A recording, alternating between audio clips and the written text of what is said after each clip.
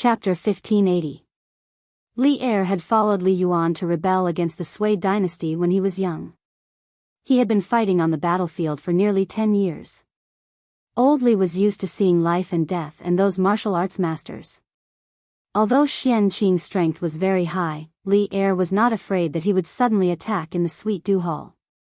Firstly, his own martial arts were quite good. Secondly, Zhao Song and Li Zishuan were in the hall. Thirdly, he did not believe that Xian Qing would suddenly attack and assassinate him in the Sweet Dew Hall. Since ancient times, only tyrants would be easily assassinated. Li Er had always been kind to the people ever since he ascended the throne. He had never done any evil deeds that angered the heavens and the people. As a member of Dao, there was no reason for Xian Qing to assassinate him. Thus, Li Er did not mind that Xian Qing carried the sword case in. Back then, he often met some generals who wore armor and carried weapons here. Why would he care about Xian Qing bringing weapons into the hall? Li Er still had this little bit of tolerance. "I am Xian Qing. Greetings, Your Majesty." After a while, Xian Qing came to the hall. After standing still, he bowed to Li Er and said. Li Er said politely, "You don't have to be so polite. Come, give him a seat." No matter what, Xian Qing entered the palace, this time representing the celestial master Taoism of Longhu Mountain. Li Er should give him the corresponding respect. Not long after, a chamberlain brought over a chair. It was an old-fashioned wooden armchair.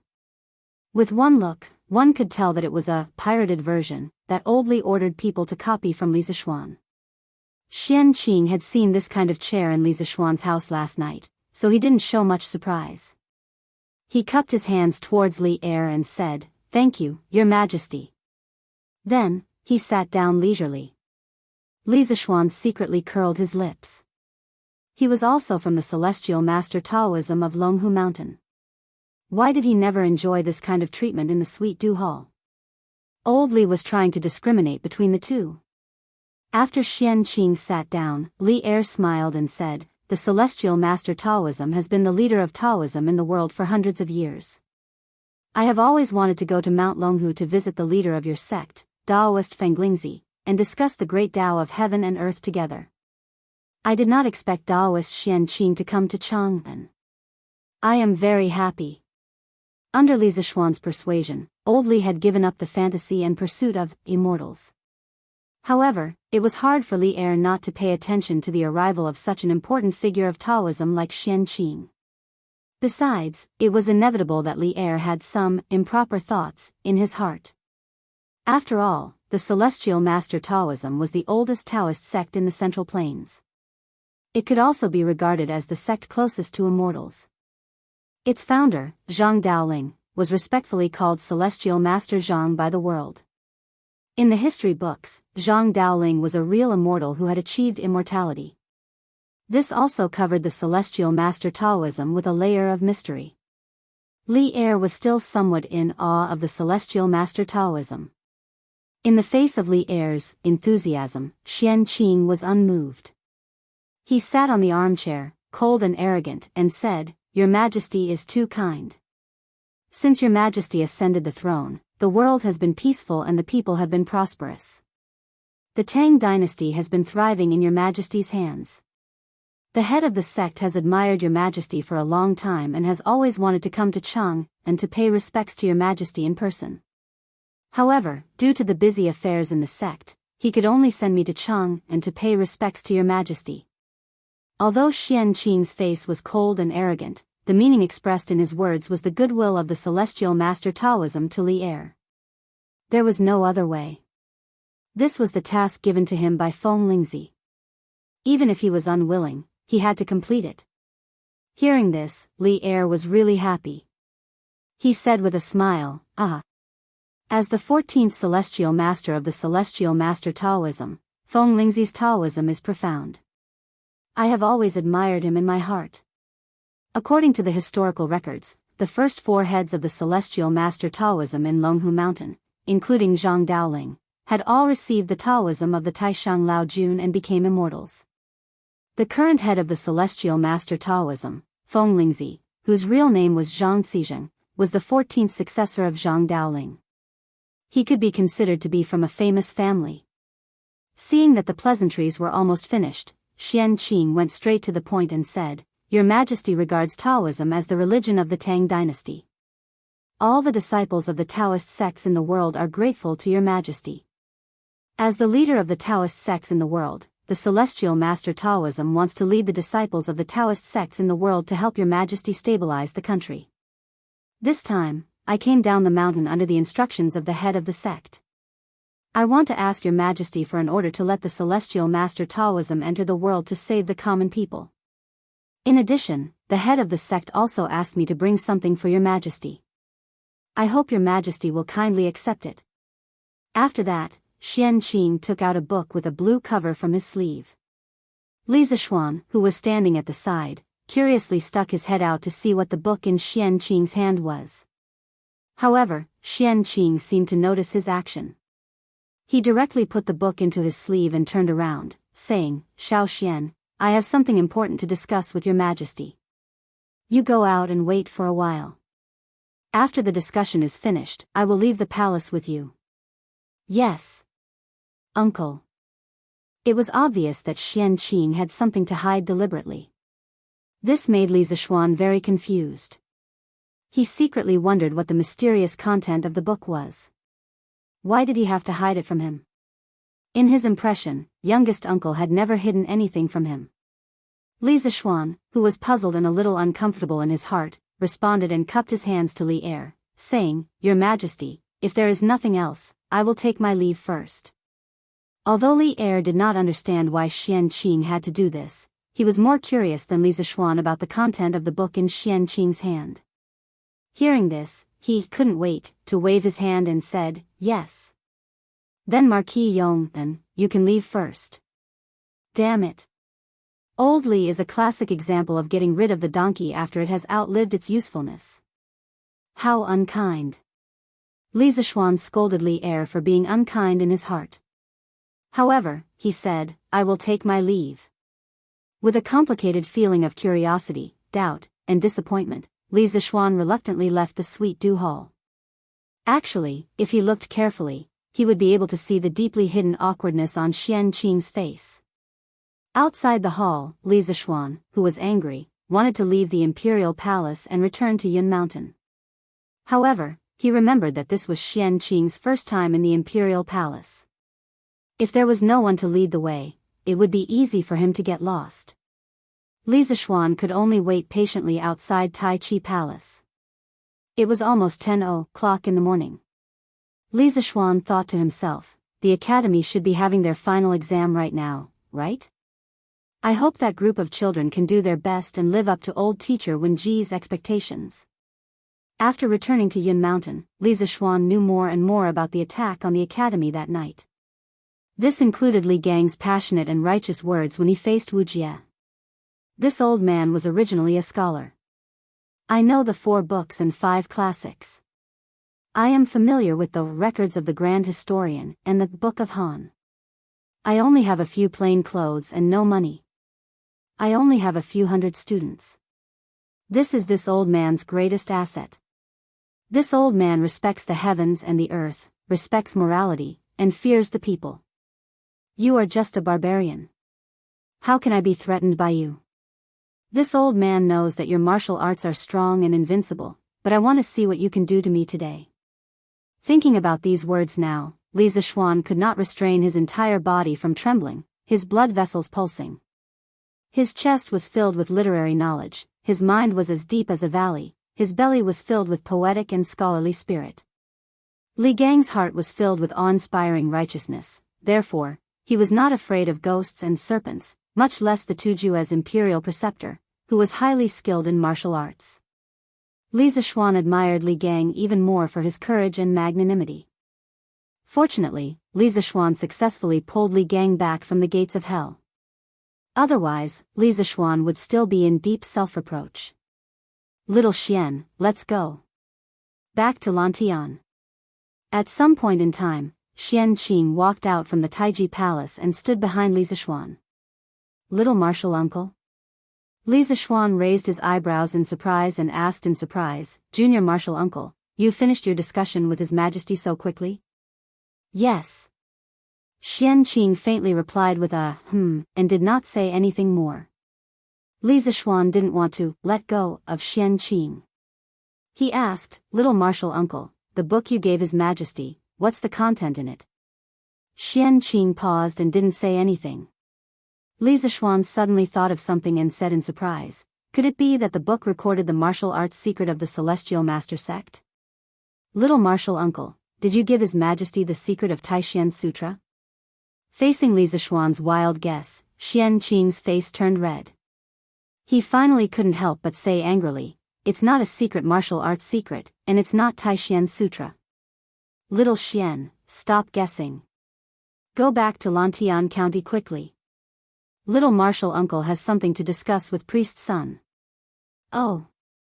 Seeing that Xian Qing was unwilling to tell him the content of the small book, Li Zishuan gave up and had to agree. Suddenly, he thought of something and asked, Little Martial Uncle, how was your discussion with His Majesty just now? Did His Majesty agree to the request of our sect? Hearing this, Xian Qing's face immediately returned to normal. He nodded and said, His Majesty agrees that the Celestial Master Sect and your medical school will jointly set up joint medical centers in all the counties of the Tang Empire. The cost will be borne by the Imperial Court. That's great.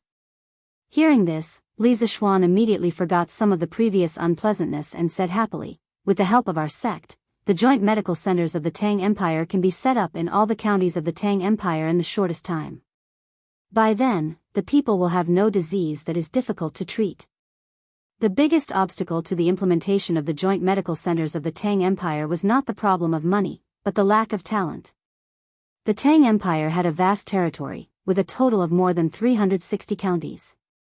If the joint medical centers of the Tang Empire wanted to cover the whole Tang Empire, how many medical talents would they need? Now that Old Li had specially allowed the people of the Celestial Master Sect of Longhu Mountain to join the joint medical centers, this was undoubtedly good news. Because the people of the Celestial Master Sect had taken the lead to set an example, in the future, there would be more and more Taoist priests from other Taoist sects who wanted to join the joint medical centers of the Tang Empire. This was a snowball effect. Taoism had developed for nearly 1,000 years, and there were more than tens of thousands of disciples. Most of the people in Taoism were good at medical skills. If more than 30% of these people could join the joint medical centers, the problem of the medical centers being short of people in the early stage would be solved easily. Chapter 1581. Brother Crown Prince. Are you saying that Brother Xiaoxian has returned from the north? Chang'an City, West City. A gorgeous carriage slowly moved forward with the flow of people. In the carriage, a young lady with bright eyes and white teeth raised her head to look at the young man in embroidered clothes. There was no need to guess. This young lady and young man were Chang'e and Li Qingxian. After the morning court session, Chang'e sent someone to invite Li Qingxian. Yesterday, the two siblings had agreed to leave the palace together today. Yes. That's right. Xiaoxian even attended the morning court session today. I heard that he returned to Cloud Mountain last night. Li Qingxian lightly nodded as he replied. Ah. Brother Crown Prince, why didn't you say so earlier? If I had known earlier, I would have waited for Brother Xiaoxian in the palace to come out together. Chang'e wrinkled her nose and said regretfully. Li Qingxian's eyes flashed as he asked with deep meaning, Chang'e, Father kept Xiaoxian alone after the morning court session. Could it be that you want to continue waiting in the palace? Of course, not. We left the palace today for Mother to go to the Drunken Immortal Inn to make a meteoric rise. In any case, Brother Xiaoxian is already back. If we want to see him, we can see him at any time. Don't you think so, Brother Crown Prince? Chang'e hesitated for a moment before hurriedly changing her words.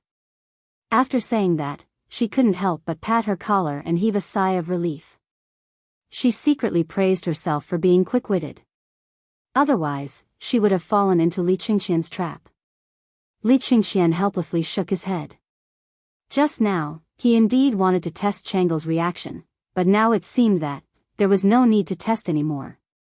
His younger sister's thoughts were so complicated. Venerable one, it's that carriage. Under a tea shed 100 feet in front of the carriage, a large man whispered to a bamboo hat man sitting beside him. Are you sure that the one sitting inside is the current crown prince? Soon, a middle-aged man's voice sounded from under the bamboo hat. I'm sure. I saw this carriage coming out of the palace. Moreover, I recognized the soldiers behind the carriage. They all came from the Eastern Palace.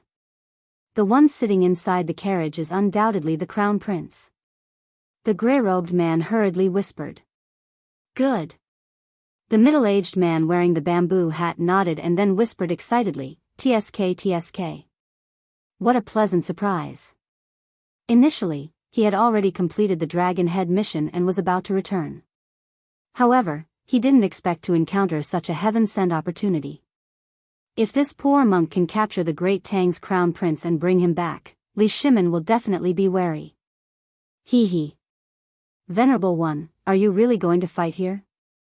The burly man's face tightened slightly, and then he moved closer to the bamboo hat man and asked anxiously. What happened here?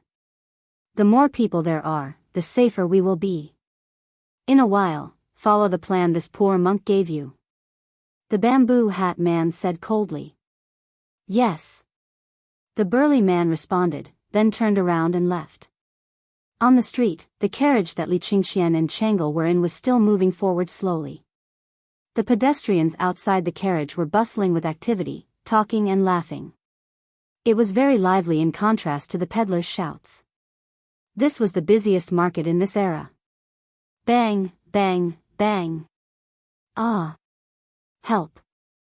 Get out of my way. Get out of my way. Suddenly, a series of loud bangs came from the depths of the Western market.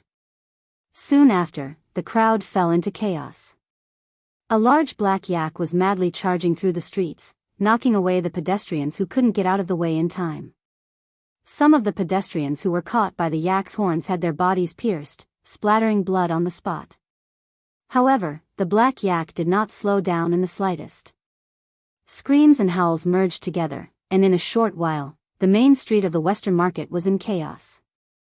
Even worse was that the black yak was like a fugitive, not slowing down in the slightest as it charged toward Li Qingxian's carriage. Protect the crown prince. As the crown prince of the Great Tang, Li Qingxian could not leave the palace alone. The Eastern Palace guards following Li Qingxian out of the palace quickly noticed the commotion in the Western market. Seeing that the black yak was about to reach them, the leader of the guards, Wu San, hurriedly pulled out his saber and shouted. Yes, sir. 10 some Eastern Palace guards answered in unison, and then they rushed to the carriage and stood in a row with MO sabers in their hands. Big brother crown prince. What's going on outside? As the carriage came to a sudden stop, screams and howls came from outside. Chang'e's face paled in fright as she grabbed Li Qingxian's arm and asked. Assassination. There was a high chance that this was an assassination. Li Qingxian's face was as cold as water. As someone who had lived in the depths of the palace for many years, he instantly sensed that something was amiss. He patted Chang'e's small hand and sternly said, Chang'e, you stay here. This solitude will go out and take a look. Even though Li Qingxian already had a bad premonition, he had to step out at this time. If there really was an assassin, the assassin was probably coming for him. If he stayed in the carriage, he would only drag Chang'e down with him. As her elder brother, Li Qingxian felt that he had the responsibility to protect his little sister. Wu San. What's going on? Jumping out of the carriage, Li Qingxian frowned and sternly called out. Your Highness. Quickly enter the carriage. There's a mad yak coming from the front. Li Qingxian's carriage was a thick steel carriage specially made by the Odd Interest Pavilion. Ordinary arrows would not be able to penetrate it. At this critical moment, Wu San placed his hopes on this heavy carriage. He then loudly shouted, Stop it. With that, Wu San wielded his MO saber and led the charge towards the black yak. At this time, the black yak was only 4 to 5 zhang away from the carriage.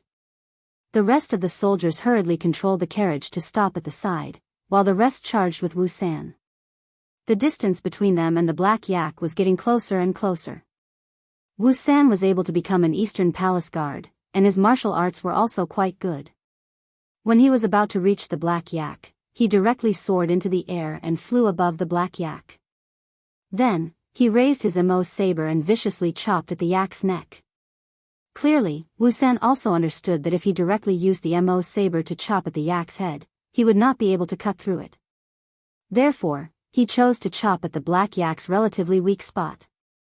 Pooh! This was the sound of a sharp blade piercing flesh. The middle of the Mo saber in Wu San's hand had almost completely sunk into the black yak's neck. Although the saber had cut through, it did not cut through the black yak's neck.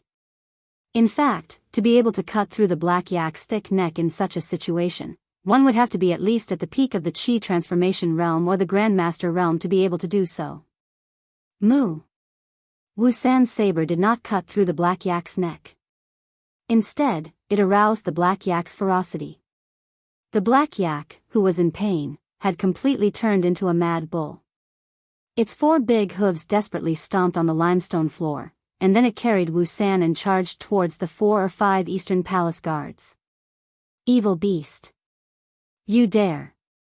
Seeing this, Wu San was both shocked and angry. He pressed one hand on the saber's hilt and used the momentum to fly up, directly riding on the black yak's back. Then, he pulled out the Mo saber from the black yak's neck and ruthlessly stabbed at the black yak's neck from the side. Although the laws of the Great Tang clearly stated that no one was allowed to kill a farm cow, in this situation, not only did the black yak threaten the lives of the common people in the West City, it was also threatening Li Qingxian's safety. Wu San almost did not hesitate. In an instant, he made a decision: directly kill the black yak. Chi! This time, because Wu San was riding on the yak's back, it was easier for his wrist to exert force. Therefore, the saber directly pierced the black yak's neck from top to bottom. Blood spurted out from the black yak's neck and sprayed onto Wu San's face. Moo! The black yak let out a sorrowful cry. Finally, it could no longer run and died on the spot. And at this time, the black yak was less than 1 zhang away from the carriage. Wu San, who was on the yak's back, jumped to the ground before the black yak fell to the ground. Then, he finally let out a big sigh of relief. But before he could finish his sigh of relief, he caught a glimpse of a burning bamboo tube tied to the black yak's tail. Wu San's heart instantly rose to his throat because he knew that the black yak on the ground had not gone crazy. Instead, someone was using the black yak to create a disturbance. Quick! Quickly protect His Highness and the princess. Wu San, who had reacted, quickly pulled out the Mo saber from the black yak's neck and shouted loudly. But his warning was too late. Just as Wu San's voice fell, a tall and sturdy man wearing a bamboo hat was flying in Li Qingxian's direction. His speed was so fast that Wu San had no time to react. He could only stare blankly as the man put his hand on Li Qingxian's shoulder. Impudent! What kind of thief dares to commit murder in Chang'an City? Li Qingxian's heart was slightly alarmed when his shoulder was clamped, but his expression was still calm. He looked at the tall and sturdy man beside him and coldly reprimanded. Humph! Chang'an City? This place will soon become our world. Ha ha ha! The man in the bamboo hat snorted coldly and laughed arrogantly. Then, seeing that Wu San and the others were rushing over with all their might, the man in the bamboo hat waved his sleeve at a nearby stall. The wooden shelves, sheds, baskets, and other things were brought to the group of Eastern Palace guards by his powerful true Qi. He, on the other hand, lightly tapped the ground with the tip of his foot, grabbed Li Qingxian, and leaped into the air, about to escape into the flood of pedestrians. Stop! Let go of Brother Crown Prince. At this moment, the carriage's curtains moved slightly, and a little girl dressed in a pink palace dress jumped out of the carriage and shouted at the man in the bamboo hat who had just leaped into the air. Changle! Don't worry about your brother. Quickly go back. Li Qingxian, who was being held in the air, saw Changle come out of the carriage and couldn't help but anxiously shout. Changle? Haha. I didn't expect good things to come in pairs. It seems that today is destined to be a fruitful day. The man in the bamboo hat lowered his head and looked at Changle, then looked at the anxious Li Qingxian. Then, he laughed proudly. Then, the man in the bamboo hat came back, grabbed Li Qingxian's shoulder, and flew down. To be precise, he was flying in the direction of Changle. Protect Her Highness. Wu San was shocked and angry. He held the Mo sword and flew in the direction of the man in the bamboo hat. Then, he raised the Mo sword above his head and viciously slashed at the man in the bamboo hat. Humph. The man in the bamboo hat sneered. Then, he turned the hands that were holding Li Qingxian slightly and sent Li Qingxian's body in the direction of Wu San's slash. Despicable. Seeing this, Wu San turned pale with fright. He hurriedly put away the Mo sword, but at this moment, he was already in the air.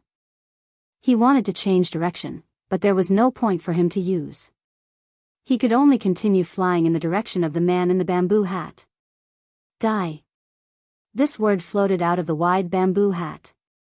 Then, the man in the bamboo hat stretched out his left palm and viciously slapped Wu San's chest. Wu San, be careful. Li Qingxian was the closest to the man in the bamboo hat and was the first to sense the man's actions. He hurriedly warned him loudly. But how fast was the man in the bamboo hat? By the time Li Qingxian finished speaking, that wide palm had already firmly imprinted itself on Wu San's chest. Pfft! Wu San spat out a mouthful of blood. His entire body was like a kite with a broken string as he rapidly fell down. The fresh blood that was floating in the air reflected the morning sun, making it look very sorrowful. Protect the crown prince. Protect the princess. Quickly call for reinforcements. This was the death cry that Wu San used all his strength to let out before he landed. More than 10 Eastern Palace guards immediately swarmed in front of Changle with their Mo swords in hand. In addition, another guard rushed out of the crowd and ran to report the news. Humph. You overestimate yourselves. The man in the bamboo hat snorted coldly. Then, he used the tip of his foot to pick up a wooden stick on the ground. It was probably scattered by the roadside stall during the chaos earlier.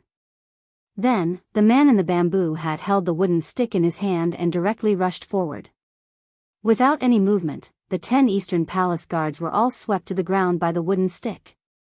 After knocking down all the Eastern Palace guards, the man in the bamboo hat retreated back to Li Qingxian's side. All of this happened in a flash.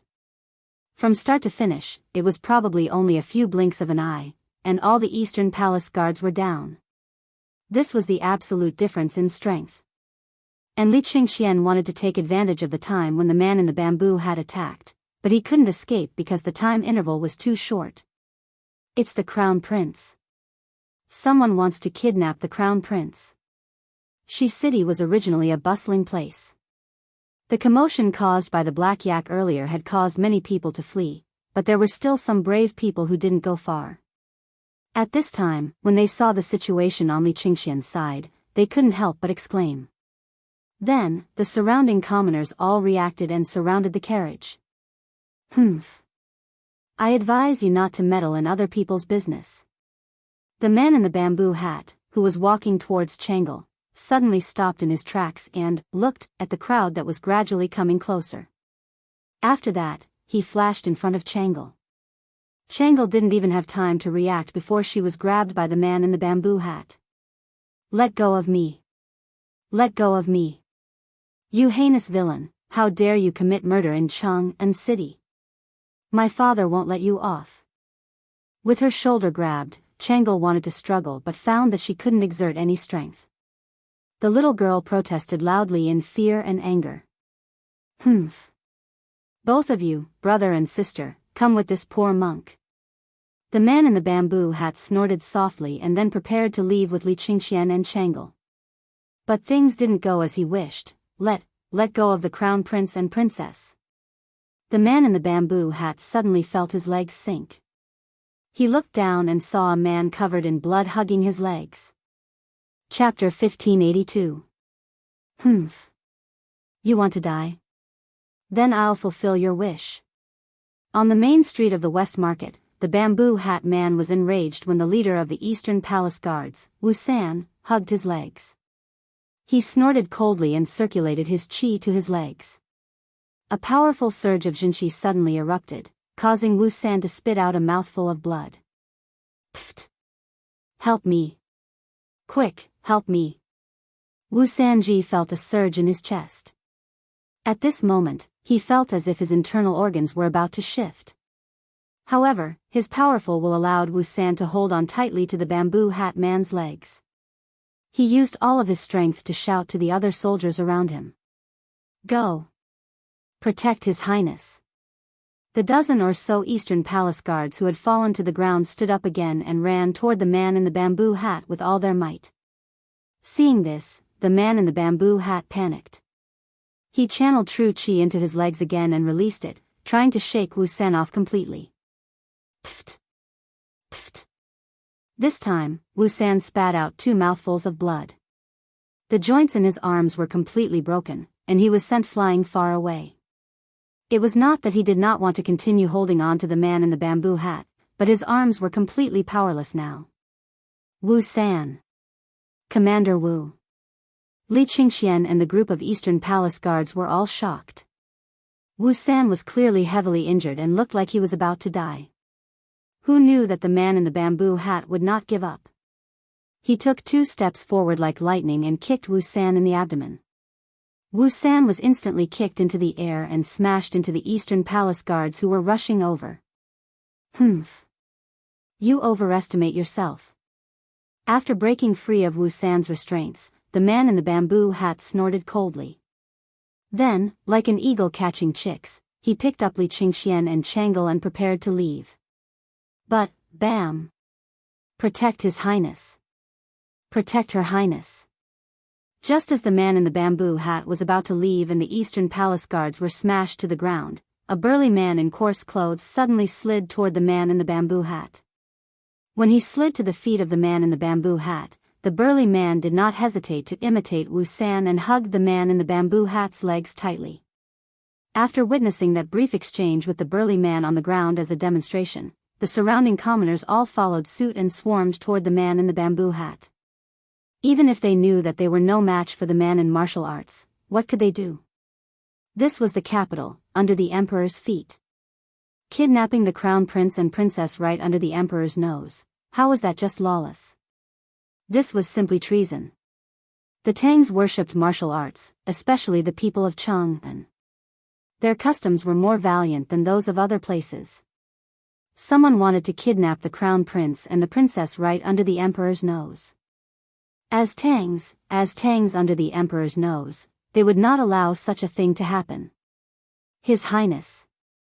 His Highness! His Highness! His Highness! After a while, dozens of people from Chang'an City surrounded the man. They not only surrounded him but also hugged his legs tightly. The reason why the citizens were so fearless was that the Li Tang royal family had won the hearts of the people. Li Qingxian had also done a lot of good deeds before, so the citizens had a very good impression of Li Qingxian. But now that the man in the bamboo hat wanted to capture their crown prince, these citizens would definitely not agree. You're all courting death. The man in the bamboo hat was furious, especially when he felt the ground tremble slightly and knew that it was very likely that the patrolling Marquis of Chang'an was about to rush over. His heart was filled with rage and panic. With an angry snort, many of the people around him were sent flying or vomited blood from the shock. The crown prince and princess are under attack in Shi City. Soldiers in the city, go to support them. The crown prince and princess are under attack in Shi City. Soldiers in the city, go to support them. On the Vermilion Bird Avenue, Li Zishuan and Xian Qing were chatting as they walked. Suddenly, a soldier appeared in their field of vision, and that soldier was running while panting. What? Qingxian and Changle were under attack? Hearing that, Li Zishuan and Xian Qing looked at each other and were shocked. He hurriedly urged Big White to come in front of the soldier and asked anxiously, "You said the crown prince and princess were under attack. Who attacked them? How are the crown prince and princess now?" Marquis Yong'an. The soldier looked up and saw that the person who asked was Li Zishuan. He immediately became excited and grabbed Li Zishuan's arm, saying excitedly, "Marquis! Quickly go to Shi City and save the crown prince and princess.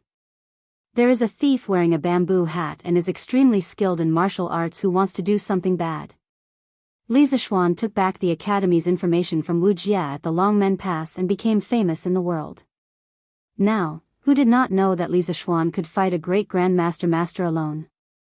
Therefore, after seeing Li Zishuan, the soldier who sent the message felt like he had seen his savior. Shi City. Extremely skilled in martial arts. Li Zishuan's eyes narrowed. Without any hesitation, he turned his horse around and said to Xian Qing, "Young uncle master, I will go save the crown prince and princess. You go back to Yunshan first." Then, without waiting for Xian Qing's reply, he kicked Big White's stomach and rushed to the west side of the city with his horse. "Little Xian. Uncle master will go with you." Xian Qing quickly made a decision and chased after Li Zishuan's back. He was not interested in fighting and killing at all. However, since the Celestial Master's sect of Longhu Mountain had chosen to enter the world, now that he knew something had happened to Li Qingqian, he had to help. Seeing that, the soldier who sent the message could not help but breathe a sigh of relief. He knew that with the help of the two masters, Li Zishuan and Xian Qing, it was basically settled. Even if the man in the bamboo hat was skilled in martial arts, he would definitely not be a match for Li Zishuan and Xian Qing. Chapter 1583. Clang. Just as the man in the bamboo hat was about to hit Changle's head with his right palm, a loud and clear sound of a sword suddenly came from the street of Shi Market. The man in the bamboo hat instantly felt a sense of extreme danger. If this palm hit, Changle would undoubtedly die, but he would also be seriously injured by this sword. Humph. Of course, the man in the bamboo hat didn't want to die like this. He snorted coldly and directly turned his palm into a claw. He directly grabbed Changle's right shoulder and pulled her in front of him. He wanted to use Changle to block this sudden and peerless sword. "You're courting death." This sword was the fifth move of the 9 Taishian swords, leaving dust, which was used by Li Zishuan. Li Zishuan rode all the way to the entrance of Shi Market. As soon as he arrived, he saw that the man in the bamboo hat was about to hit Changle's head with his palm. Li Zishuan was so shocked and angry that he directly used the fastest move of the 9 Taishian swords to save Changle. However, the man in the bamboo hat's reaction was both unexpected and reasonable. In order to avoid hurting Changle, Li Zishuan could only forcibly change the direction of the sword to avoid the man in the bamboo hat and Changle. However, the man in the bamboo hat's action had also thoroughly angered Li Zishuan. Today's matter was destined to be irreconcilable. Grand Master late stage. The man in the bamboo hat, who had dodged a bullet, couldn't help but feel a little surprised when he felt the momentum from Li Zishuan. He had never expected to meet a master at the Grand Master late stage here, let alone a teenager of 15 or 16 years old. Suddenly, he seemed to think of something and couldn't help but say in a low voice, "You're Li Zishuan." In the whole world, Li Zishuan was probably the only person who could reach such a high level of martial arts at such a young age. Changle, who had thought that she was doomed, closed her eyes and waited for her death. However, after waiting for a long time, the bamboo hat man's palm did not land. Instead, she heard the words, "Li Zishuan." She hurriedly opened her eyes and saw Li Zishuan brushing past her with the wind-chasing sword in hand. At this moment, Changle couldn't help but feel a little dazed.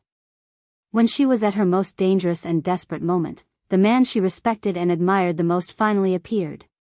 Was this fate, or was it a coincidence? Humph. How could a grandmaster commit such a despicable act? He really deserves to die. Just when the man in the bamboo hat was shocked by Li Zishuan's arrival, a cold snort came from his left. Then he felt a sharp light locking onto him. The fifth sword of the 9 Taishian swords, leaving dust, a sword leaving dust and desolation. A handsome man in a Taoist robe, holding a long sword, was stabbing towards him at an even faster speed. Powerful. In the face of such a powerful swordsman, the man in the bamboo hat couldn't even think of resisting. He knew that he couldn't hide or resist, so he could only run. As for using the same trick again and pulling Changle to his left as a shield, there was no time at all.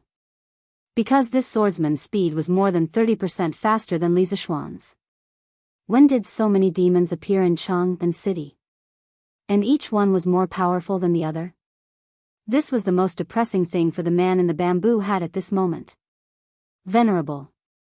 Be careful. The burly man who had been standing beside the bamboo hat man flew over at this critical moment. With a chi sound, the long sword pierced his body in the next moment. The bamboo hat man took the opportunity to retreat quickly, and directly retreated more than 5 feet away. Venerable, leave quickly. The big man spat out blood, but before he died, he still worriedly said these 4 words. The man in the bamboo hat didn't stop. He directly jumped up and flew away over the heads of the onlookers. There were 2 guru masters, and one of them was a super sword master who was about to break through the great grandmaster realm. In the face of such a lineup, he didn't even have the courage to stay for a moment, let alone care about the 2 hostages, Li Qingxian and Changle. Xiao Xian. You stay here, I'll chase after him. The last sword master who was wearing a Taoist robe was Xian Qing. Seeing the man in the bamboo hat jump away, Xian Qing moved his feet slightly and used all his strength to perform the cloud-piercing steps. In a flash, he had already disappeared, leaving only these 4 words in the air. Uncle, be careful. Li Zishuan also wanted to chase after him, but he was worried that there would be an ambush here, so he had to stay and shouted in the direction where Xian Qing disappeared. Changle. Changle. Are you all right? The exchange of blows just now seemed to take a long time to describe, but to an ordinary person, it was only a matter of an instant. It was absolutely not more than 10 breaths of time from beginning to end. Only now did Li Qingxian finally return to his senses. He hurriedly rushed to Chang Li's side, and asked with an anxious and concerned expression.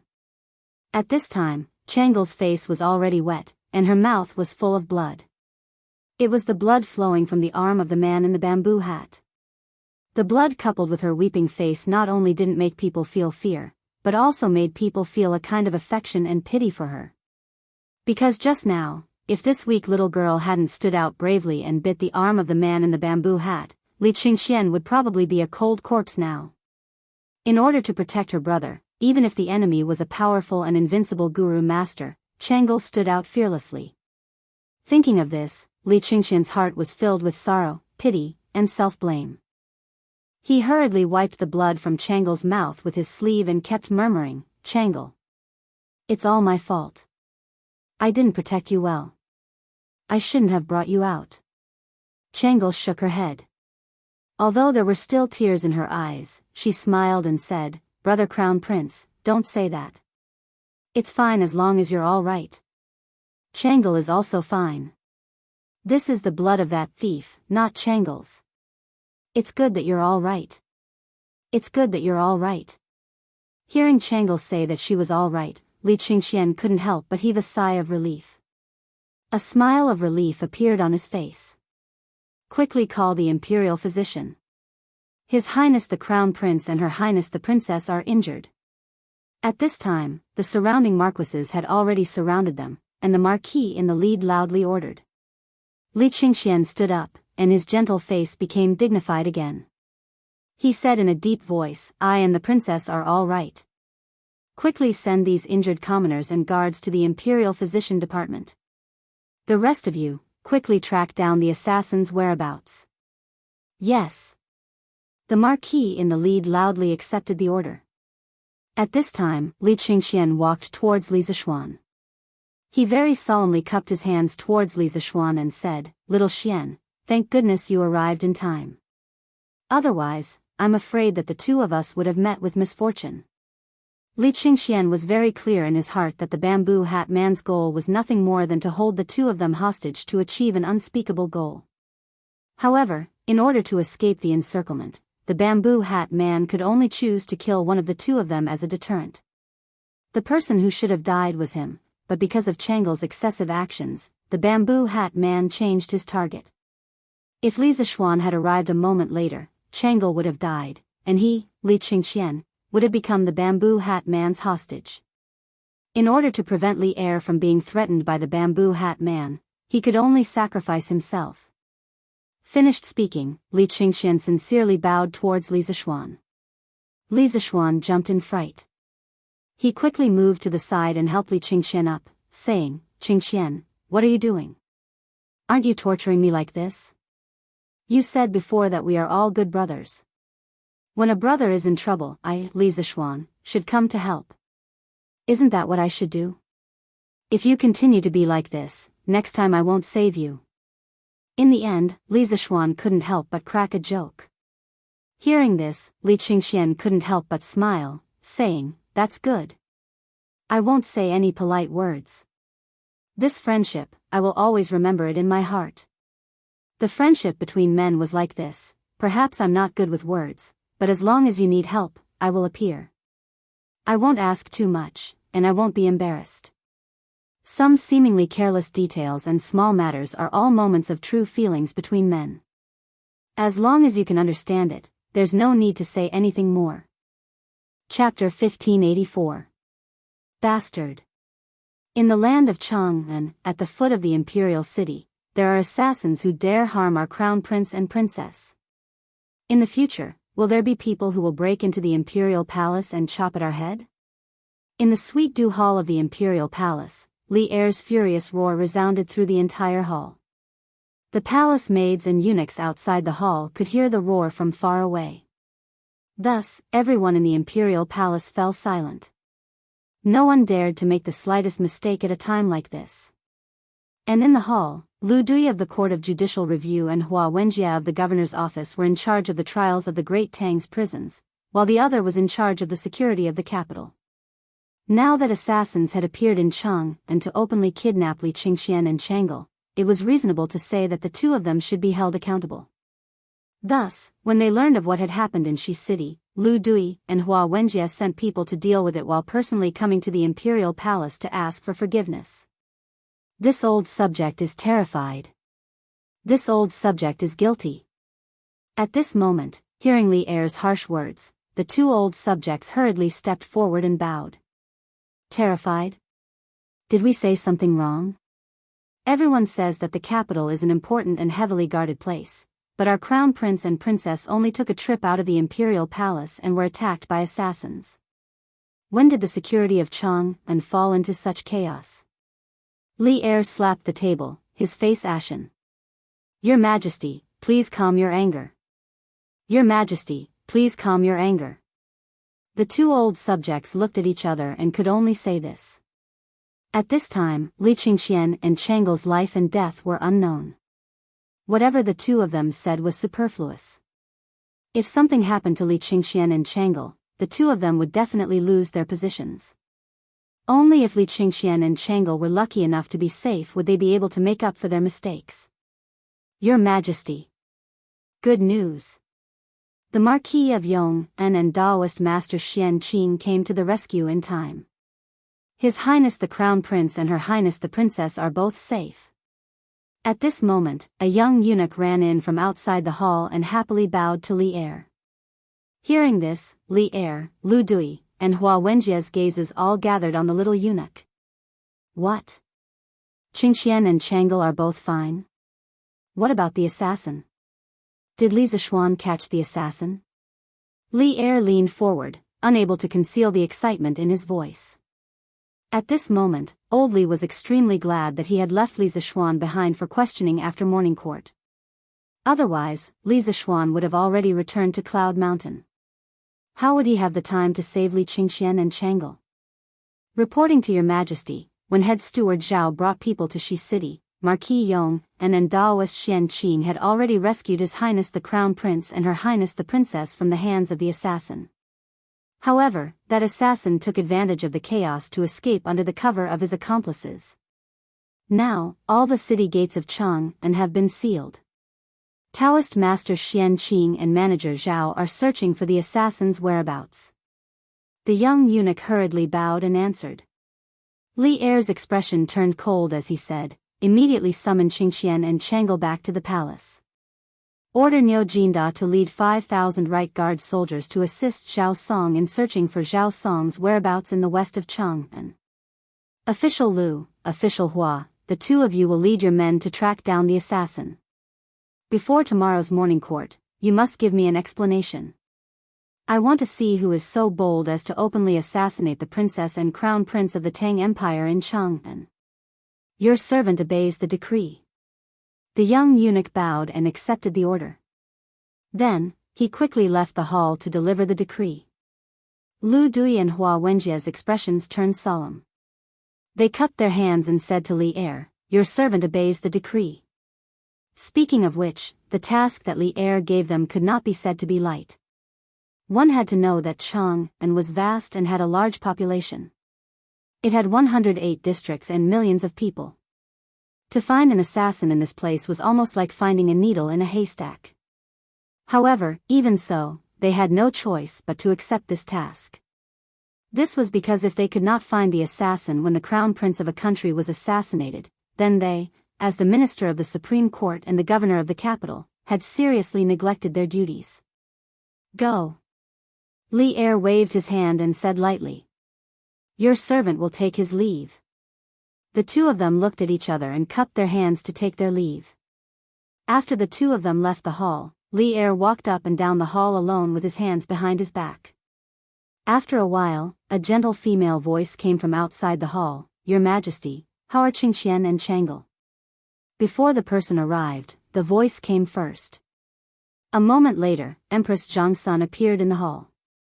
Li Er hurriedly turned to greet her. Holding her hand, he said with a comforting smile, "Don't worry, Guanyin. I just received news that Qingxian and Chang'e are fine. They are on their way back to the palace. You will see them in a while." "Fine?" Empress Zhangsun opened her mouth in shock, somewhat in disbelief. Li Er nodded affirmatively and said, "They are fine." It was Li Zishuan and Taoist master Xian Qing who rushed over in time after hearing the news and saved Qingxian and Chang'e from the hands of the assassin. "That's great." Empress Zhangsun patted the Yuxiangpu, greatly relieved. She then said, "When I heard that Qingxian and Chang'e had been attacked by an assassin, I was nearly scared half to death. Who would have thought that this time, it was all thanks to the Marquis of Yong'an's intervention? Otherwise, if something were to happen to these two children, how would I live? Your Majesty, has the assassin been captured? Otherwise, if he continues to hide in the city, once Qingxian and Chang'e leave the palace, they will still be in danger." Hearing this, Li Er's expression froze. After a moment of hesitation, he opened his mouth and said, "This assassin." Not long after, the news that the Crown Prince and Princess Chang'e had been attacked by an assassin in the Western market spread. There were those who were shocked, those who were furious, and those who were indifferent. However, soon after, the common people learned that the various city gates had already been sealed. Soon after, large numbers of soldiers appeared on the various streets of Chang'an. They each held a portrait and went from house to house, interrogating the whereabouts of the man in the bamboo hat. In a short period of time, the people of Chang'an were in a state of panic. Those ruffians who usually bullied men and women were all extremely careful and well-behaved. None of them wanted to be captured at such a crucial time. This was because this was a major case involving the assassination of the Crown Prince and Princess. If they were caught at such a critical juncture, even if they didn't die, they would lose a layer of skin.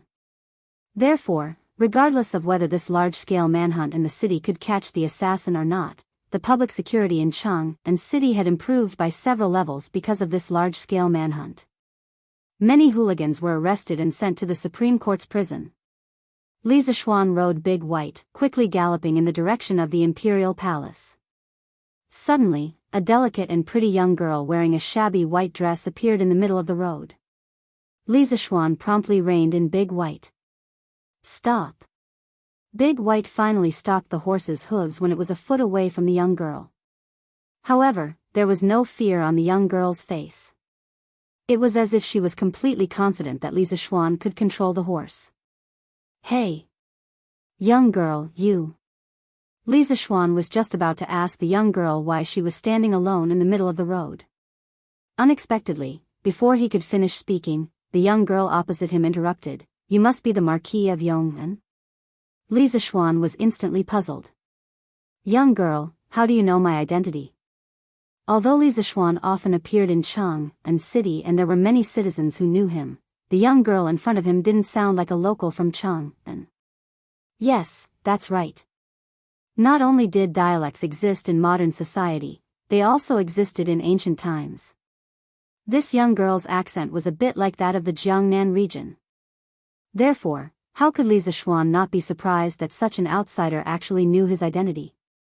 The young girl smiled slightly, a glint flashing across her eyes. She said, just now, when the Marquis of Yong and rescued the Crown Prince and Her Royal Highness in Shi City, I was also present. Naturally, I knew of Marquis's identity. Li Zishuan was slightly taken aback. Realization dawned on him. I see. Then what's your name? Why are you blocking my path? Hearing this, the little girl hurriedly and carefully took out a folded piece of paper from her waist pouch and said, Marquis, this little girl's name is not worth mentioning. Someone asked me to pass something to you. Oh. What is it? Li Zishuan's gaze froze. He hurriedly jumped down from Big White's back. In 3 steps, he arrived in front of the young girl and took the folded piece of paper from her hands. Without waiting for him to unfold the paper, the young girl smiled sweetly and said, Since Marquis has received the letter, then I will take my leave.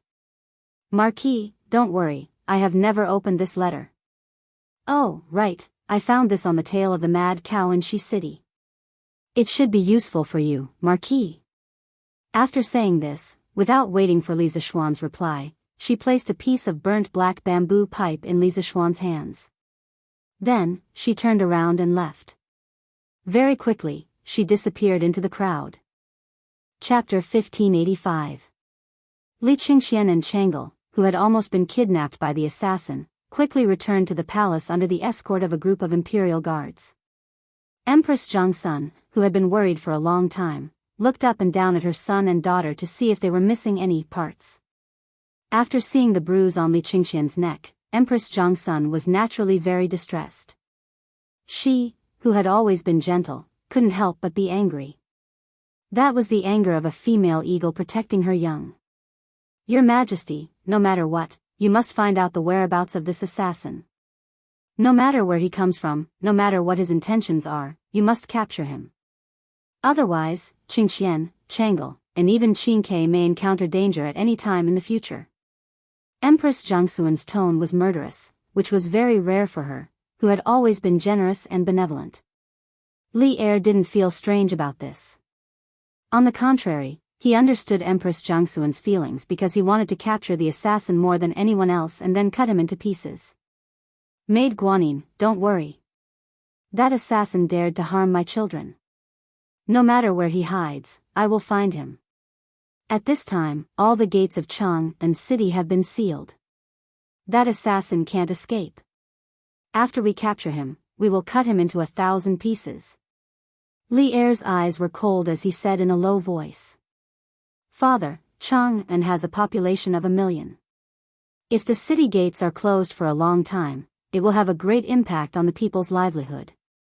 Moreover, many people in Cheng and city are merchants or farmers outside the city. If father can't catch the assassin, will the city gates be closed for a day? Then if the merchants and farmers outside the city can't leave the city, won't they be unable to return home and cut off their livelihood? I think that the assassin should be caught, but I still hope that father won't affect the livelihood of the ordinary people just to catch the assassin. Otherwise, Wei Zhuqing will impeach imperial father and make him angry again. When Li Er was full of anger, Chang'e took a step forward and looked at Li Er seriously. She was kind-hearted and always thought more than others. Moreover, what she said was indeed the truth. The city gates of Cheng and city were closed around 9 o'clock in the morning. At this time, many merchants and farmers outside the city had just entered the city. However, when the city gates of Cheng and city were suddenly closed, they couldn't go back even if they wanted to. Li Er was first stunned, then immediately smiled knowingly and said, Haha. Chang'e knows how to care for me. But Chang'e, you don't have to worry. If we really can't find the assassin today, we won't keep the city gates locked. At the latest, I will have people open the gates of Chang and city again before noon tomorrow. I will not let Wei Xuanqing find an excuse to remonstrate. As for that assassin, even if we can't find him today, we don't believe that we can't find him in a month, or even a year. Father is wise. Changel nodded happily. Your Majesty, the Marquis of Yong, and requests an audience. Just as old Li's family was enjoying themselves, a young eunuch quickly walked in and bowed to Li Er. Li Er's expression turned solemn and he said in a solemn voice, "Let him come in." Here. The eunuch accepted the order and left. At this moment, Empress Zhongsun stood up and said, "Your Majesty, the Marquis of Yong, and must have something important to discuss with you. I, Qingxian, and Changel will take our leave first." But this time, Qingxian and Changel were in danger, and it was thanks to the Marquis of Yong and that they saved us. Your Majesty, don't forget to reward me. Empress Zhongsun was grateful to Li Zishuan from the bottom of her heart. Without Li Zishuan, Li Qingxian and Li Tai might have fallen out because of fighting for favor. Changel's illness definitely wouldn't have been completely cured, and today, Li Qingxian and Changel would have been kidnapped by the assassin. Empress Zhongsun even felt that Li Zishuan was like Qin Xiong, a noble of the Li family. Back then, Qin Xiong had saved the lives of Li Yuan's family many times. It wasn't an exaggeration to call him the noble of Li Yuan's family. If not for this, Empress Zhongsun wouldn't have taken the initiative to ask for a reward for an official no matter what. This was because she understood better than anyone the principle that the harem could not interfere in politics. He. We know what to do. Li Er nodded. Empress Zhongsun left with Li Qingxian and Changel from the back of the hall. Official Li Zishuan pays his respects to your Majesty. After the three left, Li Zishuan stepped into the hall and bowed to Li Er. Speaking of which, he had just left an hour ago. Who would have thought that he would return at this time? Rise. Li Er waved his hand. After Li Zishuan stood still, he said, Qingxian and Changel were attacked by an assassin in Shi City. It was thanks to you and Daoist Xian Qing that you arrived in time and saved them. What reward do you want? If it's reasonable, we will definitely grant it to you. In the morning court more than 2 hours ago, Li Zishuan had just received a reward, directly increasing his fief by a county. However, just over 2 hours later, Li Er wanted to reward Li Zishuan again. It had to be said that Li Zishuan's imperial favor was probably something that few people could match. However, when Li Zishuan heard this, he did not show any joy on his face. Instead, he said with a serious expression, Your Majesty, I am not here to ask for a reward. I have an extremely urgent matter to report to Your Majesty. Li Er asked curiously, what is it? From his point of view, Li Zishuan was a little strange today. In the court, he had hinted in every possible way, but this guy just wanted to decline the reward. Now, he did not even care about what the reward was. Was this still the same person who would not act until he saw a rabbit? Li Zishuan took out a small piece of paper from the pouch at his waist and raised it above his head with both hands. Then, he said, I accidentally received a secret letter. Please take a look, Your Majesty. Secret letter? All of you, leave. Li Er was slightly shocked. He first dismissed his attendants, then looked at Li Zishuan and said, show it to me. As Zhao Song was currently outside the palace with the imperial guards, looking for the assassin's whereabouts, he naturally could not be in the main hall. Li Zishuan had also dismissed the rest of the people in the main hall, so the task of presenting the secret letter naturally fell on Li Zishuan's shoulders. Guards. Quickly summon Zhang Sun Wuji, Fang Xianling, and Li Jing into the palace for a discussion. Li Er expressionlessly took the secret letter from Li Zishuan's hands. When he opened it, his expression changed with a schwa. After a moment, Li Er first shouted out of the hall, then looked at Li Zishuan and said with a pale face, Where did you get this secret letter? Yes, Your Majesty. A series of replies came from outside the hall, and then someone went to deliver the decree. When Li Zishuan heard Li Er's question, he clasped his hands and asked, Your Majesty, is the handwriting on this letter from General Li Junxian? Li Er lowered his head to take another look before nodding. It is indeed Juanxian's handwriting.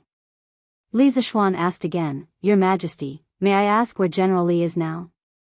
Li Er replied, several days ago, in order to investigate the origins of the Dragon King sect, Junxian specially infiltrated the Dragon King sect. Right now, wherever the Dragon King sect is, he should be there as well. Li Zishuan's heart trembled. He had guessed correctly. Li Junxian had really infiltrated the enemy camp, or else he would not have so much information on the Dragon King sect. If that's the case, the matter is very clear. Li Zishuan stepped forward and clasped his hands. The people of the Dragon King sect are currently hiding in the Serpent Spirit Mountain.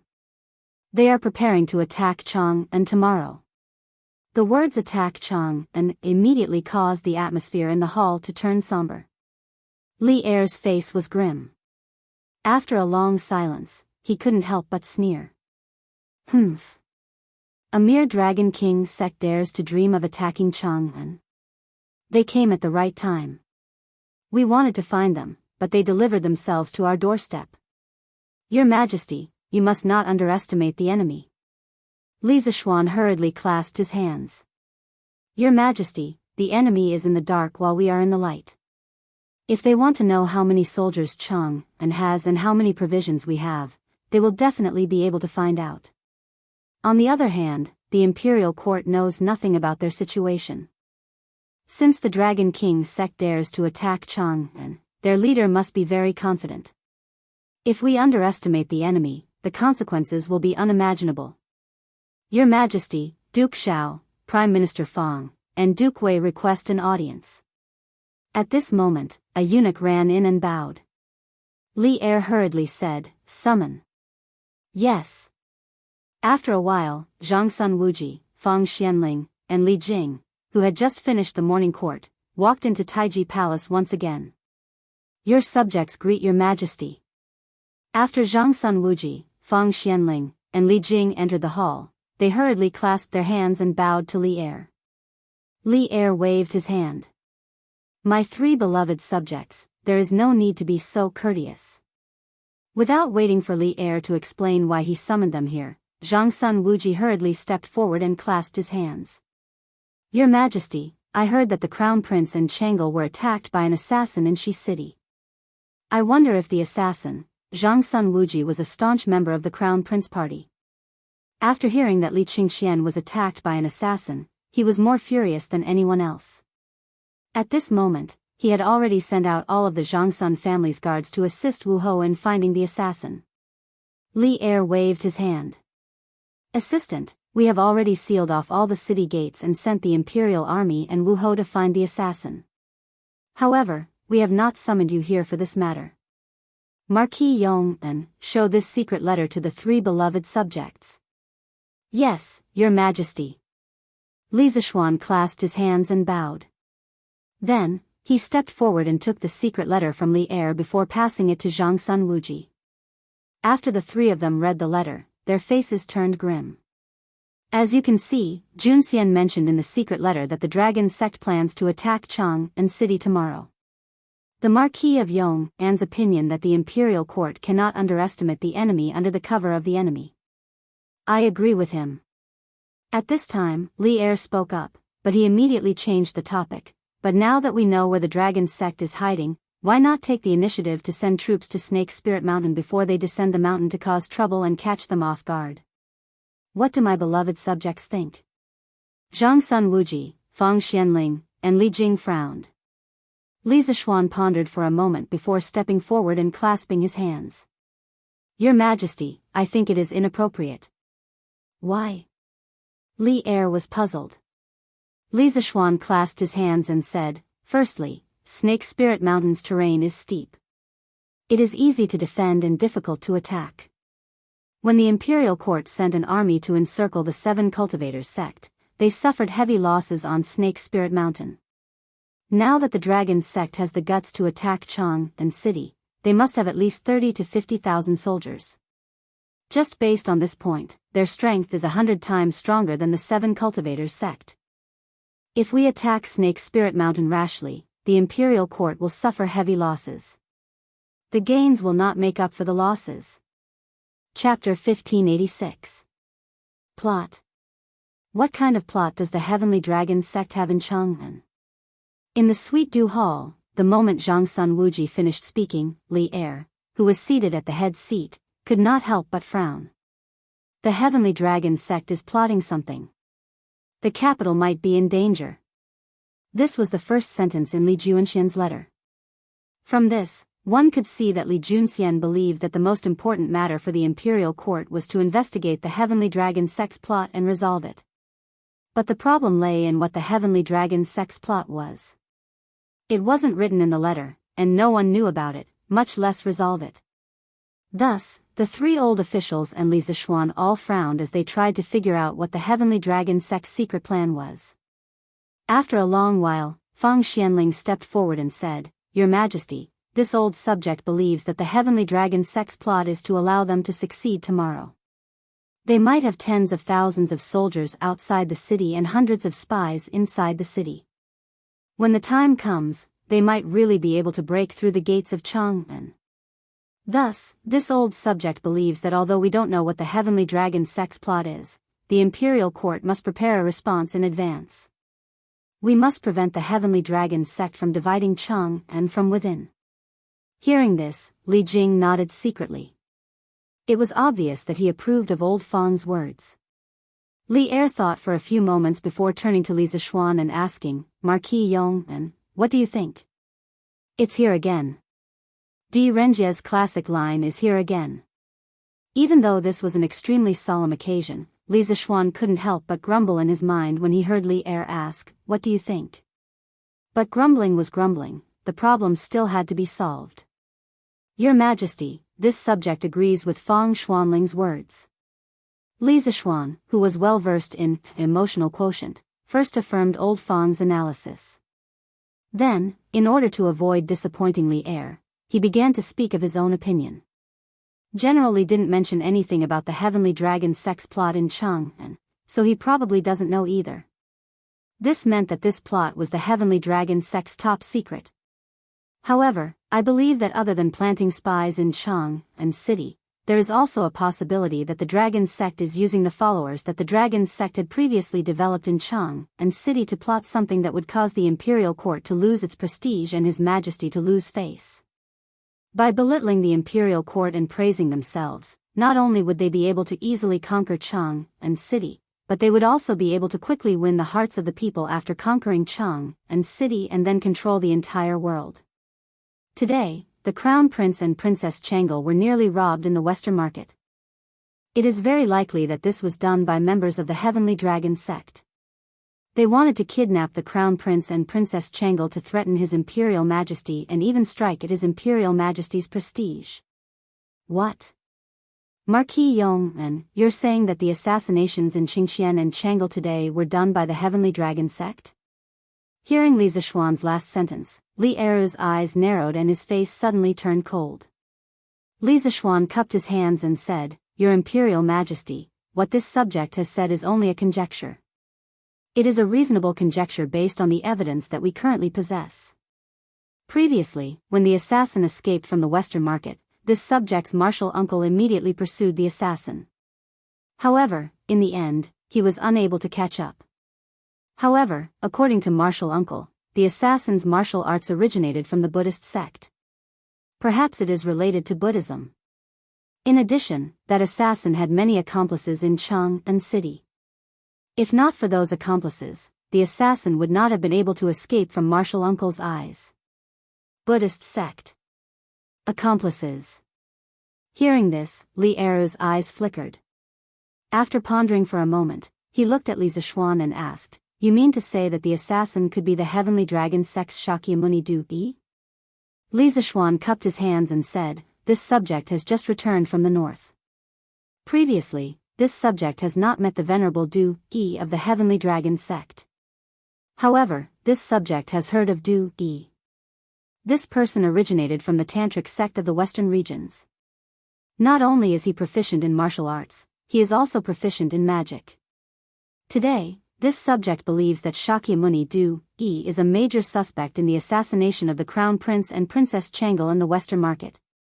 Not only is he a suspect, he also has sufficient motive. This is because as long as either the Crown Prince or Princess Changle fall into his hands, when the Heavenly Dragon sect rises tomorrow, they will have the capital to threaten the court and your Imperial Majesty. At the same time, they will be able to strike a blow at the court's prestige among the common people. Bang! Humph! What a Heavenly Dragon sect! Truly preposterous. Li Eru had originally suspected the Heavenly Dragon sect, but that was only a suspicion. There was no evidence, nor was there any logical reasoning. Now, after hearing Li Zishuan's logical analysis, Li Eru slapped the table, unable to restrain his anger. Li Zishuan hurriedly said, "Your Imperial Majesty, please calm your anger. In reality, this is only this subject's conjecture. There is no sufficient evidence to prove that Shakyamuni Do-e is at that moment. In addition, even if Shakyamuni Do-e is the assassin, he is currently hiding in the shadows. It will be very difficult for your Imperial Majesty to dispatch people to find him. In addition, General Li also mentioned in the secret letter that tomorrow, not only will the Heavenly Dragon sect rise, but that the weather will change and thunder will roll. Does your Imperial Majesty not feel strange because of these words?" Li Eru frowned, doubtfully asking, "These words, could it be that they foretell tomorrow's weather?" Li Zishuan nodded. "This subject believes that this is very likely." Zhang Sun Wuji frowned. "But today the sky is clear and boundless. How can there be thunder tomorrow? In addition, this old man has never heard of General Li having the ability to predict the weather." Li Zishuan shook his head. "General Li does not have this ability." "What about the Heavenly Dragon sect?" "I have heard that the Heavenly Dragon sect has not only recruited many disciples in Chang'an, but has also operated in Qingzhou for many years, with tens of thousands of disciples. In this way, there are definitely some capable people among the Heavenly Dragon sect. Being able to predict the weather is not surprising." Hearing this, Fang Xianling was puzzled. The weather changes unpredictably. How can mortals accurately predict it? Li Zishuan explained, "Everything in the world is fated. Even the weather has its own rules to follow. In fact, if you want to know if tomorrow's weather will change and thunder will roll as the secret letter said, it is very simple. You only need to ask one person." "You mean, Li Chunfeng?" Li Eru's eyes flashed. Li Chunfeng was not only good at mathematics and astrology, he was also good at predicting the weather. It was because of his comprehensive ability that Li Eru relied heavily on him. "Your Imperial Majesty is wise." Li Zishuan clasped his hands and said, "The palace and Yanhuang College both have telegraph machines. Your Imperial Majesty can send a telegram directly from Chang'an. I believe Master Li will be able to send tomorrow's weather to the palace through the telegraph machine." Li Eru pondered for a moment, then nodded and ordered outside the hall, "Men, bring me the telegraph machine." "Yes, sir." After a while, a soldier in silver armor walked into the hall with a big black box. Li Eru signaled Li Zishuan to operate the telegraph machine and send a telegram to Yunshan. Among the 5 people present, only Li Zishuan knew how to operate the telegraph machine. After a series of beeping sounds, Li Eru's order was delivered to Yunshan. The next step was to wait for Li Chunfeng's reply from Yunshan. Speaking of which, Li Chunfeng used to visit his home in Chang'an every now and then. However, because of the astronomical telescope in the academy, Li Chunfeng had completely embarked on a path of no return. He wished that he could live in the academy all day long. If the dragon sect really has someone who can predict the weather, why would the dragon head of the sect choose to attack Chang'an in such bad weather? Li Jing could not help but wonder while waiting for Li Chunfeng's reply. Generally speaking, weather with strong winds, heavy rain, and heavy snow was not suitable for marching and fighting. However, there was nothing that could be done about it if they were forced to fight in bad weather. However, when they knew that the weather was bad, they still planned to launch a military attack on that day. This was very puzzling.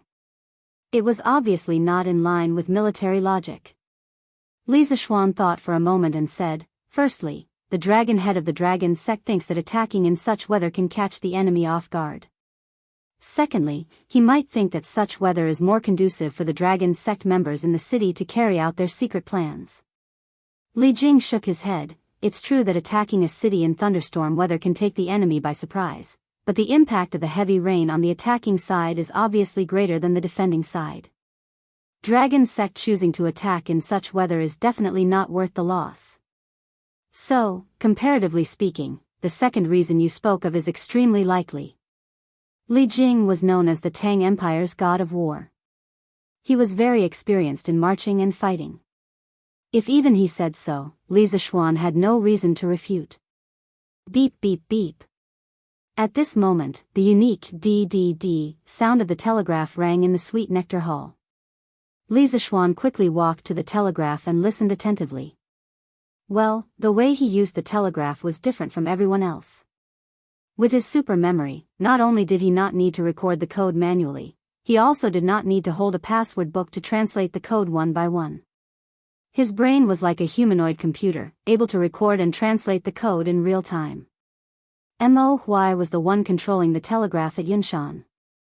At this moment, the academy was in the middle of the final examination. Li Tai did not have time to send a telegram, so Mo Huai, as the leader of the physics department, had to do it himself. Not long after, the DDD sound gradually stopped. Li Zishuan walked up to Li Er and said, "Your Majesty, news from Yunshan has come. According to Priest Li's prediction, there will be thunderstorms in the vicinity of Chang, and starting from tomorrow morning." As soon as he said this, everyone was shocked. At this point, Li Er, Zhang Sun Wuji, and the others had no choice but to believe that there would be thunderstorms tomorrow. Of course, this also proved that the dragon sect was indeed full of capable people. Li Er's face was solemn. After a moment of silence, he said, "No matter what, the dragon sect's plot in Chang, and must be thoroughly investigated by tomorrow. Marquis Yong, and, since Li Junxian has given you the secret letter, it means that he believes that you can solve the dragon sect's plot. Thus, we will leave this matter to you. We will do our best to satisfy your needs." Chapter 1587. Brother Xiao Xian, Chang'e is here to thank you. Thank you for saving me and Brother Crown Prince in Shi City. Chang'e. Chang'e has been learning needlework from Li Er and the others recently. I've embroidered a pair of mandarin duck pouches for Brother Xiao Xian and Sister Yushi. Don't think that Chang'e's embroidery isn't pretty. There's mint, cloves, mugwort leaves, and patchouli in it. It can get rid of dampness and heat, and it can also refresh the mind and benefit the brain. Outside Taiji Palace, beside the arch bridge near the Gate of Heaven Influence, Chang'e hesitated for a moment after seeing Li Jing leave. Then, she took out 2 white pouches embroidered with patterns from her waist and handed them to Li Zishuan. She said with some embarrassment. Chang'e, I saved you and Qingxian out of friendship. Why do you need to spend so much effort to embroider these things?" Li Zishuan felt that he couldn't accept these 2 pouches.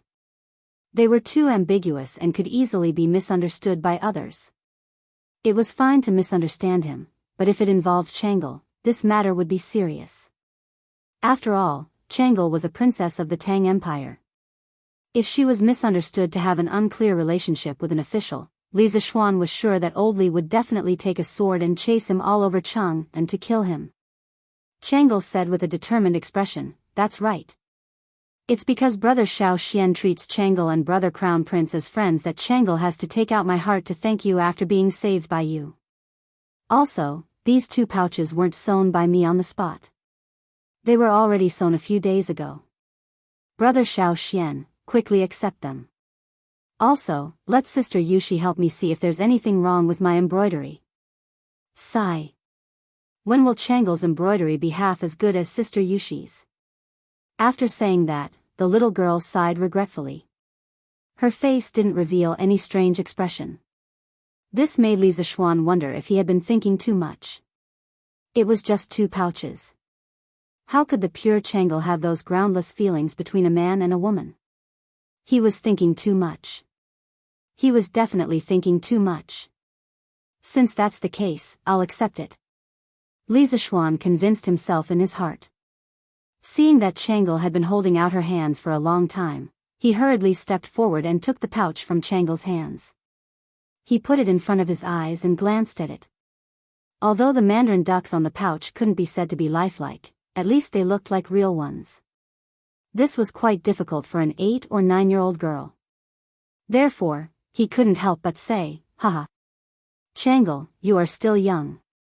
You don't have to compete with others. When you grow up, no one can compare with your embroidery skills." When Changle heard that, he immediately lit up with joy and said, "Really? Brother Xiaoxian, could it be that Changle's embroidery is ugly, so you deliberately said nice things to comfort Changle?" Li Zishuan said with a straight face, "How is that possible? Changle, it's rare for you to have such excellent embroidery at such a young age. At your age, Yushi is probably not as good as you in embroidery. But then again, Changle, you are the princess of the Tang Empire and the pearl in His Majesty's palm. You don't have to study embroidery too deeply." Changle was happy at first, but then she couldn't help but secretly say in her heart, the princess of the Tang Empire is also a woman. She also has to take care of her husband and children. She only dared to say these words in her heart. In reality, even if she had twice the courage, she wouldn't dare to say it to Li Zishuan face to face. "All right. I've accepted the gift. I have to go do my work. Just now, His Majesty gave me a task. If I don't do it well, your brother Xiaoxian will be punished." Looking at the position of the sun in the sky, Li Zishuan estimated that it was almost noon. He hurriedly put away the 2 pouches and said. Changle's eyes flashed with reluctance, then she nodded and said, "Yes." "Then brother Xiaoxian, you go do your work." "Well, how about I send brother Xiaoxian out of the palace?" Li Zishuan waved his hand and said, "No need, no need. It's not the first time I've come to the palace. I'm very familiar with it. I won't get lost." "Changle, go back quickly." What a joke. If the beloved daughter of Li Er was to be his guide, how bad would it be if it reached old Li's ears? Changle pouted slightly and said with some reluctance, "Brother Xiaoxian, let Changle send you off again. If it weren't for you today, at least one of us would have died. If I don't do something for you, Changle won't be at peace." Seeing Changle's pleading face, Li Zishuan couldn't bear to say, all right. Then brother Xiaoxian will have the honor of letting Changle be your tour guide today and tour the palace." "Brother Xiaoxian, what's a tour guide?" Tour guide. The so-called tour guide is someone who guides tourists to enjoy the beautiful scenery." "Oh. Okay. Then Changle will be brother Xiaoxian's tour guide today." "Brother Xiaoxian, look, when we leave the Gate of Heaven Influence, on the left are the Minxia Outer Province, the Jianzhong Province, and the Zuqiania Guard. On the right are the Zhongshu Outer Province, the Square Building, and the Zuqiania Guard. The imperial city in the middle of Chang'an, which was most of the southwest area within the walls of the Ming dynasty, with the Gate of Heaven Influence as the boundary, could be divided into the inner imperial city and the outer imperial city. The inner imperial city was where Li Er worked and lived.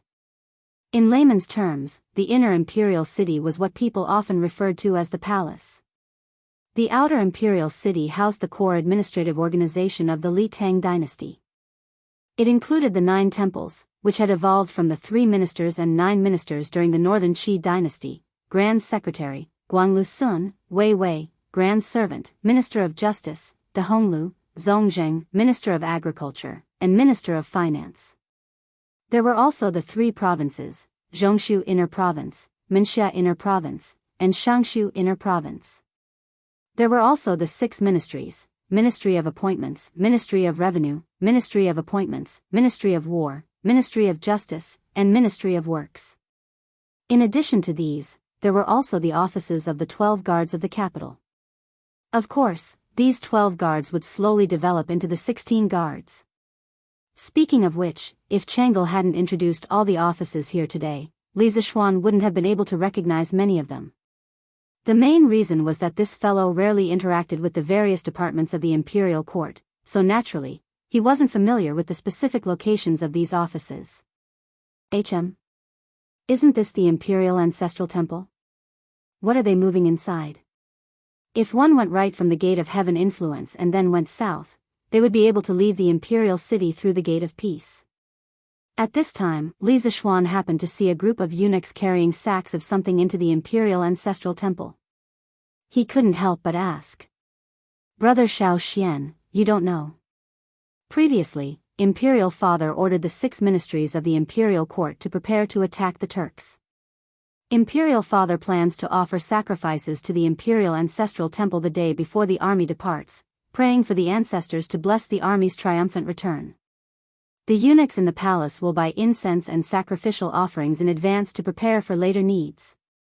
Chang'e looked in the direction of the voice. A moment later, she turned to Li Zixuan and replied. Chapter 1588. How are the preparations on Venerable Du Yi's side? In a secret chamber on Snake Spirit Mountain, the dragon head of the dragon sect stood with his hands behind his back. He was still wearing his iron mask. Reporting to Dragon Head, the Venerable sent a message through a pigeon saying that the deployment in Cheng and city has been completed. Once the auspicious hour arrives tomorrow, the Venerable will give Li Shimin a big surprise.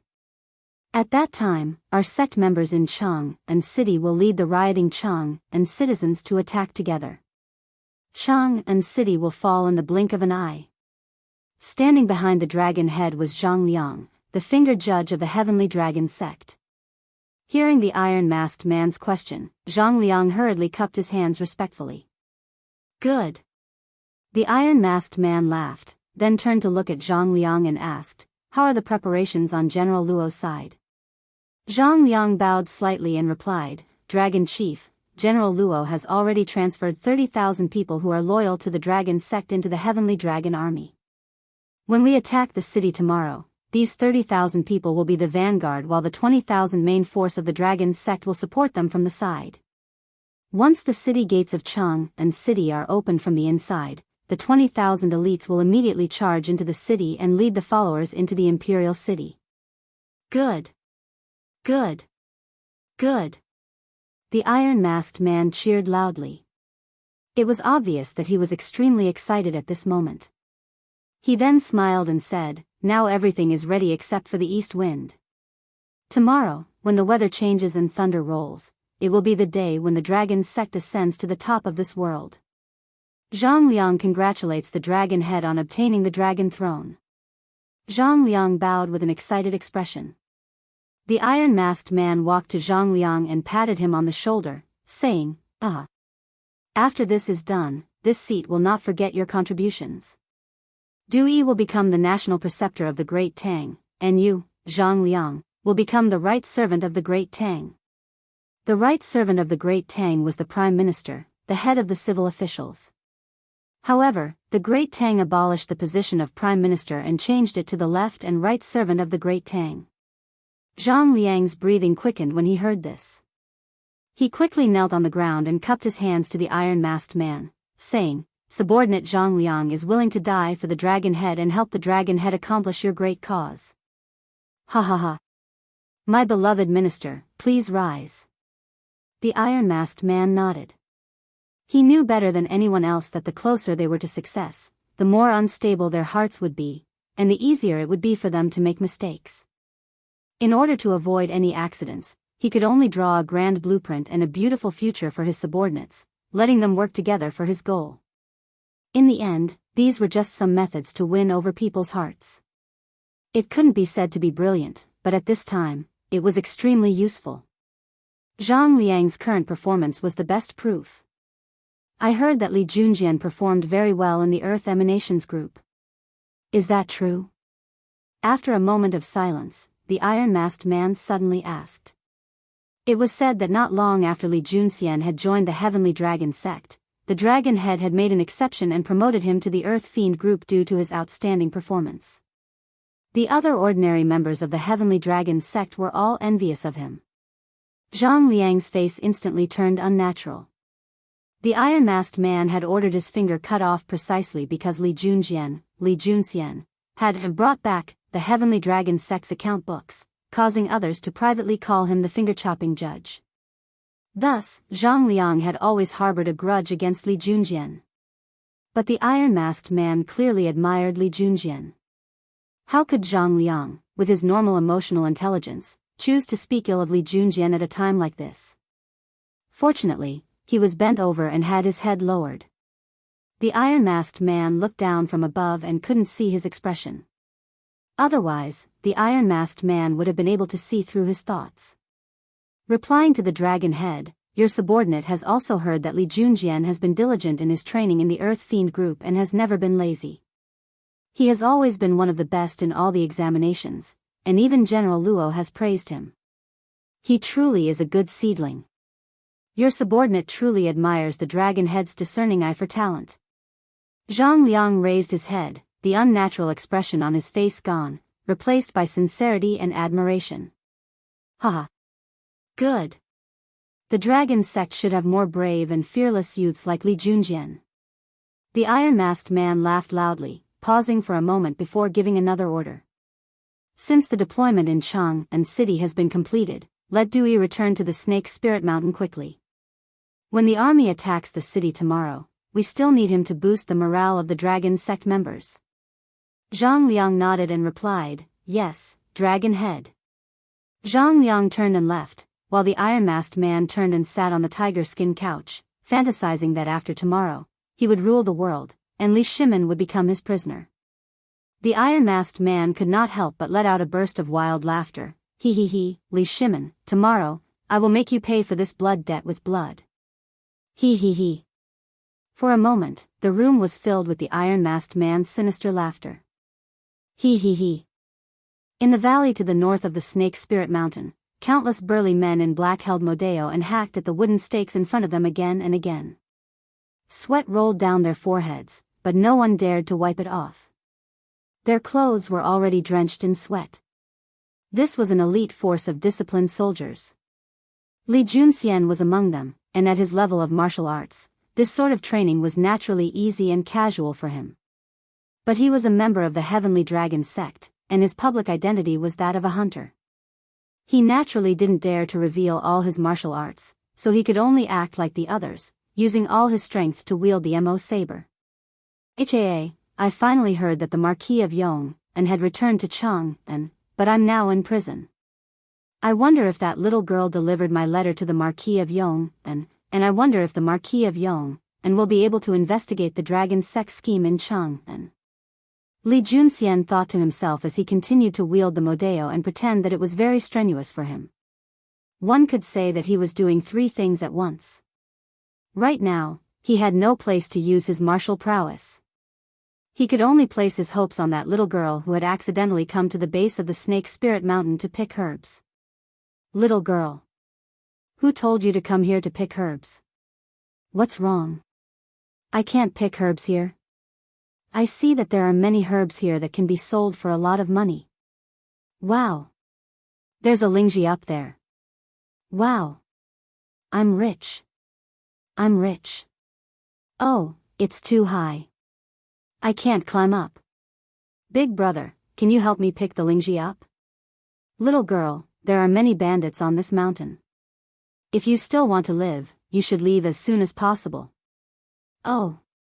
But this Lingji can be sold for a lot of money.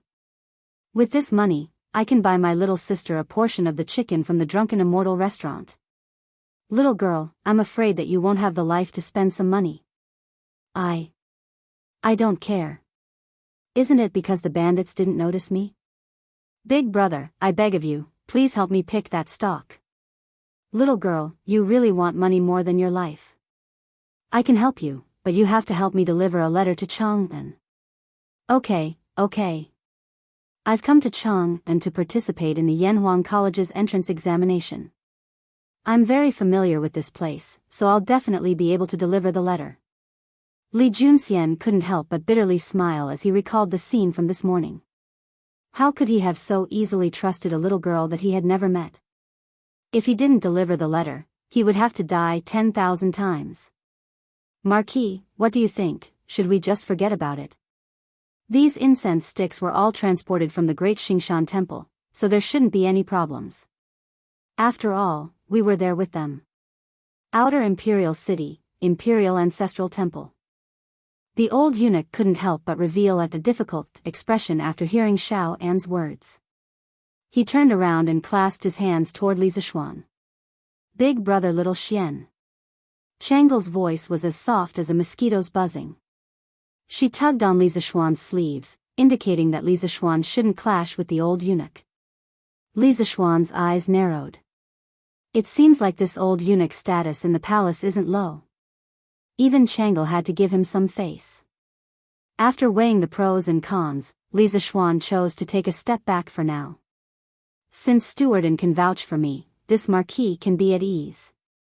Chang'an City has been very chaotic recently, so this marquis was a little suspicious. Stewardin, please don't take it to heart. I wouldn't dare. I wouldn't dare. The old eunuch's eyes narrowed into slits, and he smiled like a Maitreya Buddha. The Marquis of Yong'an is wholeheartedly devoted to the country. He is loyal to the emperor, and his spirit is commendable. I only have admiration and respect for you. I will never, nor will I dare to, blame you for anything. Fine.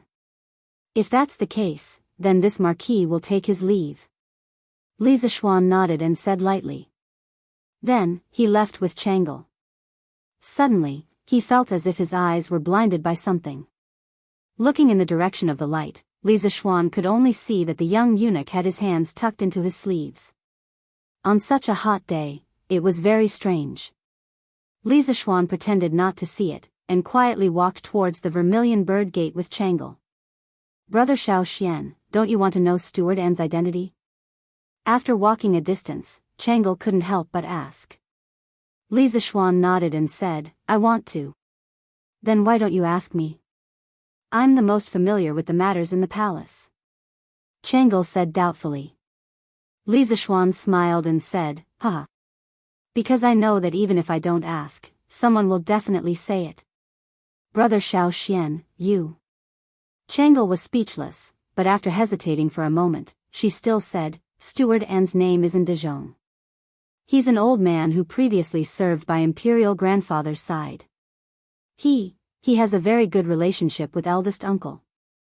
After Imperial father ascended the throne, Stewardin was arranged to the Imperial Ancestral Temple to guard the memorial tablets of Emperor Taizu and Emperor Shizu.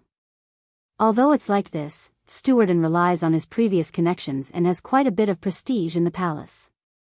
Moreover, due to Imperial grandfather's relationship, Imperial father also can't be too harsh on Stewardin. Therefore, Changle didn't want brother Xiao Xian to have a conflict with Stewardin. After Li Yuan ascended the throne, his father Li Gui was posthumously awarded the title of Emperor Yuan, and the temple was named Shizu. His grandfather Li Hu was posthumously awarded the title of Emperor Jing, and the temple was named Emperor Taizu. Both memorial tablets were enshrined in the Imperial Ancestral Temple to receive the incense of future generations. So this is Li Yuan's steward eunuch, no wonder he's so arrogant. Li Zishuan heard this and suddenly understood. He muttered in his heart, and then looked at Changle and said gently, I understand. Thank you Changle for the reminder. Changle smiled sweetly and said, Brother Xiao Xian, you're welcome. Li Zishuan smiled and said, haha, all right. We're already at Vermilion Bird Gate, Changle, as a tour guide, you should return to the palace.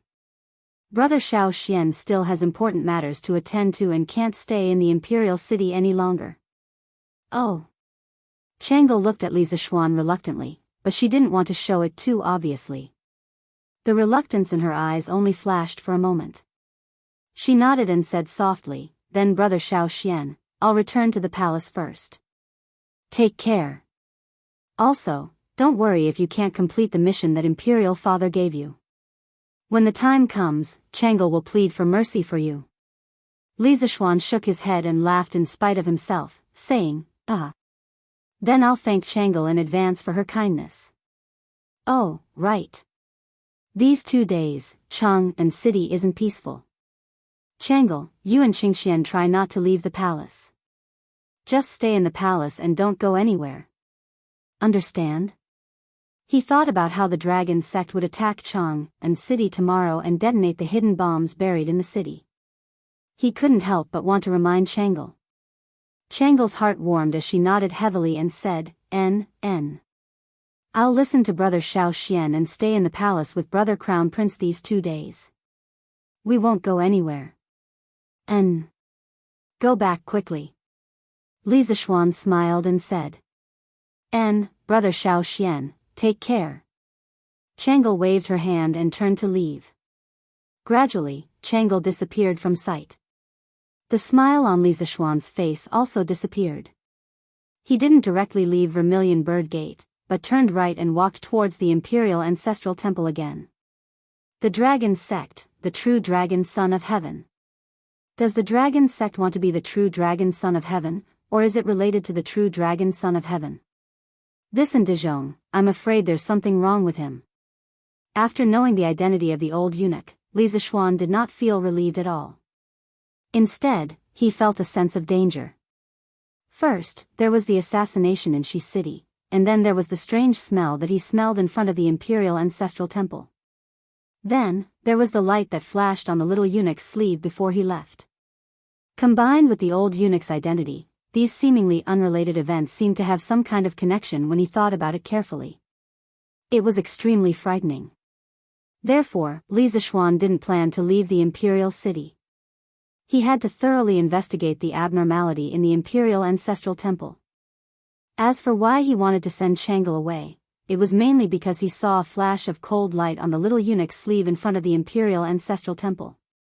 That was obviously a sharp dagger. Li Zishuan was very confident in his martial arts. As long as the little eunuch dared to make a move, he was 100% sure that he could subdue him in an instant. However, Li Zishuan wasn't clear about the old eunuch's position and depth. He wasn't sure if Dezhong would make a move on Changle while he was subduing the little eunuch. Therefore, for Changle's safety, Li Zishuan could only think of a way to send the little girl away first. Chapter 1589. Quick.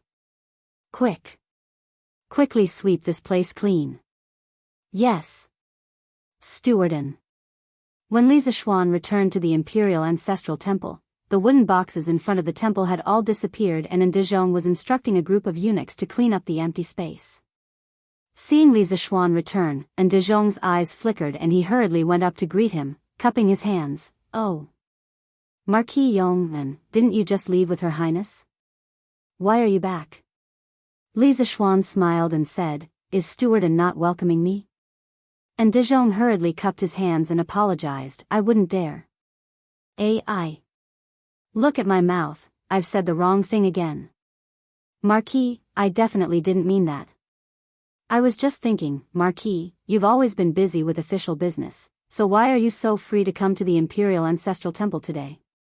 Li Zishuan's expression suddenly became serious and he said in a deep voice, When I left the Imperial Ancestral Temple, I seemed to have heard the call of Emperor Taizu.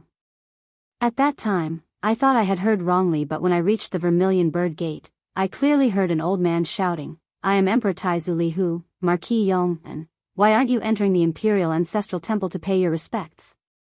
At that time, I knew that Emperor Taizu had appeared. I hurriedly turned back and wanted to enter the Imperial Ancestral Temple to pay my respects to Emperor Taizu and listen to his teachings. When Dezhong heard this, he suddenly felt as uncomfortable as if he had eaten feces, and his face turned green. Although he knew that Li Zishuan was talking nonsense, he couldn't refute it directly. After all, he didn't have any real evidence to prove that Emperor Taizu didn't show up. Marquis, the Imperial Ancestral Temple is an important place for the Imperial Ancestral Temple. Without His Majesty's Imperial Edict, I'm afraid it's not appropriate for you to enter like this. Seeing that Li Zishuan was about to walk towards the Imperial Ancestral Temple, Dezhong's expression changed and he hurriedly blocked Li Zishuan's path and said in a strict tone. Although his tone had become harsh, Dezhong still had a harmless smile on his face. As the saying goes, don't hit a smiling person. This kind of smile made it difficult for ordinary people to get angry. Li Zishuan stood with his hands behind his back and said faintly, Stewardin, this Marquis also told you just now that Emperor Taizu appeared and wanted to summon this Marquis to listen to the teachings of the Emperor. If you don't let this Marquis in, Emperor Taizu will blame me and will appear in your dreams at night. Dezhong couldn't help but shudder as he felt a chill in his heart. But after hesitating for a moment, he still shook his head and said, Marquis, even so, I can't let you in. Unless there is an imperial edict from His Majesty, no one is allowed to enter the imperial ancestral temple. After saying that, and De Jong bowed slightly, but his body stood still in front of Li Zishuan. Obviously, unless Li Zishuan stepped over him, he would definitely not move aside. The situation suddenly became a stalemate. The eunuchs near the imperial ancestral temple also came over and stood behind De Jong. Their intentions were self-evident. As for the imperial guards near the south gate of the imperial ancestral temple, although they also noticed the commotion, no one took the initiative to come closer. Li Zishuan narrowed his eyes. If he had only suspected that there was something wrong with the imperial ancestral temple, now he was almost certain that there was something wrong with the imperial ancestral temple. Otherwise, De Jong wouldn't have racked his brains to stop him from entering the imperial ancestral temple. Unfortunately, I do have an imperial edict with me. Li Zishuan suddenly smiled and then took out a bright yellow imperial edict from his sleeve. He waved it and said, "But I can't tell you the contents of the imperial edict. However, I have a gold medallion bestowed by His Majesty. Seeing the gold medallion is like seeing His Majesty. What else do you have to say?" Silence. The moment Li Zishuan showed the gold medallion, everyone in front of the imperial ancestral temple couldn't help but look at the gold medallion in Li Zishuan's hand. And De Jong's cheeks twitched violently. After being stunned for a moment, he took the lead and bowed to the gold medallion. "Greetings, Your Majesty." "Greetings, Your Majesty." The eunuchs behind De Jong all bowed in unison. Li Zishuan had long since moved to the side. He was very clear in his heart that he was not blessed to enjoy these people's great salutes. At this time, he looked at De Jong with a slight playfulness and said indifferently, "Chieftain, can this marquis go in now?" De Jong's expression was unnatural. He forced a smile and said, "Of course. Marquis, please." Li Zishuan nodded with satisfaction. He then put away the imperial edict and gold medallion. With his hands behind his back, he walked directly to the steps in front of the imperial ancestral temple. In fact, he could have taken out the imperial edict and gold medallion and forced his way in.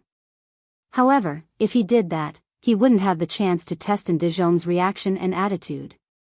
De Jong, who was following behind, secretly gave a look to the eunuch beside him. The eunuch nodded and quickly followed Li Zishuan. The imperial ancestral temple was very big. If it was calculated in square meters, Li Zishuan roughly estimated that the entire temple's floor area was at least 2,000 square meters. In the core area of the capital, there was actually someone who used a house of more than 2,000 square meters as an ancestral hall. It was estimated that only the ancient royal families could do such a rich thing. "Marquis, the memorial tablet of Emperor Taizu is here." After entering the imperial ancestral temple, the eunuch who was following Li Zishuan the closest hurriedly came to Li Zishuan's side and led the way. Li Zishuan glanced at the eunuch indifferently. With his excellent memory, he naturally recognized the eunuch in front of him. He was the Shaoan Zi from before, the person whose sleeves flashed briefly with a cold light. You can lead the way." Li Zishuan almost instantly understood De Jong's plan. They didn't want him to wander around the imperial ancestral temple and investigate as he pleased. They wanted him to quickly finish paying respects to Emperor Taizu and leave as soon as possible. Li Zishuan inwardly sneered. "Since this young master is here, I won't leave until I find out what's going on." Although it was already noon and time for lunch, Li Zishuan didn't feel the slightest bit hungry. When Li Er had given him this case, he had been worried sick. Although Li Junxian had said in the letter that the Dragon King's sect was plotting something in Chang'an, he hadn't specified what sort of plot it was or where it was deployed. This was an unsolved case. Li Zishuan had been forced to accept this task in the face of danger. In truth, he had been very nervous because he wasn't confident that he could uncover the Dragon King's sect's plot. Now that he had stumbled upon a clue, how could he easily give it up? He wanted to follow the vine to the melon and uncover the big boss behind the scenes. "Marquis. This is Emperor Taizu's memorial tablet." After passing through 2 side halls, Li Zishuan finally arrived at the ancestral hall where Li Hu was enshrined. As Emperor Taizu of the Great Tang, although he hadn't sat on the throne for a single day, Li Hu naturally enjoyed the treatment of a single room. His portrait was hung on the wall in the center of the ancestral hall, and in front of the portrait was a memorial tablet, candlesticks, and incense burner. Li Zishuan nodded and said, "This marquis wants to listen to Emperor Taizu's teachings. All of you are dismissed." The eunuch turned to Ndezhong. After some thought, Ndezhong bowed and said, "Since that's the case, this one will take his leave." After saying that, he turned around and left with the few eunuchs beside him. He even helped Li Zishuan close the door. Li Zishuan first pretended to burn 3 sticks of incense, then went forward to pay his respects to Li Hu's memorial tablet. Then, he directly sat cross-legged on a praying mat. With a ding sound, it seemed that something had fallen to the ground. Li Zishuan hurriedly looked down and saw a burnt bamboo stick lying beside the praying mat. This was the bamboo stick given to him by the little girl who delivered Li Juanxian's secret message on the way to the palace. It was said that the mad bull in the western market had this bamboo stick filled with sulfur tied to its tail. Picking up the bamboo stick from the ground, Li Zishuan unexpectedly put the stick to his nose and sniffed it. The pungent smell of sulfur immediately assaulted his nostrils. Li Zishuan frowned. His eyes darkened as he muttered to himself, "Similar. Too similar. Could it be that the wooden box from before was filled with sulfur as well? Why would the imperial ancestral temple need sulfur? Is that little eunuch and Ndezhong related to the dragon god sect?" A series of questions lingered in Li Zishuan's mind. After pondering for a moment, he carefully put away the bamboo stick in his hand and then sat down cross-legged. His powerful mind power immediately spread out. When Li Zishuan first transmigrated last year, he realized that his mental strength was abnormally strong. Not only did he have an eidetic memory and a sharp mind, he could also construct 3D models of various complicated machines in his mind. At that time, he thought that this was the golden finger that he had as a transmigrator. However, after several breakthroughs in his martial arts realm, Li Zishuan realized that his mental strength was extremely strong, and it had something to do with the Supreme Mystery Sutra. Moreover, as his martial arts realm got higher and higher, his mental strength would also get stronger and stronger. Now that he was a Zongshi late-stage expert, his mental strength was naturally incomparable to before. Furthermore, this was the first time he used his golden finger after half a year. As he exerted all his mental strength floated through every corner of the imperial ancestral temple and then fed back to the nerve center of his brain, allowing his brain to draw a 3D model of the temple. This process sounded a bit mysterious, but the principle was a bit like an ultrasonic radar.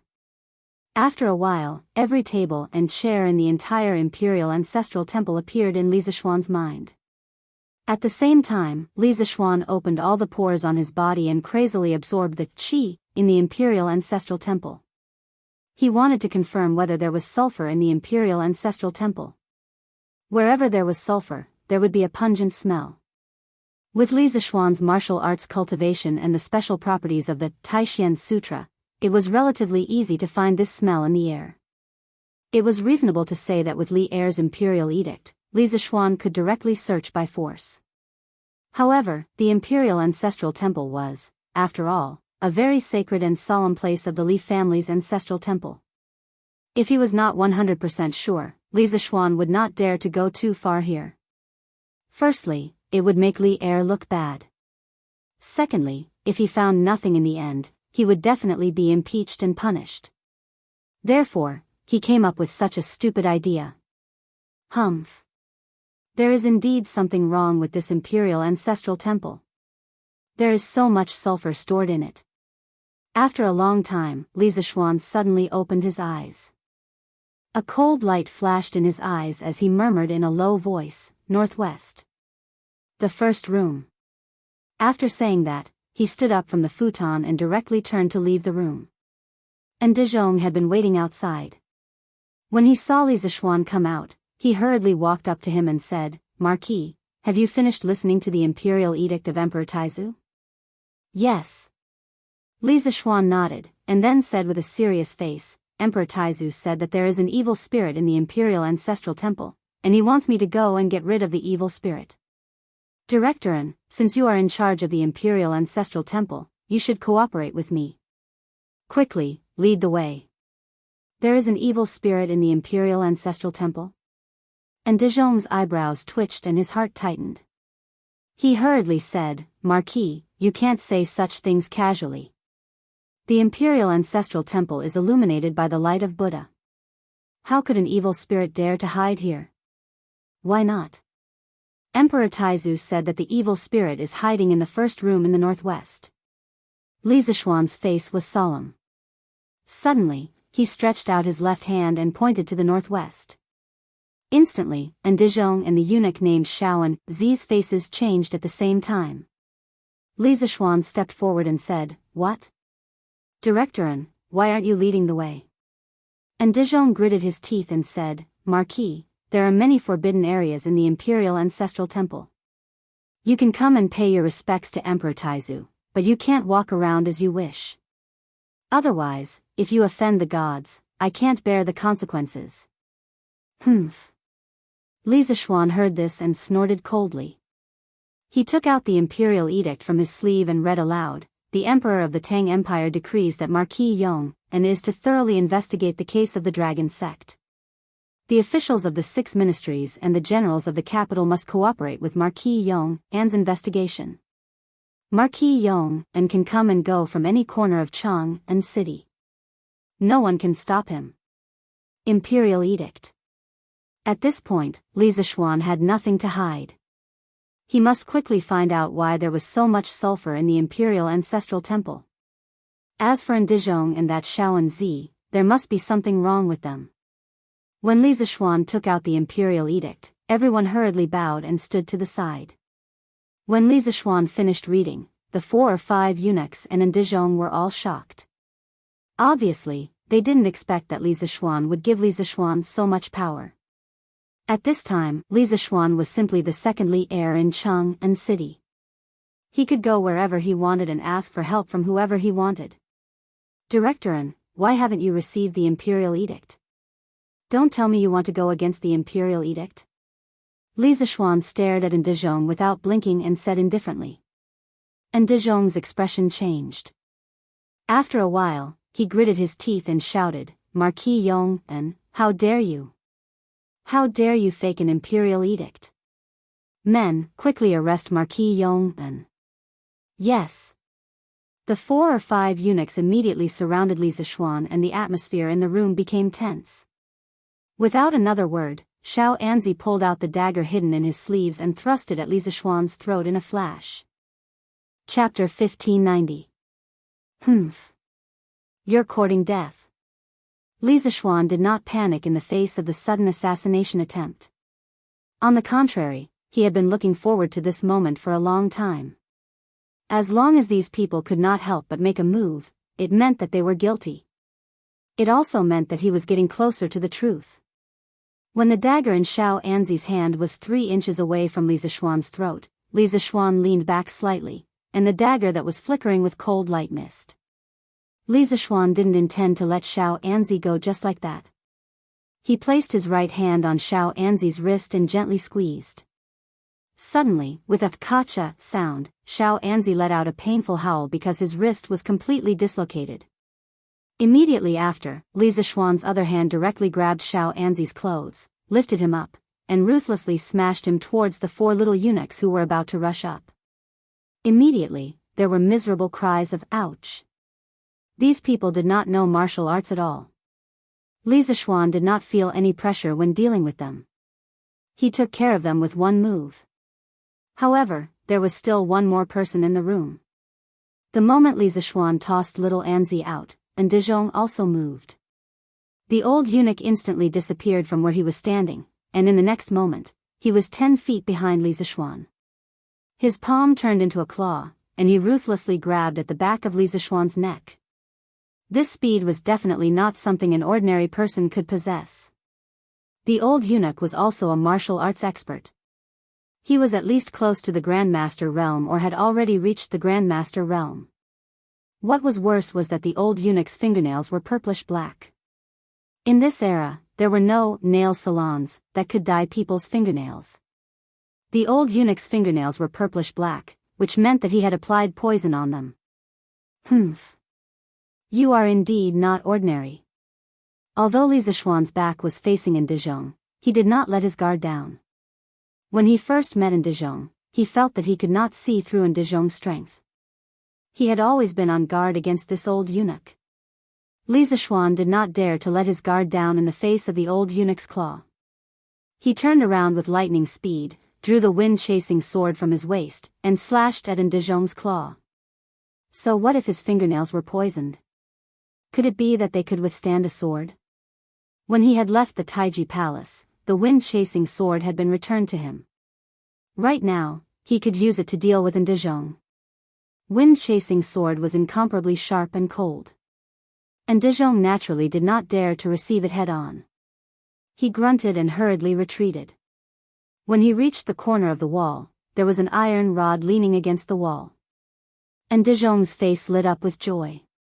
He hurriedly grabbed the iron rod and kicked off the wall with his right foot. His entire body changed from retreating to advancing, flying towards Li Zishuan. Clang! Clang! Clang! The metal rod collided fiercely with the wind-chasing sword in the air, producing a series of clanging sounds.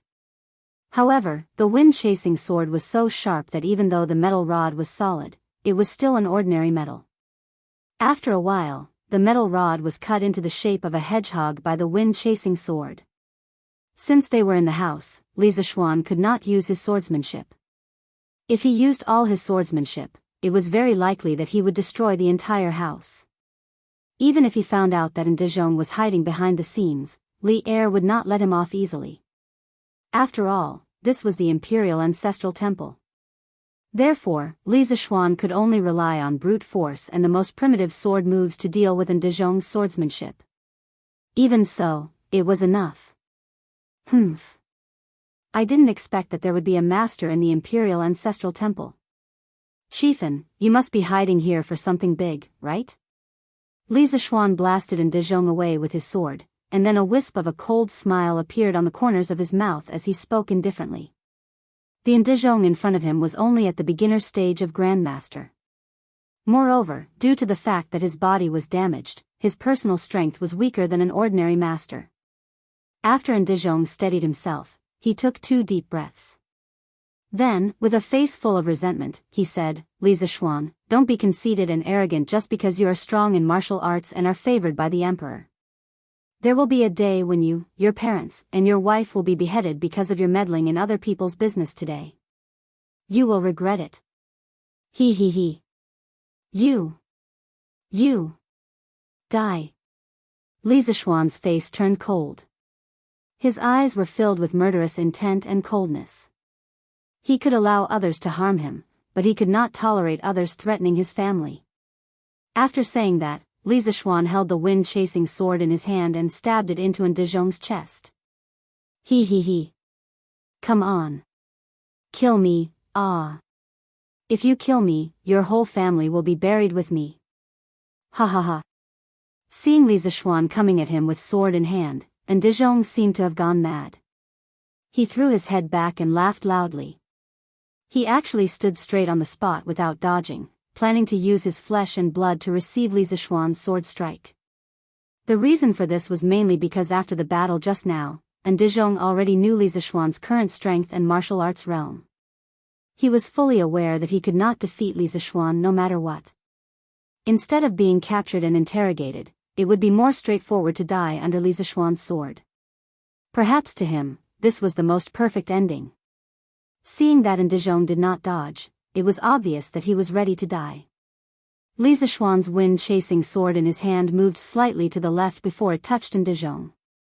With a "chi" sound, the long sword pierced through Ndizhong's shoulder. Ah! Why? Why don't you kill me? Ndizhong shouted. His voice was filled with disbelief and anger. Li Zishuan sneered, You want to die so easily? Wouldn't that be too easy for you? After saying that, he took 2 steps forward and sealed the artery on Ndizhong's arm to prevent him from bleeding to death. Then, without waiting for Ndizhong to react, he broke his other arm. After doing all this, Li Zixuan looked at the 5 young eunuchs in the room and the old eunuch, and De Jong. Then, he clapped his hands, indicating that he was done. Li Zixuan thought for a moment. With so many eunuchs, he wouldn't be able to escort them all by himself. Li Zixuan strode out of the Imperial Ancestral Temple in a flash and shouted in the direction of the southern gate, "Someone come quickly. There's an assassin in the Imperial Ancestral Temple." Whoosh! When the guards outside in Men's Gate heard this, they immediately moved and ran towards Li Zixuan's location. Li Zixuan nodded in satisfaction. Then, he turned around and returned to the small room. "Quick! Quick! Feed me the medicine first." Just as he reached the door, Li Zixuan heard De Jong's urgent shouts from inside the room. He suddenly thought of something and hurriedly lifted his feet to step into the room. He saw that the 3 eunuchs were already foaming at the mouth and collapsed on the ground.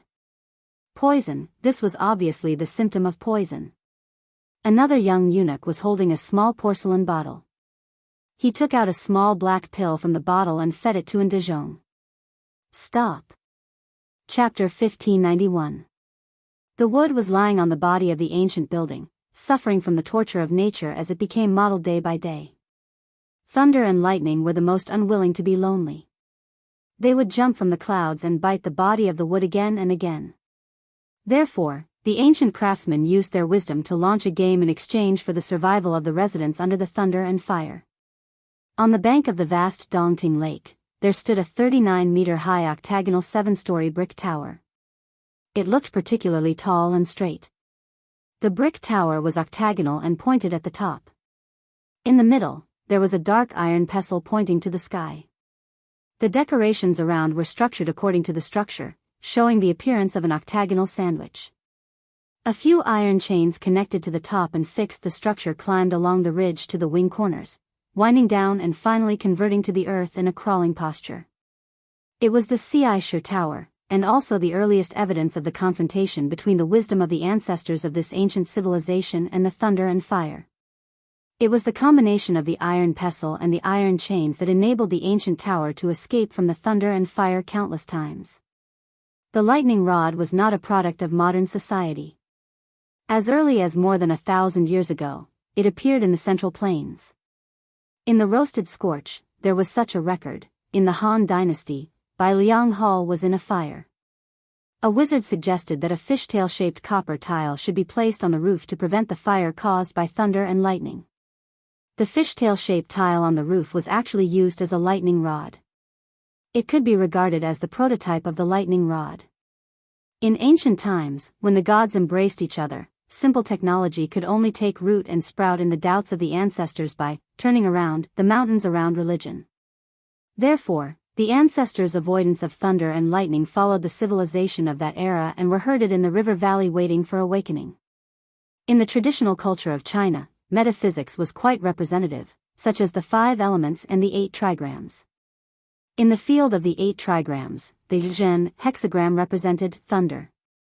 After combining the positions, there were also South Li, North Can, East Zhen, West Dui, as well as South Sparrow, North Black Tortoise, Turtle Snake, East Azure Dragon, West White Tiger. Therefore, under the presumption of the magicians, the ancients unanimously formed the thought that thunder followed the dragon. From then on, in order to prevent buildings from being struck by lightning, the forebears had to construct and install lightning protection facilities, which were known as dragon suppression. Therefore, in the extraordinary appearance of the ancient buildings, many lightning arresters known as dragon guards began to grow and multiply on the bodies of the ancient buildings in China. For example, in China, the tip of some ancient towers was often coated with a layer of metal membrane. Then, it was connected to the central pillar of the underground tower using a material that was easy to conduct electricity. The end of the pillar was connected to the dragon cave, where the metal was stored. This formed a kind of ancient dragon subduing. In addition, such as the owl tails that stood upright on many ancient towers and palaces, the animal-shaped tiles on the roofs, and the so-called thunder god pillars that often stood in the tall temples, they all formed good conductive channels with the earth and became important members of the dragon suppressors. These were the crystallization of the wisdom of China's ancient craftsmen.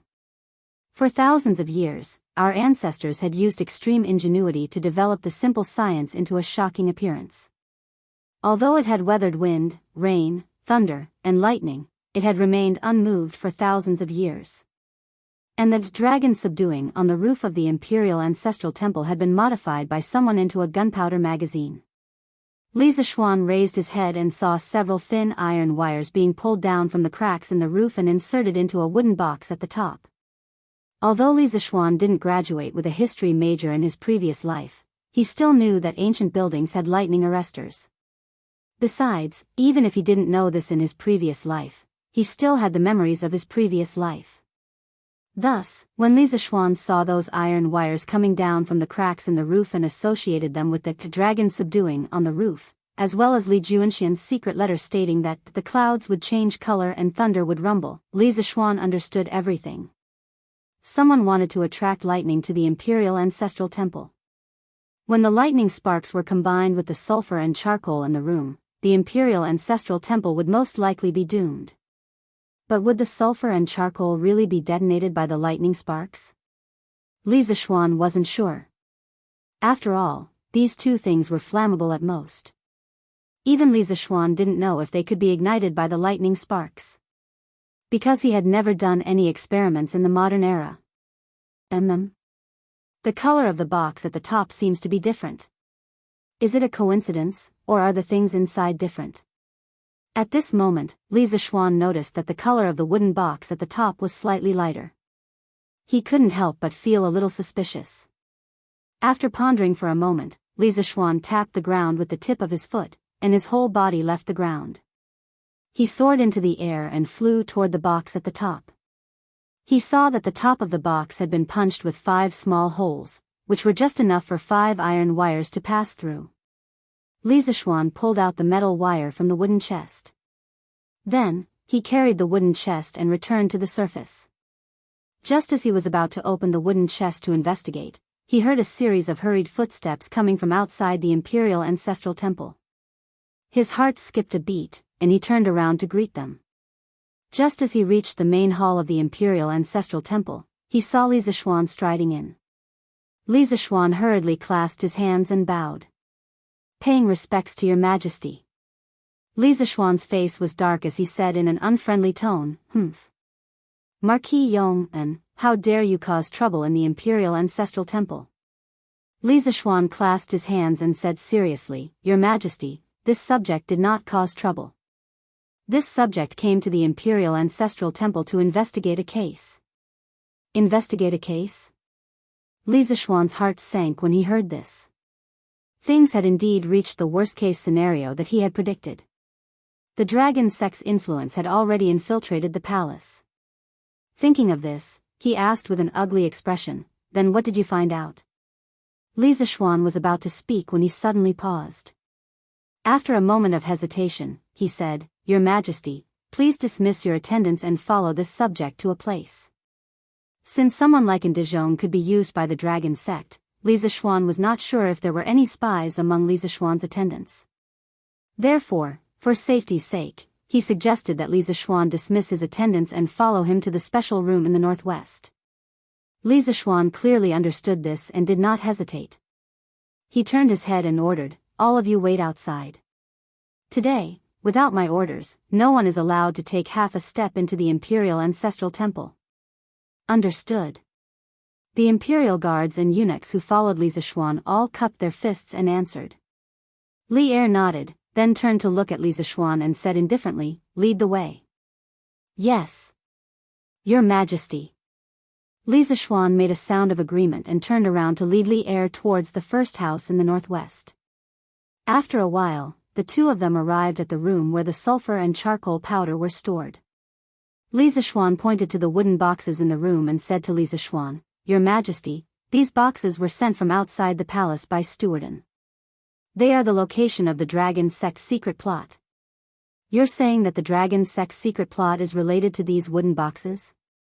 Li Zishuan's eyes narrowed. "That's right." Li Zishuan nodded and pointed to the 5 iron wires hanging from the cracks of the roof. "Your Majesty, please take a look." The other end of these 5 iron wires is connected to the dragon seal on the roof, and the other end is connected to one of these wooden boxes. Your Majesty, do you know what is in these wooden boxes? Li Er frowned and took the initiative to open a wooden box. Then, he put his hand inside and grabbed a handful of powder. He looked at it carefully. Suddenly, a layer of cold sweat appeared on Li Er's back. Is this sulfur powder and bamboo charcoal powder? Because of Li Zishuan was one of the few people in the world who knew the formula of HY. When he saw the sulfur powder and bamboo charcoal powder, Old Li had the urge to run away. He had seen the power of gunpowder and he did not think that his body could withstand the power of gunpowder. Chapter 1592. Tomorrow morning, the heavenly dragon rebels will attack the city. If we check the army before the battle, it will shake the morale of the army. In the Imperial Ancestral Temple, Li Er was silent for a while before he faintly sighed and said. Li Zishuan was silent. Although he was worried that some of the soldiers would defect to the dragon sect, he had to admit that Li Er's words made sense. Checking the army at this time would indeed shake the morale of the army. It was simply giving the dragon sect a chance. After a moment of silence, Li Er's eyes narrowed as he continued. The dragon sect used the Jasper Lake holy water to lure people into their sect. Those people who were deceived didn't work all day and even spent all their wealth just to join the dragon sect and obtain the Jasper Lake holy water. The dragon sect used demonic arts and holy water to confuse the common people. This emperor does not believe that this emperor's army will defect to the dragon sect and betray this emperor. Most of the generals of the 12 capital guards have fought with this emperor in the past. This emperor believes in them. As long as these generals do not defect, Cheng and city will not fall. Confidence. Even though the city would be besieged tomorrow, Li Er was still so confident.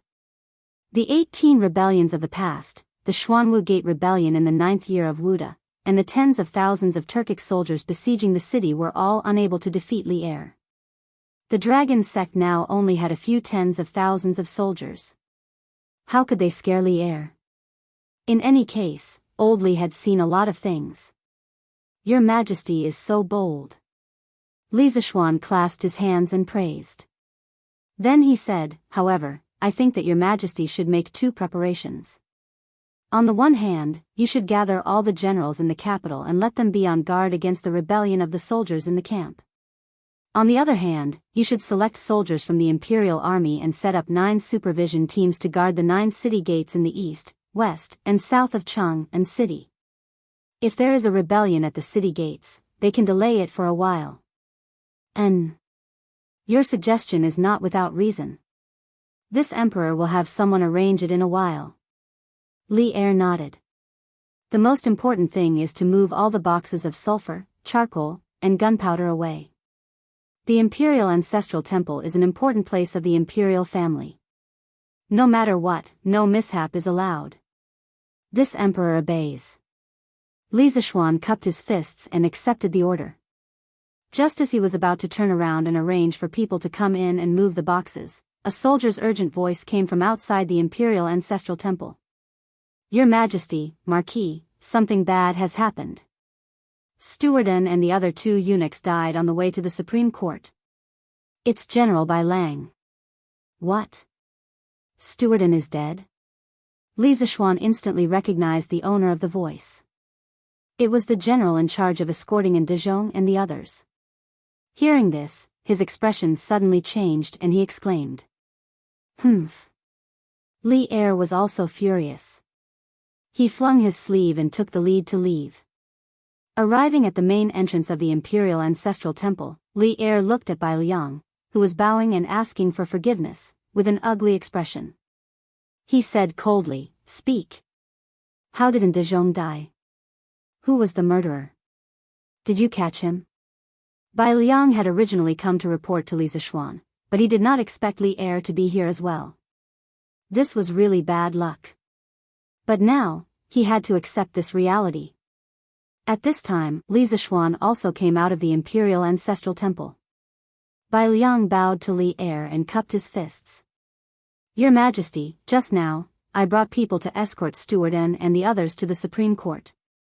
On the way, 3 soldiers suddenly brandished their swords and killed Stewarden and the others. Then, they directly killed themselves. When I reacted, it was already too late. Your Majesty, please punish me. After saying this, Bai Liang knelt on one knee and did not dare to raise his head. When Li Er heard this, he could not help but be furious. Bastard! In the imperial city, my key criminals were killed by your soldiers.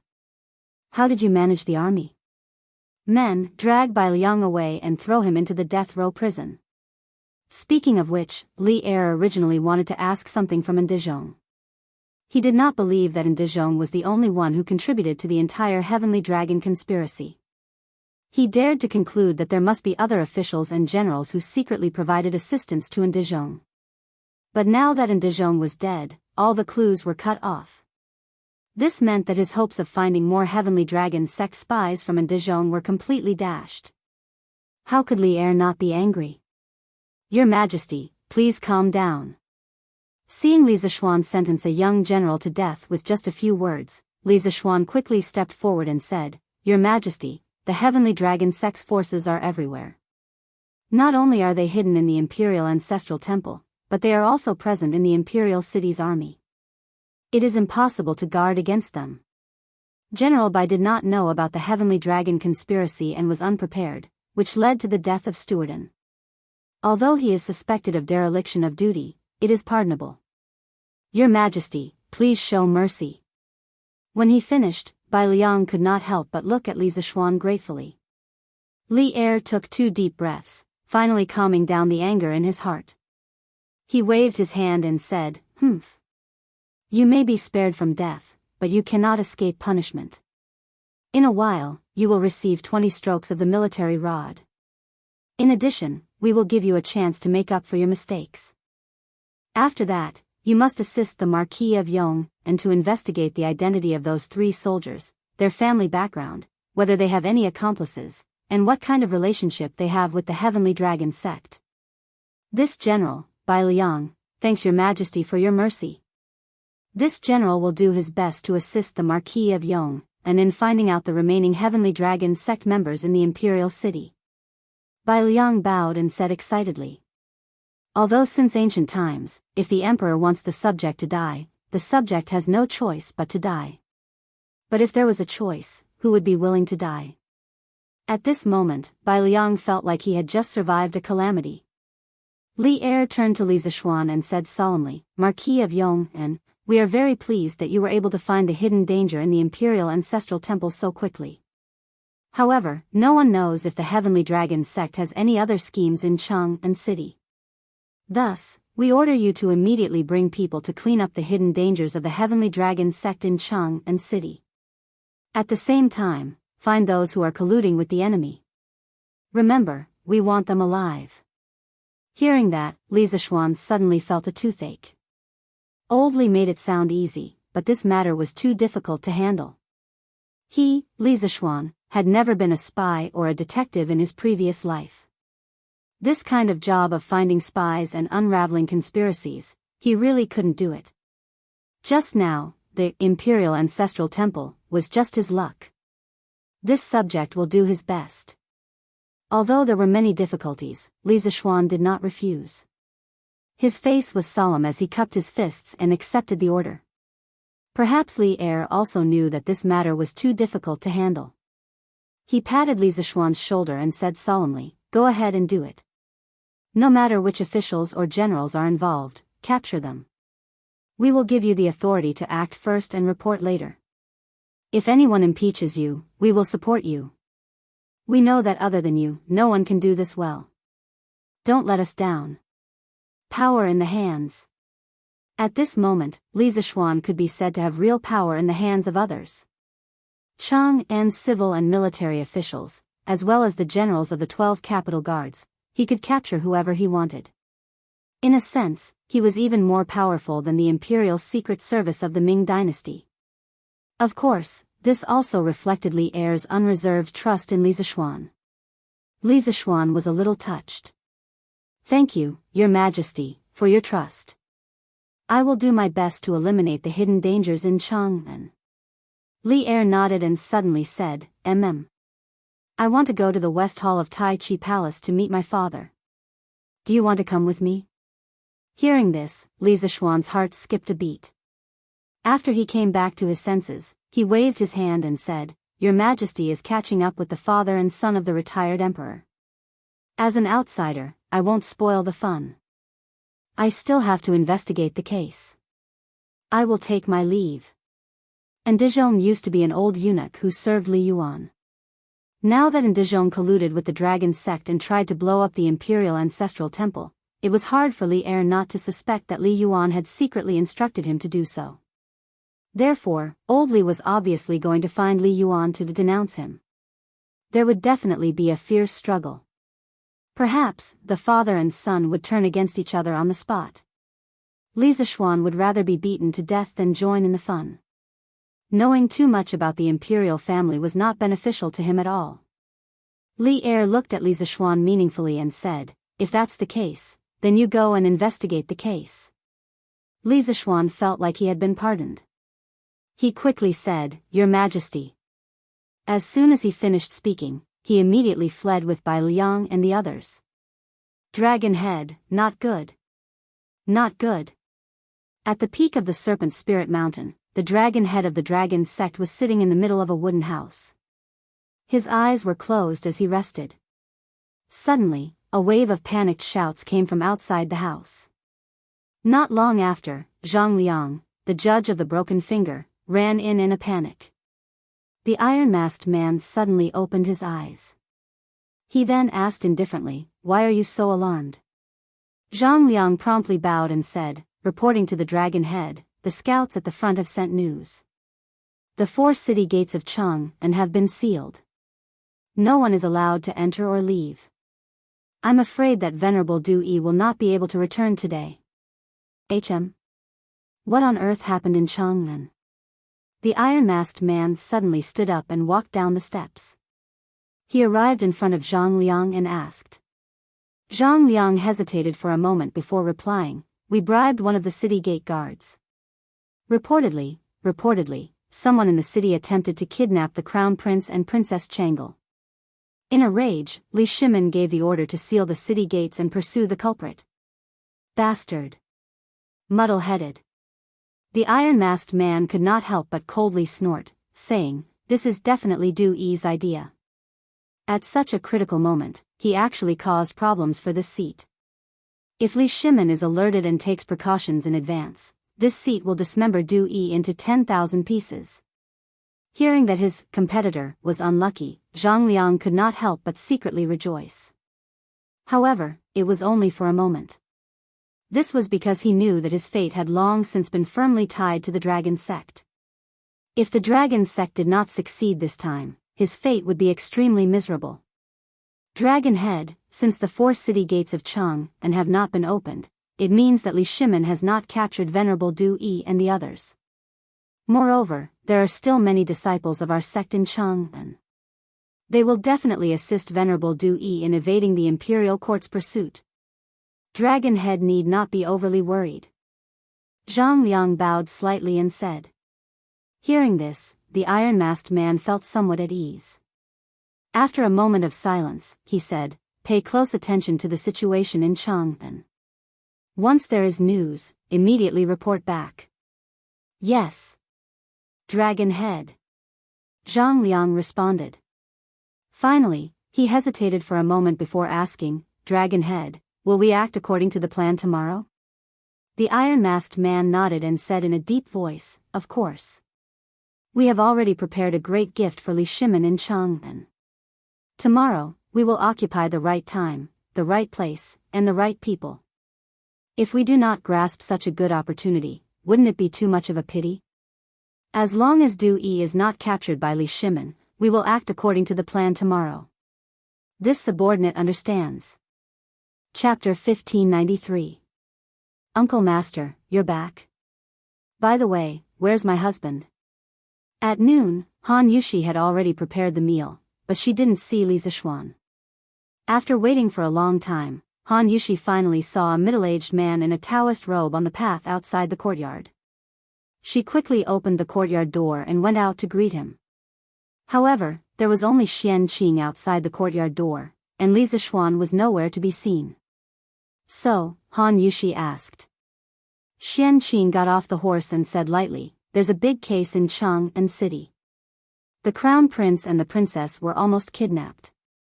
His Majesty ordered the 4 city gates to be sealed, and Xian was ordered to lead people to track down the assassin. I'm afraid he won't be back for a while. He was the last person to come out of Chang'an City today.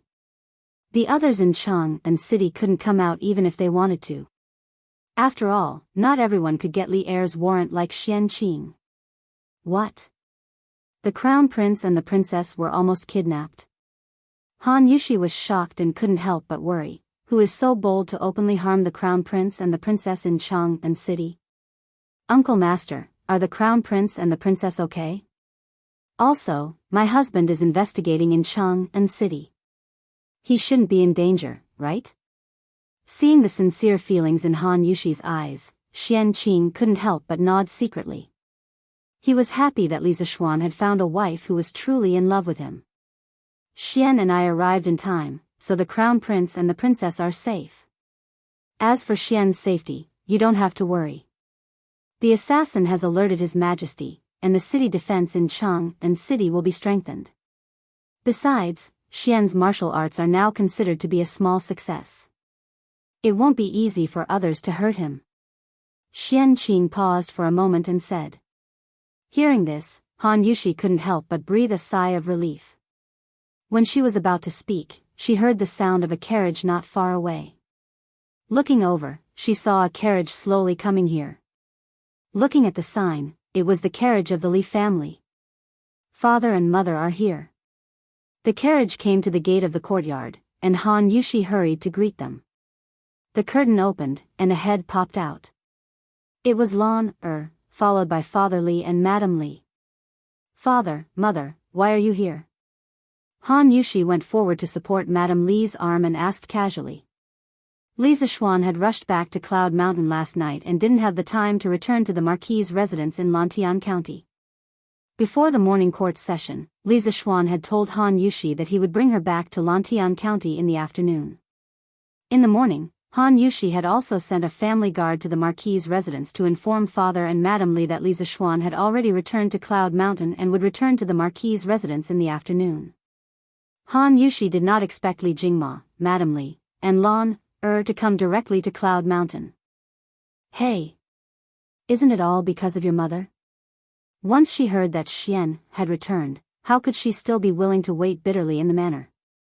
She kept urging this old man to quickly pack up and come to Cloud Mountain. Hearing Han Yushi's question, Li Jingma couldn't help but stroke his beard. Mrs. Li glared at her husband and said unhappily, "Master, you're still scolding me? Previously, when I heard that little Xian had returned to Cloud Mountain, I don't know who was the one who walked around in the study alone and muttered for half a day. If I didn't urge you to come over, I'm afraid our study would have been flattened by you." Li Jingma's face instantly turned red. Then, he became angry from embarrassment and said, You. Women are really unreasonable. I can't be bothered to talk to you." Yushi, this is..." Li Jingma was about to walk towards the side courtyard when he finally noticed Xian Qing standing at the side. Li Jingma couldn't help but ask. Only then did Han Yushi react and hurriedly introduced, "Father, mother, this is husband's martial uncle. The family guard in the manor should have told you before."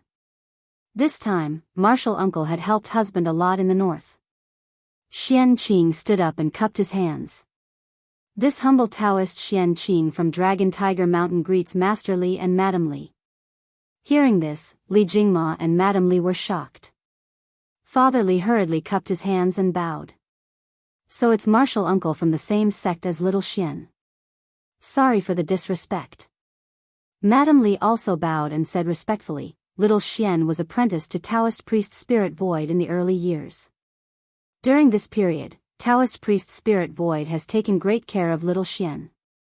Taoist priest Xian Qing, please come in. It's noon. This old woman will personally cook a few good dishes to entertain Taoist priest. Li Jingma and Madame Li were grateful to Taoist priest Spirit Void from the bottom of their hearts. If Taoist priest Spirit Void hadn't brought Li Zixuan back to Dragon Tiger Mountain to recuperate and learn martial arts, Li Zixuan might have died when he was 7 or 8 years old. Therefore, after hearing about Xian Qing's identity, Father Li and Madame Li immediately treated Xian Qing as the most distinguished guest. Both of you are welcome. Little Xian is your son and my martial nephew. It's natural for martial uncle to take care of his martial nephew. Xian Qing cupped his hands and bowed back. Then he said, I heard from little Xian that Mr. Zhang San and Mr. Amo are injured in Yanhuang College. This humble Taoist will go and take a look first. I won't accompany you for lunch. Please forgive me. After that, Xian Qing cupped his hands again and bowed. Then he turned and walked toward Yanhuang College. However, his back view looked more or less in a sorry state. Xian Qing was obsessed with swordsmanship all his life. The number of people he had met could be counted with 2 hands. He could practice swordsmanship, but he wasn't good at dealing with others. Therefore, instead of staying to eat with Madame Li and Li Jingma, he would rather go back to the academy to heal the bearded man and Mo Huai. Seeing this, Li Jingma opened his mouth and said in confusion, Yushi, Taoist Master Li is. Han Yushi quickly explained, Father, martial uncle must have eaten in Cheng and City. Moreover, martial uncle is also proficient in medical skills. Last night, Mr. Wenji was cured by him. Mr. Zhang San and Mr. Mo do need his help. Father and mother, please don't be offended. What? Mr. Wenji is well? Li Jingma was shocked. Then he quickly waved his hand and said, Don't be offended, don't be offended. Celestial Master Taoism has done a great favor for us. Yushi, you just said that Mr. Wenji is well. Is that true? Li Gang not only had a high reputation among scholars, but also had a good impression of Li Gang. After hearing the news that Li Gang was seriously ill, Li Jingma was also very worried. Therefore, when Han Yushi came to Yunshan to visit Li Gang yesterday, Li Jingma and Madame Li didn't stop her.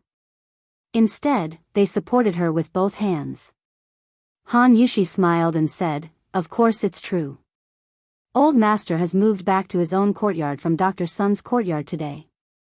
Father and mother, you don't know. Since Mr. Wenji got better last night, little Anren has been so excited as if it's the new year. Oh, it should be said that he hasn't been so happy even during the new year. Haha. Good. Good. Li Jingma stroked his beard and laughed. After lunch, I'll visit Old Master. Oh, right, where's Xian? Even if he went to the morning court, he should be back by now, right? Han Yushi's eyes dimmed and she said softly, My husband may not come back today. Chang'an City. Chang'an City. The kidnapping incident in Shi City and the subsequent closure of the city gates made the people in Chang'an City feel a trace of a solemn atmosphere. Then, the Imperial Army, Supreme Court, and the Imperial government's troops all went out to search for people of unknown origin in the streets. This made the people even more frightened. Everyone had a sense of crisis in their hearts. Some old people couldn't help but murmur secretly, Is the Golden Age coming to an end? Is the world going to be in chaos again? The assassination of the Crown Prince and the Princess in the streets in the capital city was definitely a hidden conspiracy. It meant that someone wanted to go against the Imperial Court. This made the old people couldn't help but think of the chaotic times in the late Sui dynasty. Marquis, the Military Weapons Bureau, Zongjing Temple, and Zongling Temple have all been investigated. No abnormalities have been found. However, I'm afraid that we can't investigate in the Imperial City. Supreme Court. Lu Dui sat high up in the seat of honor. Li Zixuan and Sun Fujia sat on his left and right respectively. As for Dai Zhou, he led the Supreme Court's Yamen runners to search for Du Yi's whereabouts in Chang'an City. At this time, Chang Ping, the general of the Anshan Gate, came in and reported to Li Zixuan with a bow. After finding out the hidden danger in the Imperial Ancestral Temple, Li Zixuan didn't dare to relax. He listed 4 secret yamens in the outer Emperor City that were easy to cause trouble. Then, he ordered Changping to lead the imperial army to investigate. The key was to check if there were dangerous flammable and explosive materials such as sulfur, charcoal powder, fireworks, and gunpowder. Previously, Changping failed in escorting the criminals. If Li Zixuan hadn't pleaded for him, he would have been beheaded by Li Zixuan. Therefore, he was very grateful to Li Zixuan. He was even more alert and attentive to what Li Zixuan ordered him to do. On the one hand, he wanted to repay Li Zixuan. On the other hand, he wanted to make up for his mistakes. Therefore, the 4 secret yamens were almost turned upside down by Changping. Hearing this, Li Zixuan nodded with satisfaction and said, "Since nothing happened, that's great. As for the imperial city, you don't have to worry about it. When Supervisor Zhao returns, he will bring people to investigate the imperial palace." "Yes." Changping cupped his fists and answered. Li Zixuan thought for a while and ordered, although Ndizhong and the other 2 eunuchs were killed, there must be their accomplices among the people they were in contact with. Changping, immediately arrest these people and interrogate them one by one. If necessary, you can use torture. As for the 3 soldiers who killed Ndizhong and the other 2, immediately find out who they have been in contact with recently and where they have been. Arrest all the suspects and bring them to the Supreme Court. Do you understand? Changping's face turned serious. He cupped his fists and said, "Yes. This general understands." At this time, Sun Fujia could not help but say, "Marquis, criminal investigation and investigation are not General Chang's specialties. This official requests to investigate with General Chang." Hearing this, Lu Dui could not help but nod and said, "What Sun Tingwei said is reasonable. Investigating the spies and eliminating the hidden dangers in the imperial city is the responsibility of the Supreme Court. I am grateful that Marquis helped me. However, how can the Supreme Court stand by and do nothing? In this case, the Supreme Court has to help no matter what. They were not trying to steal the credit.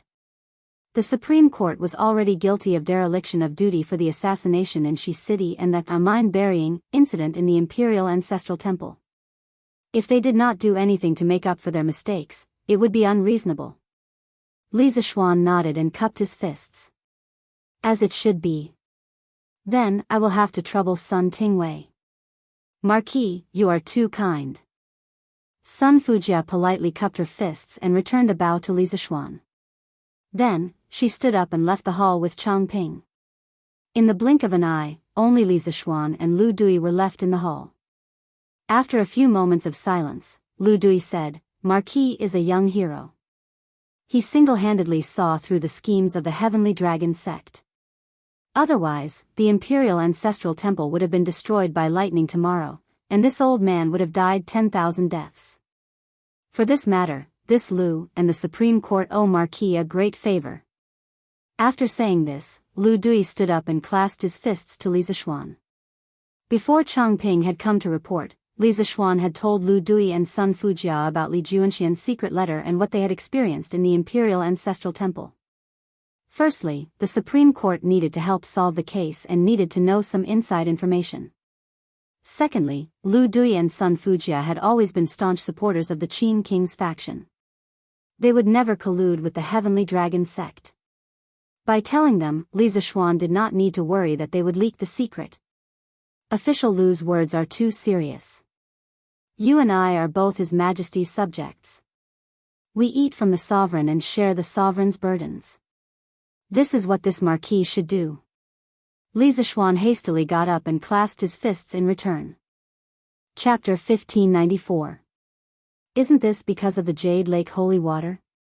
In the main hall of the Supreme Court, Li Zixuan was stunned for a moment before answering Lu Dui's question. Regarding the Jade Lake holy water, Li Zixuan had heard Li Tai mention it in a telegram before returning to Cloud Mountain. It was said to be able to cure all diseases and had been passed down as miraculous by the people. Of course, Li Zixuan had to admit that the dragon sect's methods were indeed brilliant. This was because most people were greedy for life, especially those who were seriously ill and incurable. If there was a chance to live, they would be willing to do anything. The dragon sect used the Jade Lake holy water to stimulate the desire of the people to live, which was why they were able to recruit so many followers in such a short period of time. Unexpectedly, Lu Dui shook his head and said, Marquis Yong, do you really believe that there is a miracle medicine or jade lake holy water that can cure all diseases in this world?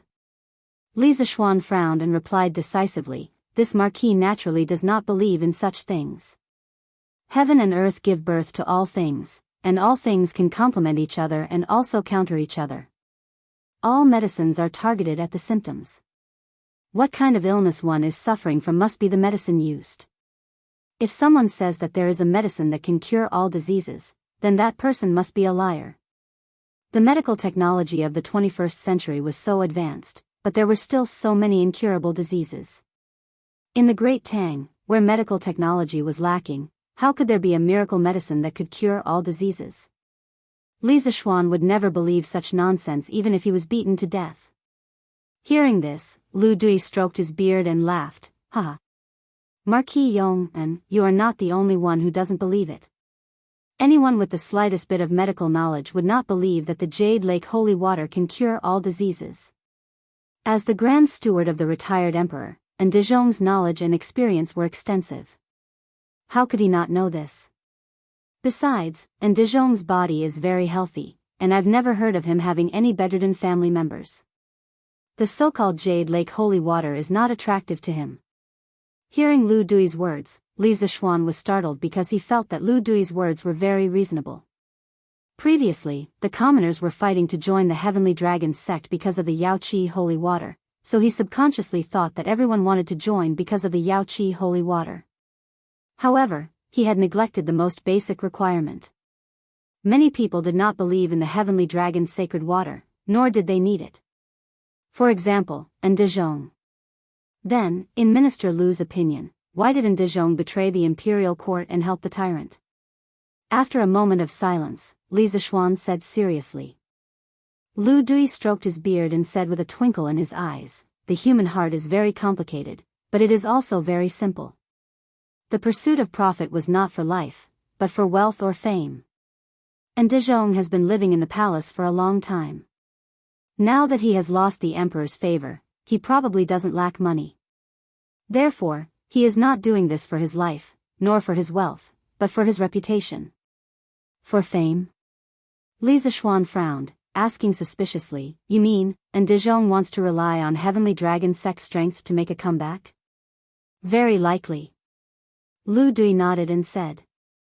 Li Zishuan rubbed his chin and pondered for a moment before asking, but why isn't Dezhong so sure that Heavenly Dragon sect can help him make a comeback? The current imperial court has a strong army and Chang, and is even thicker. Let alone tens of thousands of soldiers, even if the dragon sect had 100,000, it would still be wishful thinking for them to break into Chang. And Dezhong gave up a good life, why would he take such a risk? Lu Dui could not help but sigh, in the end, it's all because of human greed. But Marquis Yong, your doubts are not without reason. For Dezhong to be so loyal to Heavenly Dragon sect, there must be other secrets behind it. In fact, a few days before you returned to Chang and City, this old man felt that there seemed to be an undercurrent surging in Chang and City. This old man also sent many people from the Supreme Court to secretly investigate, but in the end, they did not find anything. Now that I think about it, Heavenly Dragon sect should have started to win over some imperial court officials and palace eunuchs since a few days ago. Chang and City has indeed been infiltrated by Heavenly Dragon sect until it's full of holes. Li Zishuan mused, I have a feeling that this Heavenly Dragon cult's dragon head's identity is definitely not ordinary, but Commander Li's letter did not mention anything about the Heavenly Dragon cult's dragon head, but this also means that this person must be an extremely mysterious figure in the Heavenly Dragon cult, not revealing his true face to others. But we can't rule out the possibility that his identity is the key to why Dezhong and the others chose to side with Heavenly Dragon sect and betray the imperial court. Lu Dui heard this and his eyes lit up. He said in a low voice, that's right. This old man has also guessed this in private, but this old man really can't figure out what kind of identity the Heavenly Dragon sect's dragon head has to make Dezhong bow his head without reservation. Li Zishuan frowned and thought about it, but he couldn't figure it out. He could only helplessly say, now that things have come to this, if we want to find out the truth, we can only wait for Chang Ping and Sun Tingwei to capture and De Zhong's accomplices before interrogating them. Lu Dui didn't respond, only rubbing his chin as he pondered over the problem. After a long silence in the main hall, Lu Dui's expression changed and he suddenly said, "The dragon head of the heavenly dragon sect, could it be related to him?" "Who? Who is it related to?" Li Zixuan hurriedly asked when he heard Lu Dui's words. Lu Dui looked deeply at Li Zixuan and did not immediately answer. After a while, he sighed with a complicated expression and shook his head. "Nothing. Nothing. This old man is old and likes to think too much." Li Zixuan obviously did not believe Lu Dui's nonsense, and couldn't help but say, "Minister Lu, although we have now cracked the Heavenly Dragon sect's plot to blow up the Imperial Ancestral Temple, Chang'an City is still in danger. If you think of any key problems, please tell me directly. No matter what, I will keep it a secret for you, you don't have to worry about it." Haha. This old man is about to retire and return to his hometown, what worries can I have? But sometimes, the more you know, the better. This old man is also for your own good. Lu Dui shook his head and laughed. At this moment, Li Zixuan only wanted to know the truth because he did not want any accidents to happen in Chang'an the next day. Therefore, he insisted, "Minister Lu, in the face of a national crisis, I have already put my personal honor aside. If you really think of something, please tell me the truth." Lu Dui pursed his lips, then looked at Li Zixuan with a serious face and asked, "You really want to know who that person is?" "Yes. That's right." Li Zixuan nodded affirmatively and said. Hearing the affirmative answer, Lu Dui's face suddenly revealed a mysterious smile, and he lightly said 2 words, "King Shi." "What? King Shi?" Suddenly, Li Zixuan was dumbfounded. After being stunned for a while, he finally recovered from the shock and said, "Minister Lu means that the dragon head of the Heavenly Dragon sect is very likely to be related to King Shi? How is this possible? Why is it impossible?" Lu Dui said in a deep voice, "In today's world, to be able to win over so many officials and eunuchs in such a short time, this old man really doesn't know who has such great charm and influence other than the current emperor and King Shi. And Marquis Yong, and don't forget that the current emperor is after all not in the right position. The imperial court seems to be harmonious, but who knows how many people are still on King Shi's side. At this time, if someone uses the name of King Shi to gather them and ask them to conspire, do you think they will agree?" Bang, bang, bang. The 2 words, King Shi, directly made Li Zixuan's heart beat faster, because these 2 words were a taboo in the imperial court, and no one dared to mention it openly. But Lu Dui's following words made Li Zixuan even more shocked. What did he mean by, "the current emperor is after all not in the right position"? Big brother, although this is something that everyone knows, you can't say it out like this. What's wrong with old Lu today? Why does he dare to say anything? Li Zixuan couldn't help but mutter in his heart. In his mind, Lu Dui used to be a very cautious, mature, and solemn person. He spoke with a sense of propriety. He would only say things that should be said and would never reveal anything that shouldn't be said. But why was he acting so different today? In fact, the reason behind it was very simple, and not as complicated as Li Zixuan thought. Lu Dui only had the thought of retiring, and he wanted to guide the younger generation before retiring, that was all. If not for this, he wouldn't have said those words even if he was beaten to death. But, didn't King Shi die back then? Li Zixuan racked his brains for a long time, but he couldn't think of a reason. He could only put this question aside for the time being and ask instead. Lu Dui said faintly, "Although King Shi is dead, there are still remnants in the world. A few days ago, I went through the files of the Supreme Court for nearly a year, and I really found a case related to King Shi." Hearing this, Li Zixuan immediately perked up, only to hear Lu Dui continue. In March this year, Wang Renbiao, the provincial governor of Qizhou, reported that Zhang Liang, the former county magistrate of Yong County, attempted to rape Li Jingchu, a commoner, and used King Shi's gold medallion to harm Li Jingchu's family. At that time, Wang Renbiao took office in Qizhou. Li Jingchu carried a coffin to block the city gate and cried about her grievances. After the matter was exposed, Zhang Liang disappeared. Li Zishuan was shocked, because he was too familiar with this matter. Half a month ago, he went to the north to kill locusts. When he passed by Qizhou, he had secretly matched Wang Rinbiao and Li Jingchu. However, after he finished matching Wang Rinbiao and Li Jingchu, he put this matter to the back of his mind. He didn't connect this matter to the case of the dragon sect. As for the crucial King Shi's gold medallion in Zhang Liang's case, he didn't pay much attention to it from the beginning to the end. Lu Dui was indeed worthy of being the Chancellor of the Supreme Court. His meticulous logic and meticulous observation skills were able to link two seemingly unrelated matters together in such a reasonable manner. At this moment, Li Zishuan couldn't help admiring old Lu's ability to solve cases. Sure enough, there was a specialization in this field. Old Lu's specialty was investigation and trial. This time, he chose to cooperate with the Supreme Court to investigate the case, which was indeed a wise move. Chancellor Lu, I also heard about this from Rinbiao. According to your analysis, this Zhang Liang is a remnant of King Shi, and it is very likely that he is in the dragon sect at this moment. Chapter 1595. Marquis Yong, and, since His Majesty has given you the power to mobilize all forces to investigate the case, Marquis Yong, and, you don't need to be afraid of the slightest thing. Once you find out that the officials of King Shi's faction have been in contact with Du Yi, you can send troops to ambush them around their residences. Tomorrow, when the dragon sect attacks the city, if they make any strange movements, you can take them all down. Once the dragon sect is destroyed, His Majesty will naturally be free to punish those officials. In the Supreme Court, Lu Dui stood up and looked sternly at Li Zishuan. In fact, he said this with a certain degree of selfishness. In his view, if Li Zishuan directly went to see Li Er and made the matter clear, Li Er would definitely be forced to carry out a major investigation. However, even if the officials of Li Jianqing's faction were found to have been in contact with Du Yi, there was no direct evidence to prove that they had agreed to Du Yi's request. With insufficient evidence and the fact that most of those officials had not done anything to betray the court, Li Er would most likely pardon them again in order to show his image as a benevolent ruler. But among those pardoned officials, there were bound to be many fish that had escaped the net. Although Li Er had pardoned them, they were a ticking time bomb for the Great Tang. They did not have time to rebel against the court during the dragon sect's uprising, so if someone were to use Li Jianqing's banner to rebel next time, who knew if those officials would be swayed again?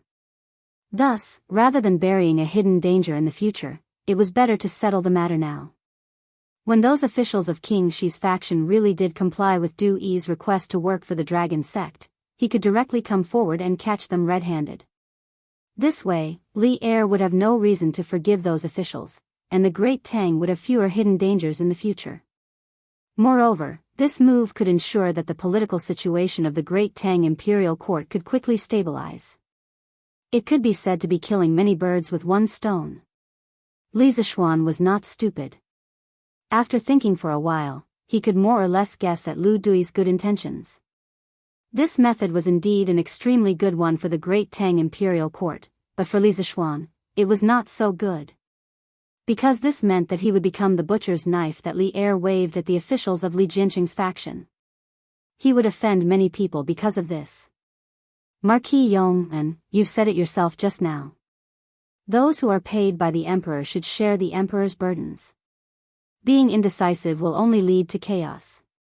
If the matter of King Shi is not completely resolved, there will be endless trouble in the future. Furthermore, more innocent people will die because of this in the future. How could Lu Dui not see the hesitation in Li Zishuan's heart? Therefore, he added. After pondering for a long time, Li Zishuan finally nodded and said, "Okay. Then let's do as Minister Lu says."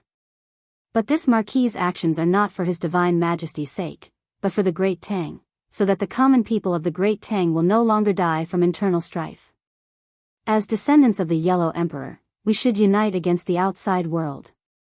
When the Great Tang dominates the world, we will look back and realize how childish and laughable today's internal strife was. Without waiting for Lu Dui's response, Li Zishuan turned around and left.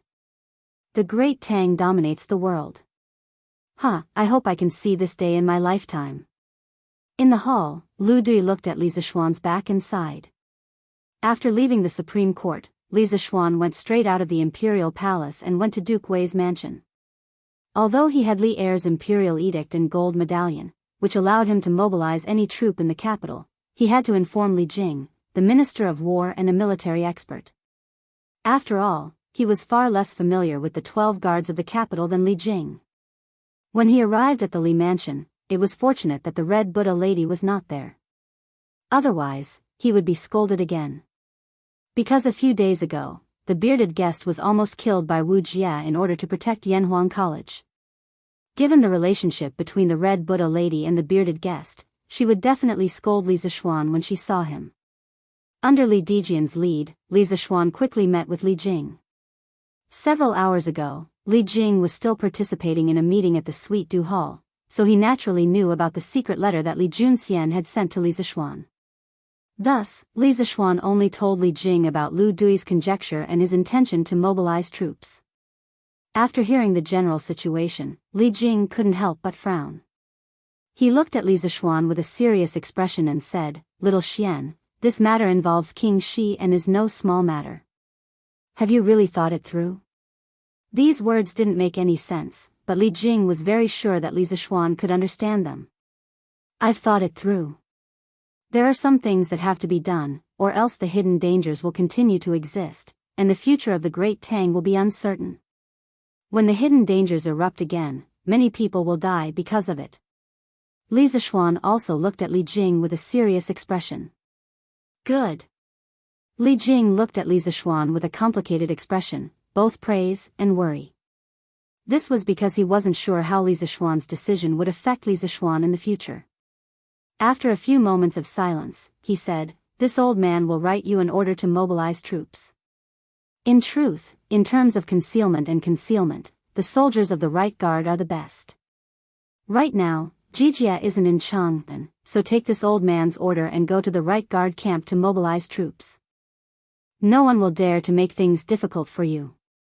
Qing Yaojin was the great general of the Right Guard. After saying this, he picked up the brush on the table and prepared to write an order. Li Zixuan very perceptively stepped forward to help Li Jing grind the ink. As he did so, he said gratefully, "Many thanks, Uncle Li." Li Jing nodded slightly and didn't say anything. Soon, an order for the transfer of troops was written. Li Jing took out his personal seal and stamped it heavily on the order, then passed it to Li Zixuan and said, "This is the order for the transfer of troops. Little Xian, take it well." "Okay." Li Zixuan quickly took it with both hands. He had planned to leave, but Li Jing said, "Little Xian, let this old man recall for a moment, and then I'll give you a list of the officials who were close to King Shi. Later, you can screen them according to the list." Hearing this, Li Zixuan's face immediately revealed a trace of surprise. He quickly cupped his hands and said, "Then I'll have to trouble Uncle Li." In fact, he had been worried about how to get a list of the King Shi's faction. Although he came from the modern era and had read some history books and had an excellent memory, he didn't have the ability to list all the officials who were close to Li Jianqing. However, Li Jing was different. Li Jing had experienced the open and secret struggle between the King of Qin and Crown Prince Li Jianqing. Regarding who was around Li Jianqing, Li Jing was definitely one of the people who had the most right to speak. "It's fine." Li Jing shook his head, then closed his eyes and began to meditate. Li Zixuan didn't disturb him, but stood quietly at the side.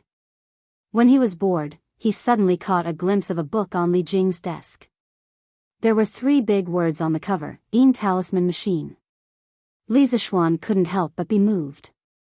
He thought to himself that it turned out that Li Jing had already begun to organize his military and war experience into the art of war at this time. It was a pity that the original work couldn't be passed down. Future generations could only see the big picture from the general classic and the art of war in the Taiping Imperial Library. It was really a pity. When Li Jing's Art of War is finished, I must borrow a copy of it and store it in the library of Yanhuang College for future students to study. Otherwise, wouldn't it be a pity if such a good art of war was lost? Li Zixuan secretly made up his mind. According to historical records, Li Jing's Art of War was written in 7 books: Talisman Machine, Secret Art of War, General Essentials of War, Notes of Duke Wei, Mirror of Six Armies, New Book of War, and Archery. However, these books weren't complete as early as the Middle and Late Tang Dynasty. In the 21st century, most of them were lost. The Qing dynasty scholar Wang Zongqi compiled the Li Weigong Art of War, based on Du Yu's General Classic, Du Mu's Commentary on Sun Tzu, and the Song Dynasty's Taiping Imperial Library and General Essentials of War. It became the only complete reference for modern scholars to study Li Jing's Art of War. While Li Zishuan was deep in thought, Li Jing had already started writing. The names of Li Jianqing's faction were written on the paper one by one. Li Zishuan's eyesight was extremely good. When he looked over, he was shocked to see the words written on it: Wei Zheng, Wang Gui, Wei Ting, Shui Wanche, Feng Li. Among these names, there was no lack of big shots in the imperial court. For example, Wei Zheng and Wang Gui were not only important by Li Jianqing's side, they were also important existences in the current imperial court. At this moment, Li Zishuan suddenly felt a little scared in his heart. Every time Li Jing wrote a name, Li Zishuan's heart would beat fiercely. After an unknown period of time, Li Jing finally put away the brush. When the ink on the paper was almost dry, he picked it up with a solemn expression and handed it to Li Zishuan. Little Xian, these are almost all the officials in King Shi's faction who still hold positions in the imperial court. However, you need to weigh the pros and cons.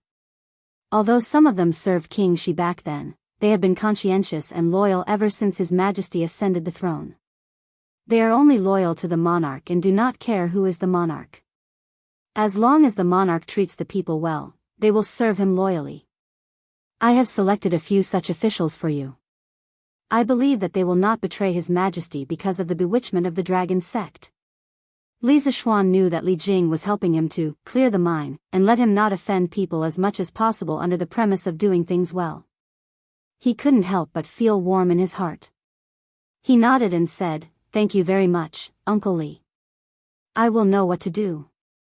Li Jing pondered for a moment and said, "Little Xian, later use the telegraph to ask Xu Bao and Ji Jia where the army is going. See if they can rush back to Cheng and before tomorrow. If they can, we will definitely win the battle to defend the city tomorrow easily." Uncle Qin and Uncle Cheng. Hearing this, Li Zishuan's eyes lit up. He said excitedly, "That's right. How could little nephew forget about this?" Uncle Qin and the rest led 10,000 elite light cavalry. After I left yesterday, they have already returned to the imperial court. They should not be far from Cheng and now, right? If they can arrive before tomorrow and set up an ambush in advance, we can attack from both inside and outside and defeat the Dragon Sect's army in one fell swoop. Li Jing smiled and said, "Exactly. If not for worrying about the Dragon Sect's people being alert, I would have advised His Majesty to send an army out of the city in advance to set up an ambush." Fortunately, Xu Bao and the rest still led 10,000 elites outside the city and can catch the Dragon Sect by surprise. Li Zishuan nodded and said, "Good. I will send a telegram to Uncle Qin and the rest. Then I will go to the Right Guard's camp to mobilize the troops." Chapter 1596. Your Majesty, the Marquis of Yong, and came to the palace and borrowed the telegraph machine. In the afternoon, Zhao Song came to Ganlu Palace and bowed to Li Er. The telegraph machine was specially kept by Zhao Song in the palace. It was not used often and was placed in a small room in Taiji Palace. It was basically a telegraph machine used by the royal family and was usually not open to the public. However, Li Zishuan was an exception because he was the one who invented the telegraph machine. Therefore, when Zhao Song heard that Li Zishuan wanted to borrow the telegraph machine, he did not refuse after some consideration. Li Er frowned and asked, "Telegraph machine? Why does he want to borrow the telegraph machine? Who is he sending a telegram to?" Zhao Song replied, "Your Majesty, the Marquis of Yong, and is sending a telegram to General Qin and General Cheng, asking where the army is now and if they can reach Cheng and city before tomorrow." Li Er was also a veteran in battle. Hearing this, his eyes lit up and he could not help but say, "This kid wants to borrow Xu Bao's army to attack the Dragon Sect from both inside and outside tomorrow?" good. I did not misjudge him. This brat's talent in military formations was no less than his talent in engineering. He is a promising talent.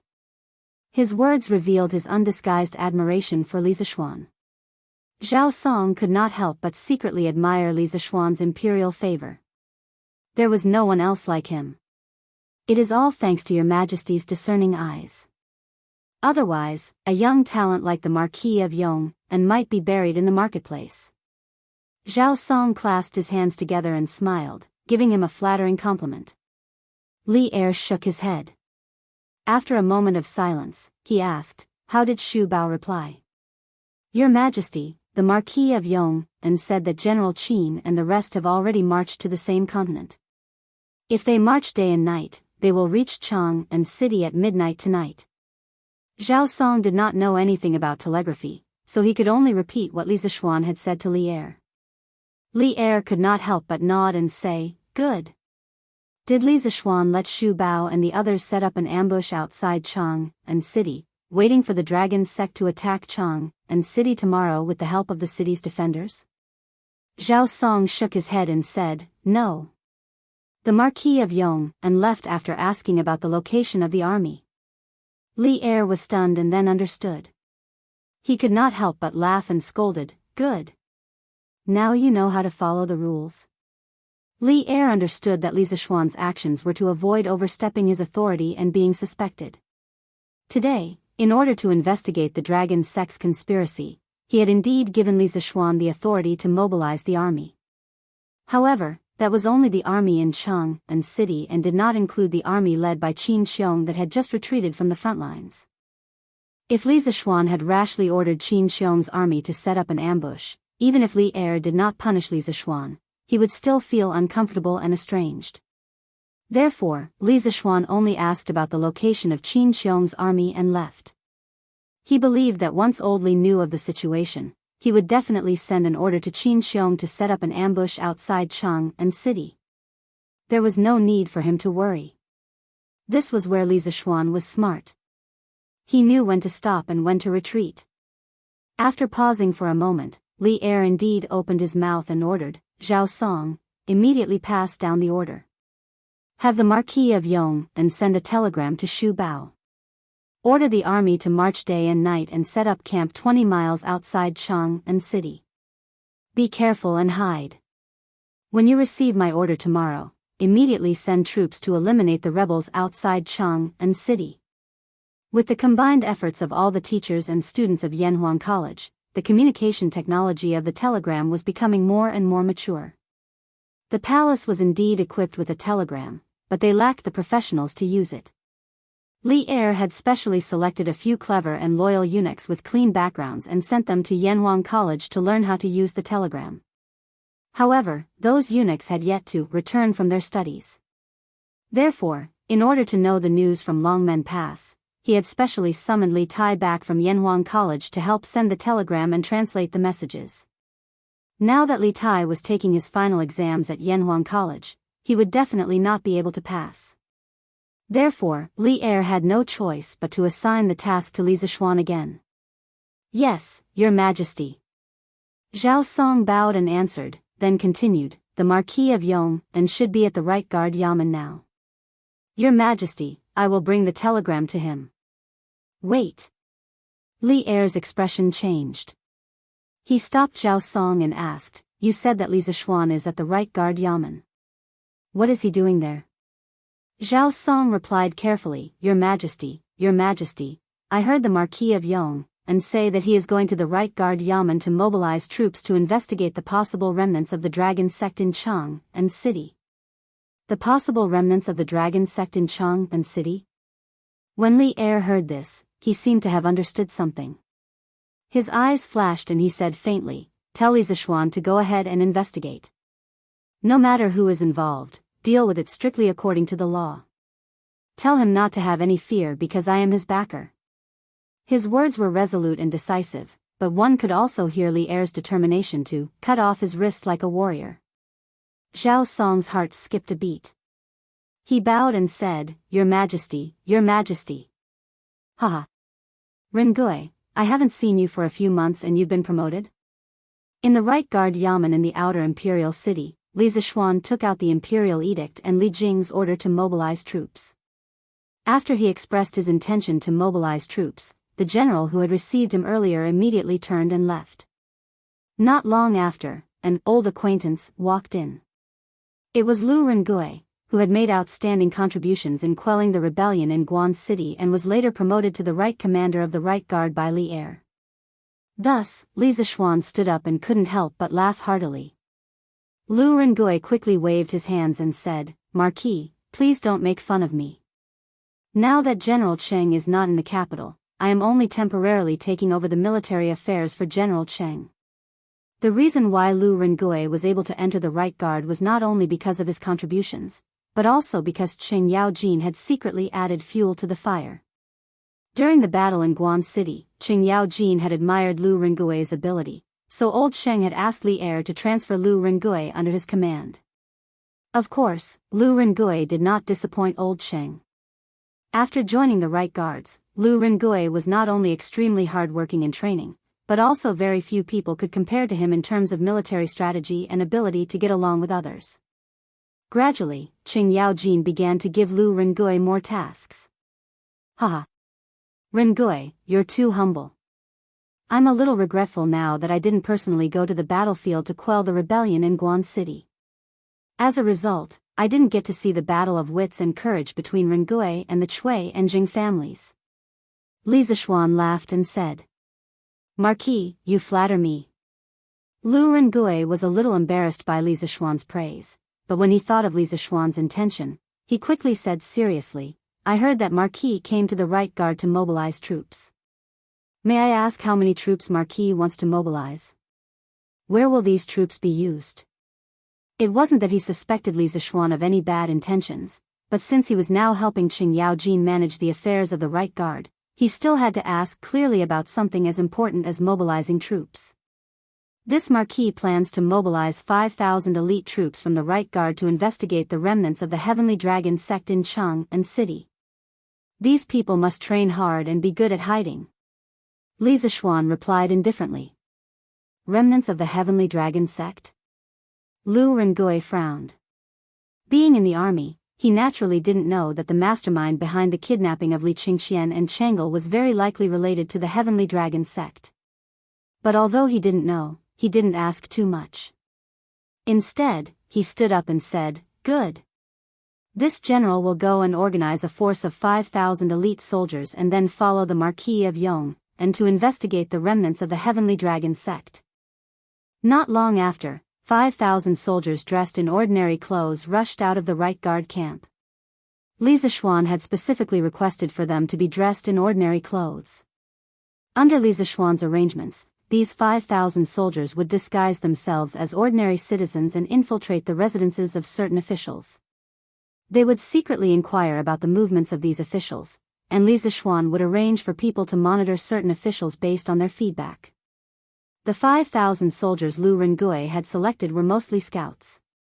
Some of them had even gone deep into the Turks and worked as spies on the steppe, so they were quite experienced in hiding. An invisible net began to slowly unfold in Cheng and City. Those officials who couldn't bear the loneliness and came out to cause trouble would all become fish in the net. Venerable One, the patrols in Cheng and City haven't relaxed at all. The city gates are still closed. It seems that the imperial court won't let this go easily. In Gi Lane, south of Cheng and City, a thin man bowed and said in a house with two entrances. The person standing opposite him was Du Yi. At this time, Du Yi had already taken off his wide bamboo hat, revealing his bald but shiny forehead. Hearing this, he frowned and said coldly, "Humph. Li Shimon's son and daughter almost fell into our hands. Of course, he won't let this go. Wait patiently. When the imperial ancestral temple is destroyed by thunder and fire tomorrow, this old monk will lead you out and call on all the citizens in Cheng and City to resist the tyranny of Li Tang. At that time, the army led by Long Tu will be outside Cheng and City. We will lead the citizens in the city and directly attack the city gates. With Long Tu's cooperation, Cheng and City will definitely be broken by us." Ha ha ha. At the end, Du-yi couldn't help but laugh proudly because of his beautiful vision. The thin man standing beside him also said excitedly, "Venerable One is wise." It turns out that the Venerable One has already thought of a plan to cooperate with the outside. That's why you deliberately lost control when you kidnapped the Crown Prince. The Venerable One is farsighted. I admire you. Hearing this, Du-yi couldn't help blushing. He asked himself honestly, when he kidnapped Li Qingxian and Chang'e, he really didn't fail on purpose. He wanted to capture Li Er's children more than anyone else, but his strength didn't allow him to do so. In the face of Li Zishuan and Xian Qing's arrival, he had no chance of winning at all. He could only flee. He didn't expect his subordinate to be so smart. He even thought of the reason for his failure. It saved him the trouble of making up a reason. What's the movement of the Imperial Guards and the Supreme Court? In the face of his subordinate's praise, Du-yi remained calm and reserved. He glanced at the lean man indifferently and then asked. Venerable One, the Imperial Guards and the officials of the Supreme Court are searching for our dragon sex followers. Many of our followers have been captured to the Supreme Court. But don't worry, Venerable One. This place is very safe. Even if the Imperial Court's people dig 3 feet into the ground, they won't be able to find us. Moreover, the owner of this house has a very good relationship with the owner of Guiyi Lane. Even if they find this place, they won't be too serious. The thin man bowed slightly and cupped his fist. Du-yi couldn't help but nod and said, "That's good. In addition, you inform the rest of the people in the sect to lie low. Don't make any trouble. When the limelight is over, we'll join in the righteous action." "Yes, Venerable One." The thin man responded and then pulled the rope beside him. Soon, someone above turned the wooden wheel on the well and pulled him up from the bottom of the well. It turned out that Du-yi was hiding under the dry well. No wonder the thin man said that this place was very safe and they weren't afraid of the Imperial Court search. Chapter 1597. Yes. If I remember correctly, Boss Zhang is usually stingy. Did the sun rise from the west today? Otherwise, why would he let the servants buy so many chickens, ducks, and fish? Hiss. There's even a pot of immortal drunken wine here? In the south of Chang and City, on the street of Guiyi Lane, Meng Yuliang looked in the direction of Mother Meng's finger and saw a plump man in luxurious clothes at the door of a house. He was directing 2 servants to carry chickens, ducks, fish, and even a pot of wine. The sign on the pot was immortal drunken wine. Meng Yuliang couldn't help but be surprised. Boss Zhang's name was Zhang Dikang. His family opened a medium-sized grain store and was considered to have a small family fortune. However, he was stingy. Not only was he stingy to others, but he was also stingy to himself. Other than dressing decently, he was stingy in all other aspects, including food. Could it be that Boss Zhang has an important guest in his house? Mother Meng thought for a moment and then asked suspiciously. Hearing this, Meng Yuliang shook his head and said, "Ha! That's impossible. Don't you know Boss Zhang's character? Even if an important guest came, he would not be willing to buy a pot of immortal drunken wine." In the end, Meng Yuliang seemed to think of something and added, "Besides, the 4 city gates of Chang and City are closed today. How could there be a guest in Boss Zhang's house? Unless the guest came early in the morning. But why would someone visit relatives early in the morning? Also, did you hear that Boss Zhang spent a lot of money to join that dragon god sect? He almost sold his grain store. I didn't expect him to be willing to buy so many things today." Yes. Today's Boss Zhang was too strange. "Master, should we go over and ask?" Mother Meng echoed and then asked tentatively. With Meng Yuliang's official position, his status in the family skyrocketed. Mother Meng would specifically ask Meng Yuliang about many things. Meng Yuliang heard this and said, "What's there to ask? These are other people's family matters. Let's not meddle in other people's business and go back quickly. Yaya is alone at home. Can you rest assured?" After saying that, Meng Yuliang turned and walked towards the alley on the left. Meng Youliang's mother reacted and quickly followed. A stingy miser suddenly bought so much good wine and meat. Today, the city gate of Chang'an is closed, and fugitives are being caught everywhere in the city.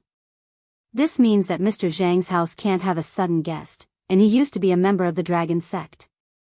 Then, hee. Looks like I can make a small fortune again. Once Meng Youliang and his wife left, a girl in shabby clothes appeared where they had been standing. If Li Zixuan were here, he would have definitely recognized her, because this was the girl who had given him Li Juanxian's secret letter. The young girl stood under the willow tree at the entrance of the alley, quietly waiting for the door of the house to return to normal. Then, she pretended to be an ordinary passerby and walked in that direction. Tell the kitchen to prepare all these ingredients tonight. In the Zhang mansion, Zhang Dikang's face was flushed as he ordered several servants in the courtyard. Looking at his expression, there wasn't any sorrow from losing money. Instead, it was as if he was about to experience something joyous. To the stingy Mr. Zhang in the eyes of outsiders, this was, yes. Master. The servants hurriedly left to carry out the order. Seeing that everyone had left, Zhang Dikang rubbed his hands excitedly. He went out first and poked his head out. Seeing that there were no soldiers on the street, he personally closed the courtyard door. After doing all this, he walked towards the backyard with his hands behind his back with an indifferent expression. Venerable One, this disciple has prepared the best wine and food according to your request. In a little while, I will be able to hold a welcoming feast for Venerable One. Venerable One, please wait a moment with the emissaries of the sect. Zhang Dikang went to the dry well in the rear courtyard. It was already evening, and candles were already lit in the well. Zhang Dikang respectfully bowed to Du Yi. You've done very well. Du Yi nodded. When this one returns to the sect tomorrow, I will promote you to an inner sect disciple. I will bestow upon you an inexhaustible supply of Jade Lake holy water so that you will never be sick and will live forever. Many thanks, Venerable One. Many thanks, Venerable One. This subordinate will be loyal to the dragon sect. I will go through water and tread on fire for Venerable One. Hearing this, Zhang Dikang trembled with excitement. He knelt down directly and kowtowed to Du Yi. In order to become an inner sect disciple of the dragon sect, he did not hesitate to spend all his wealth, but Du Yi did not even look at him. Who would have thought that this morning, luck would fall from the sky? Zhang Dikang finally saw the high and mighty Buddha in his heart, and the Buddha also wanted to stay in his house temporarily. Zhang Dikang was extremely excited. How could he not agree? However, Du Yi's request was very strange. He did not want to stay in the guest room prepared in the Zhang mansion. Instead, he wanted to stay under the dry well in the rear courtyard of the Zhang mansion, saying that it was convenient to study Buddhism. Zhang Dikang persuaded him many times, but it was useless. In the end, he could only give up. In addition, as a monk, Du Yi actually asked Zhang Dikang to prepare some good wine and meat. How could a monk drink wine and eat meat? After Zhang Dikang received this order, he secretly muttered in his heart. However, although there were many questions in his heart, Zhang Dikang fulfilled all of Du Yi's strange requests to the letter. He hoped to obtain Du Yi's favor and directly promote him to an inner court disciple. Now that his wish had come true, how could Zhang Dikang not be excited? Although Zhang Dikang has all 4 limbs, his body has always had some problems, kidney failure. So after hearing others say that the Yaoqi holy water can cure all diseases, Zhang Dikang went crazy. He wanted to use all means to join the dragon sect, get the Yaoqi holy water, and cure the unspeakable illness that has troubled him for a long time. Now that his dream finally came true, Zhang Dikang felt that all his efforts were worth it. In a while, send the wine and food to the bottom of the well. This Venerable One will not go up. This Venerable One will continue to study Buddhism at the bottom of this well tonight. Remember, don't tell anyone that this Venerable One is here. Otherwise, everything that this Venerable One gave you will be taken back with interest. Du Yi held the Buddhist salute and told Zhang Dikang with a serious face. Disciple understands. Disciple understands. I will arrange it now. Zhang Dikang quickly nodded and bowed. N? Are you wondering why you did not abstain from wine and meat as a monk? Du Yi's eyes stared at Zhang Dikang and he suddenly asked. No, no, no. Disciple does not dare. Venerable one must have his reasons for doing so. Disciple does not dare to ask more. Zhang Dikang quickly waved his hand. Although he did have this idea, he could not say it directly. He. You must know that wine and meat pass through the intestines, but Buddha's heart remains. Although this venerable one drinks wine and eats meat, I have never forgotten Buddha in my heart. This is not breaking the precepts. Do you understand? Du Yi's face darkened as he spoke in a serious tone. When Zhang Dikang heard this, he immediately prostrated himself in admiration and said, Venerable one's dharma is profound. Disciple admires. Disciple admires. He. Go quickly.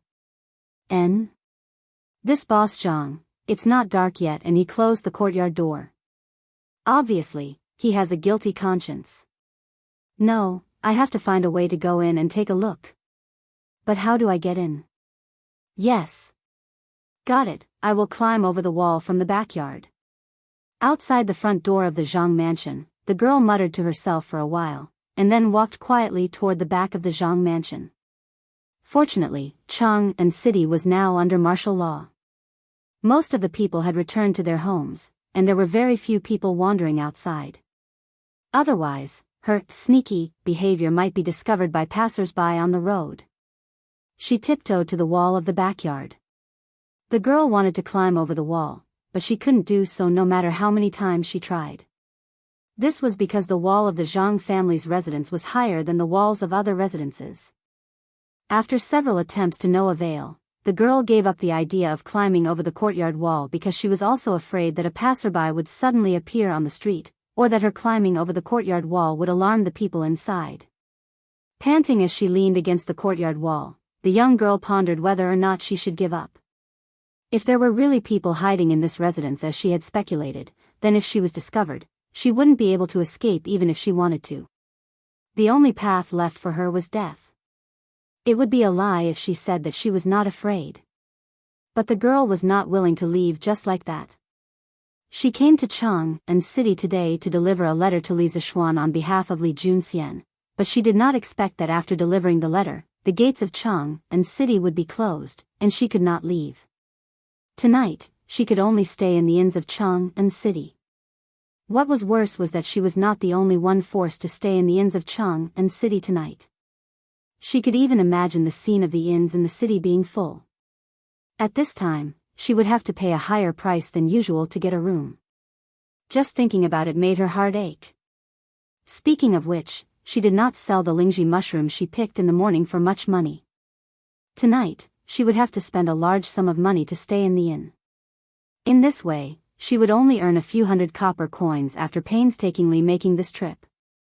It was a huge loss. If I can confirm that there is a venerable of the dragon sect in this house, and then tell this news to that young and handsome marquis, he will definitely be willing to reward me. Then I will be rich. After weighing the pros and cons in her mind, the girl decided to take the risk. But how do I see the situation inside the house? Faced with the predicament in front of her, the young girl was once again in a dilemma. Her gaze swept around the streets of the Zhang estate's backyard. Suddenly, the young girl's eyes lit up as she fixed her gaze on the two old ginkgo trees one zhang away from the Zhang estate's back door. Hey! I've got it. The girl first looked around, and after confirming that there was no one around, she excitedly walked to the nearest ginkgo tree. She wanted to climb the tree.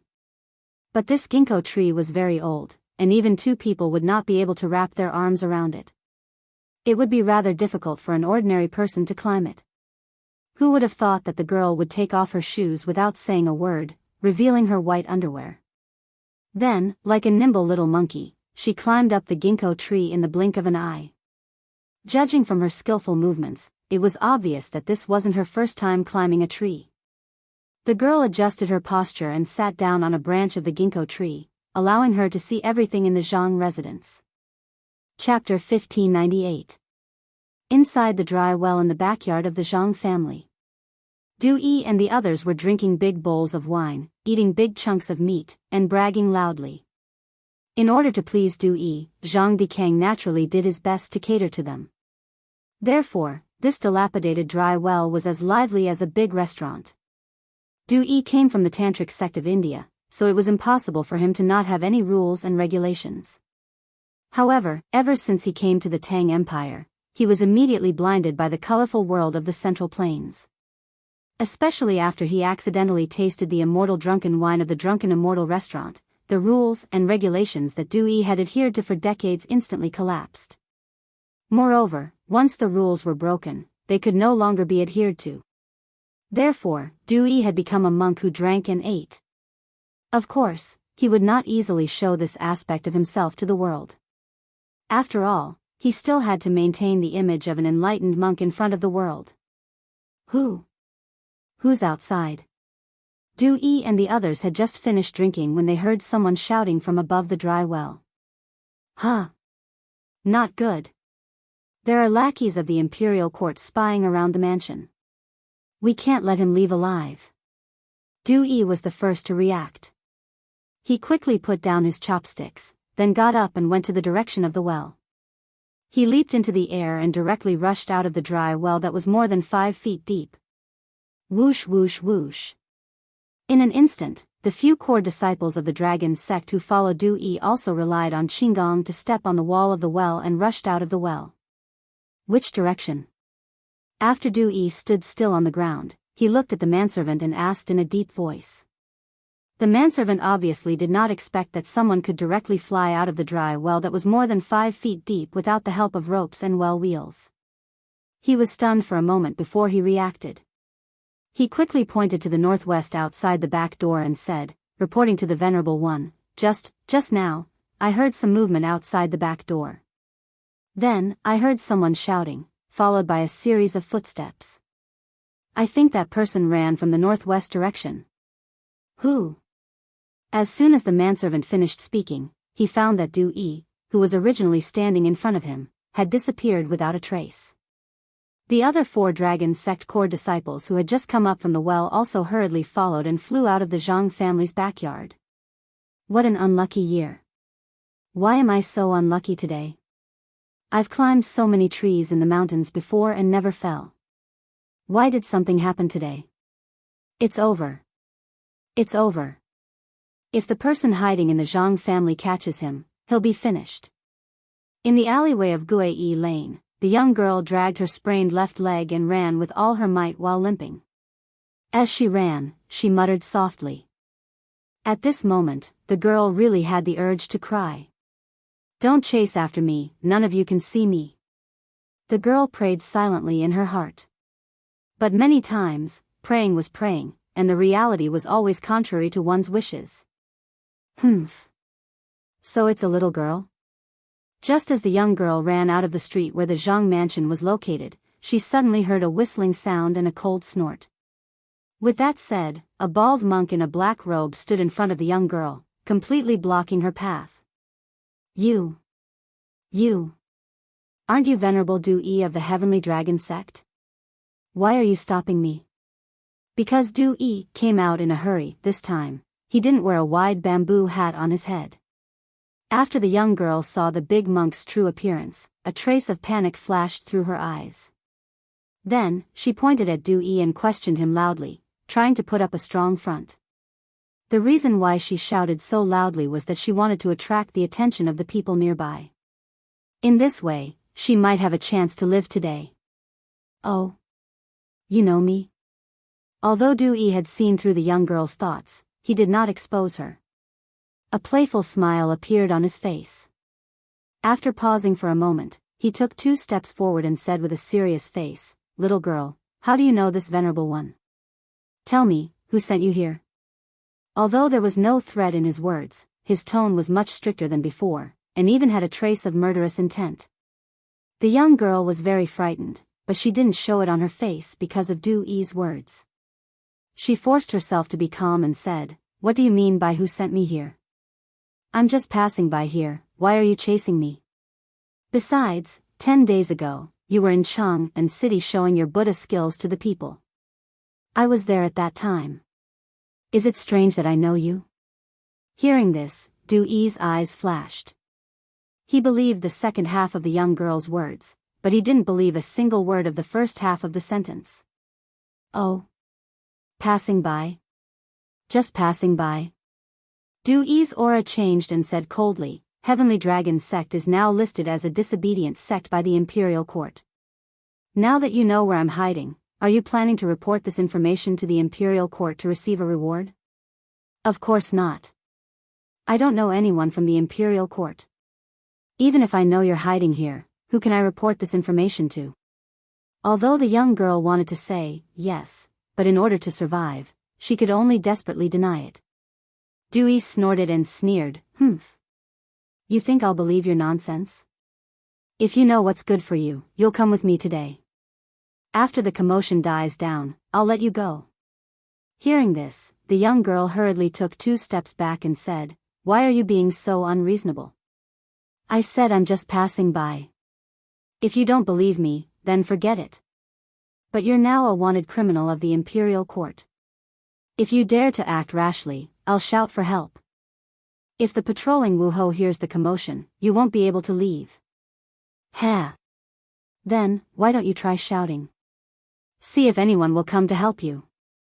Du Yi sneered, and then he disappeared from where he stood. In the next moment, he was in front of the young girl.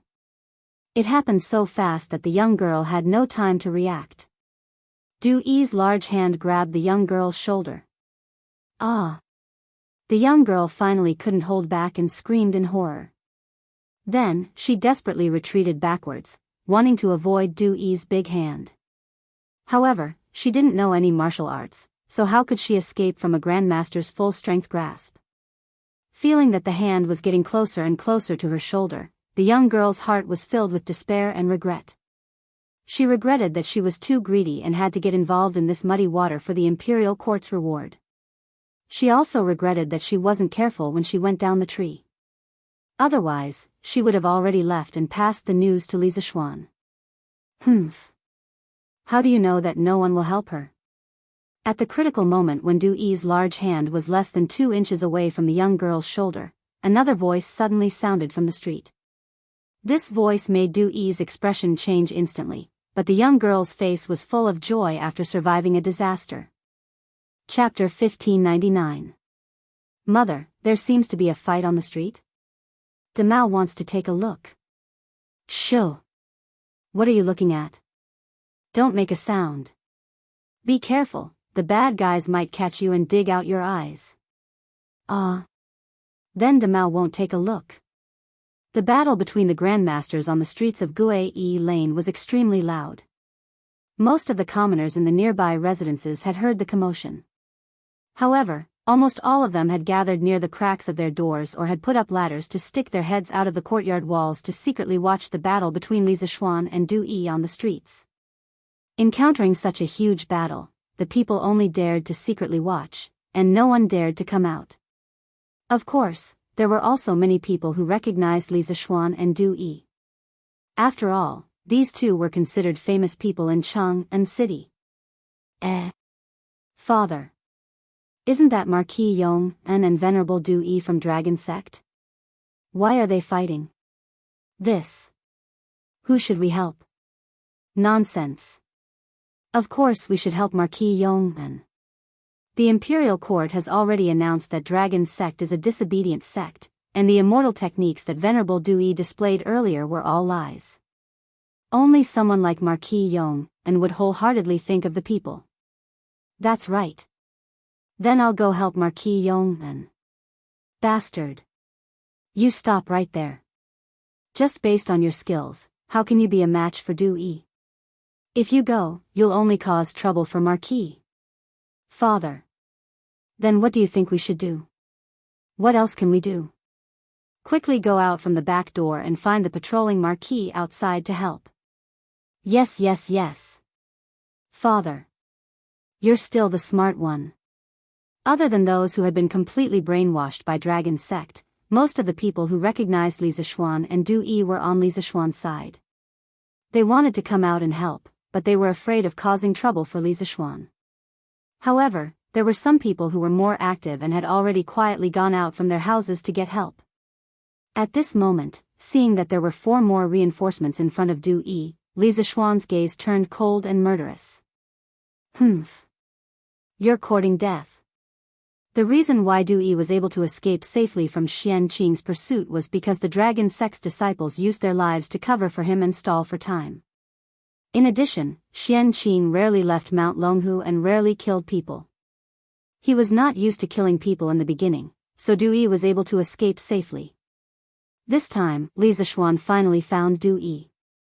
Therefore, he must capture Du Yi no matter what. As for the 4 people in front of him, he would not show any mercy. He must kill these 4 people in the shortest time possible. Otherwise, if Du Yi escaped this time, it would be very difficult to catch him in the future. Besides this, Du Yi was also the key to breaking the stalemate in Chang'an.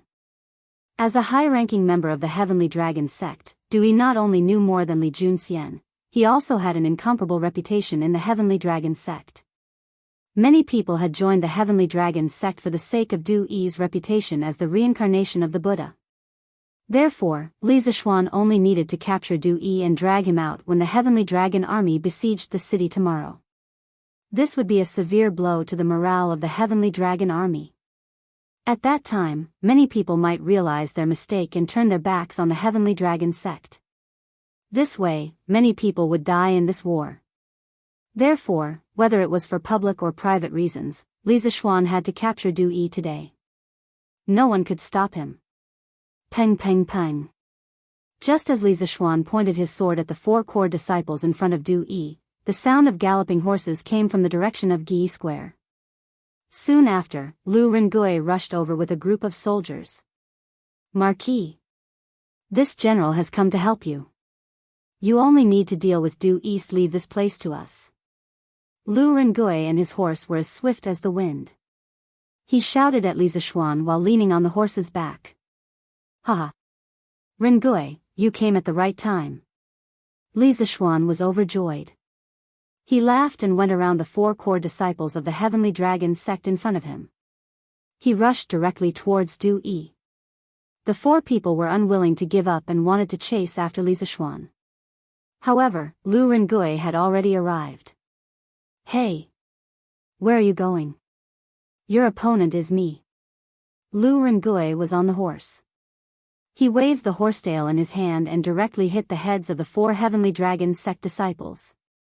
On the other side, Li Zishuan was fighting with Du Yi again. He became fiercer and fiercer. 9 Taishian swords were thrown at Du Yi's face one after another.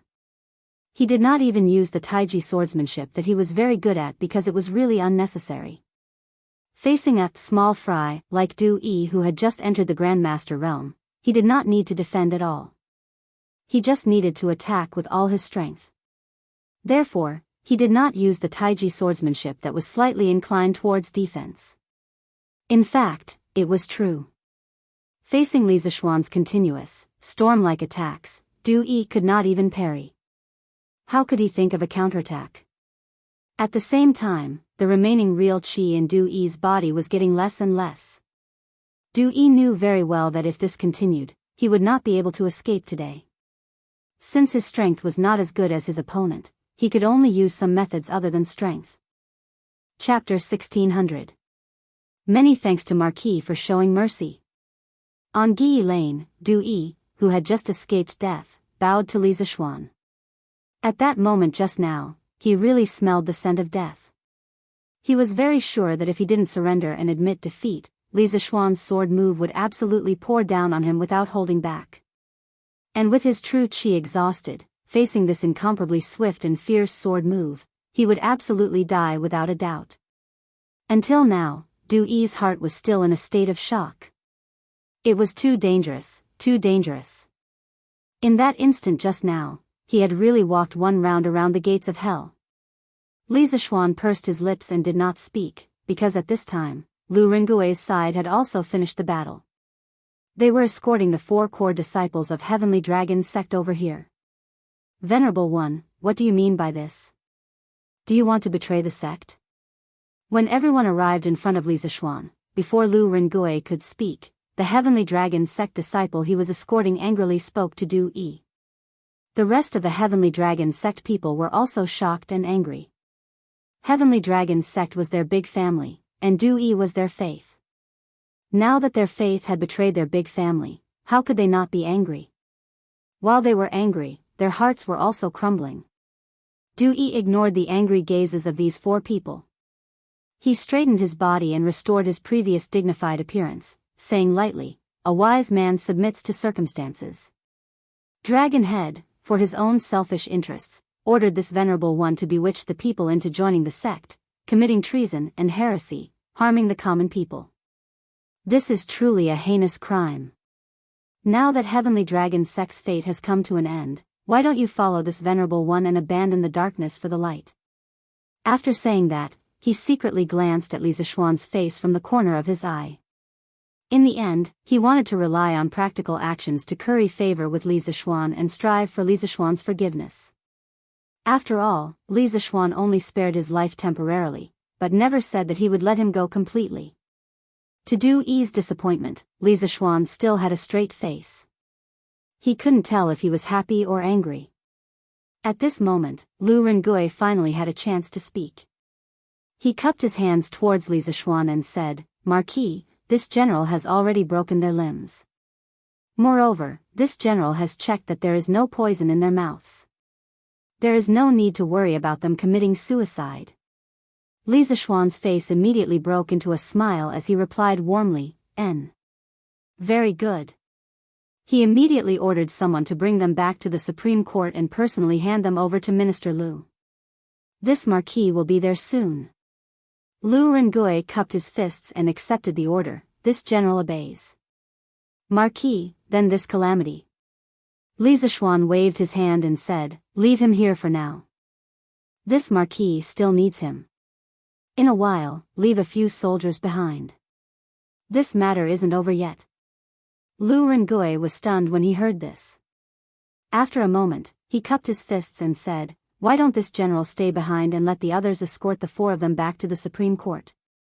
Li Zishuan shook his head and said, "No need. Moreover, this marquis will only be at ease if you personally escort them. Quickly go.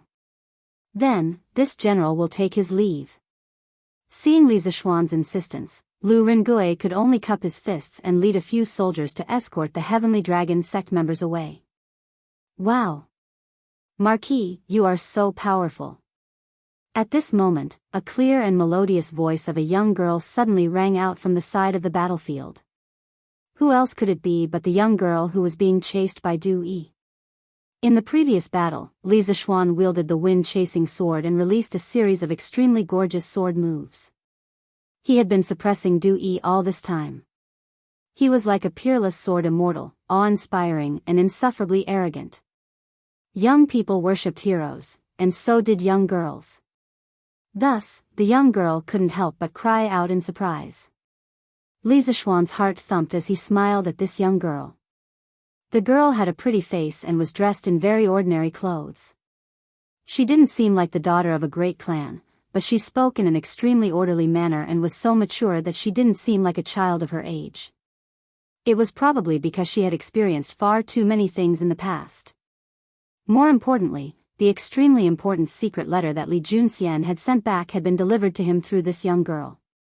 Li Zishuan truly wanted to know what sort of relationship this girl had with Li Junxian and how she had received the secret letter from Li Junxian. In the past, this young girl only knew that Marquis was a Yamacho from Yanhuang College and was extremely knowledgeable, but I didn't think that Marquis' martial arts would also be so formidable. "This young girl admires you." The young girl quickly walked up to Li Zishuan and then bowed like an adult to Li Zishuan as she praised.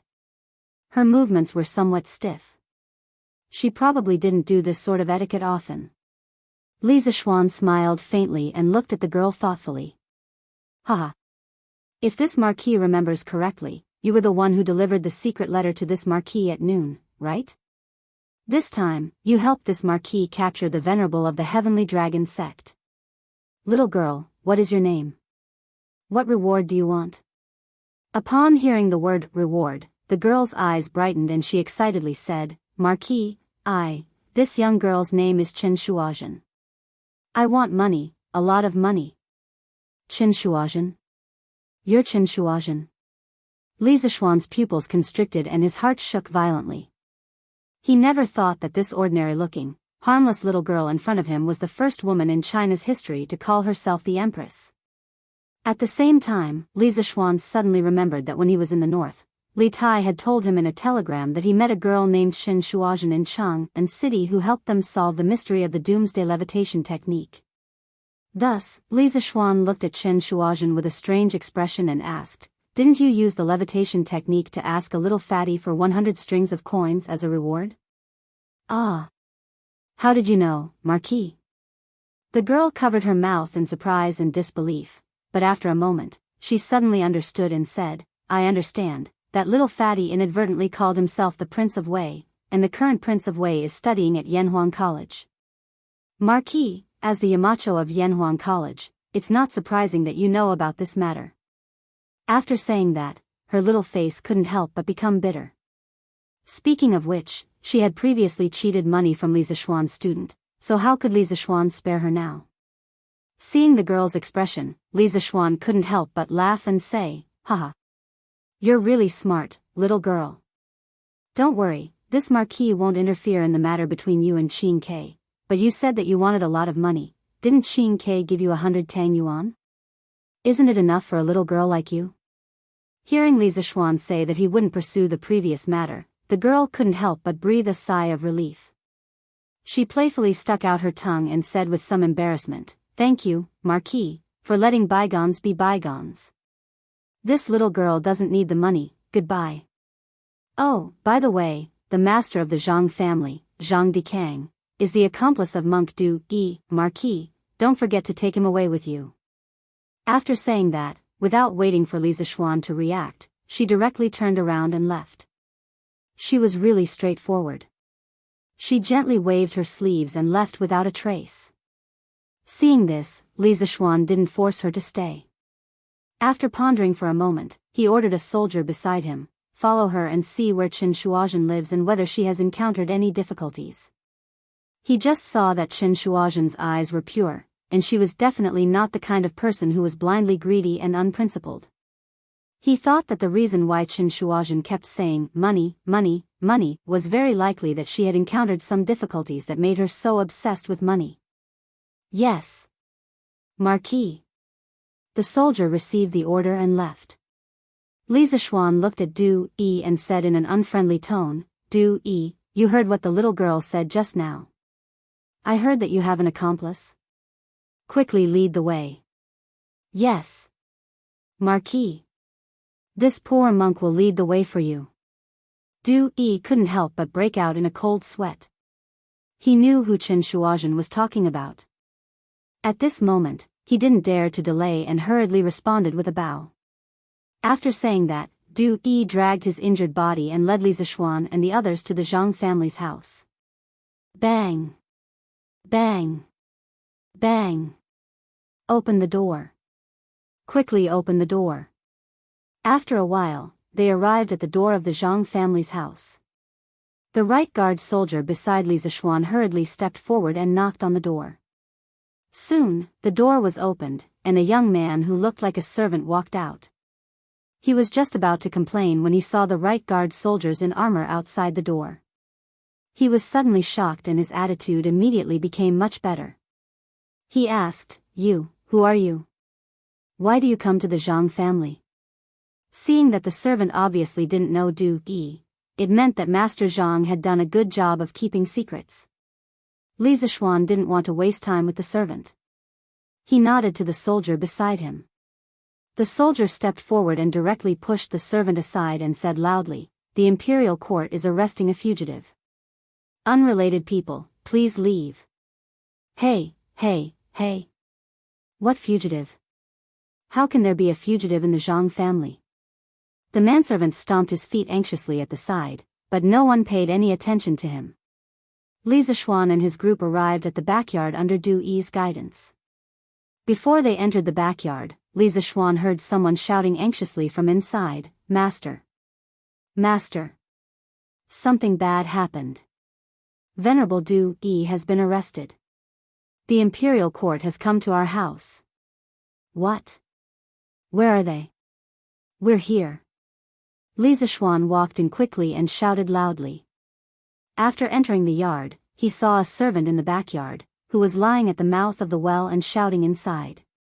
Du Yi quickly explained, Marquis, this is a dry well. I hid in this well with my disciples before. The master of the Zhang family must be inside now. Li Zishuan nodded slightly. No wonder he couldn't find Du Yi when he mobilized the imperial army and the right guard to search the whole city. It turned out that this bald donkey was hiding underground.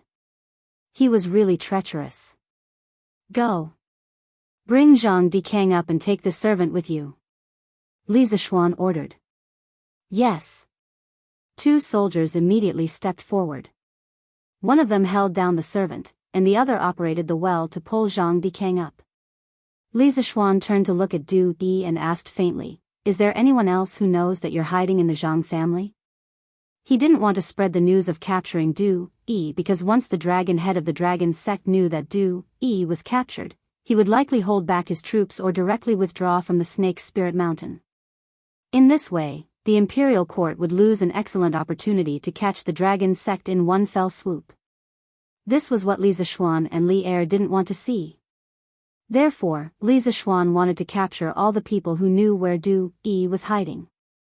These people knew where Du Yi was hiding, which meant that they were absolutely loyal to the dragon sect. In addition, if Du Yi didn't return at night, they would definitely guess that he was captured by the imperial court. They were also the most likely to spread the news of Du Yi's capture to the dragon sect. These hidden dangers must all be eliminated. Replying to Marquis. Other than that, no one else knows that I'm hiding in the Zhang family. Du Yi quickly replied. N. Li Zishuan nodded faintly. At this time, a well-dressed old man had been captured by the sergeants of the right guards. What are you doing? This old man has never done anything against the law. How can the right guards arrest people at will? Let this old man go. Previously, when Du Yi went to chase after the peeping thief, Zhang Dikang thought that with Du Yi's martial arts, catching a thief would be a piece of cake. Therefore, he waited in the well for Du Yi and others to come back and continue the banquet. Who knew that Du Yi did come back, but at this time, Du Yi was already a prisoner and brought a group of right guard sergeants. Zhang Dikang's heart was instantly filled with fear.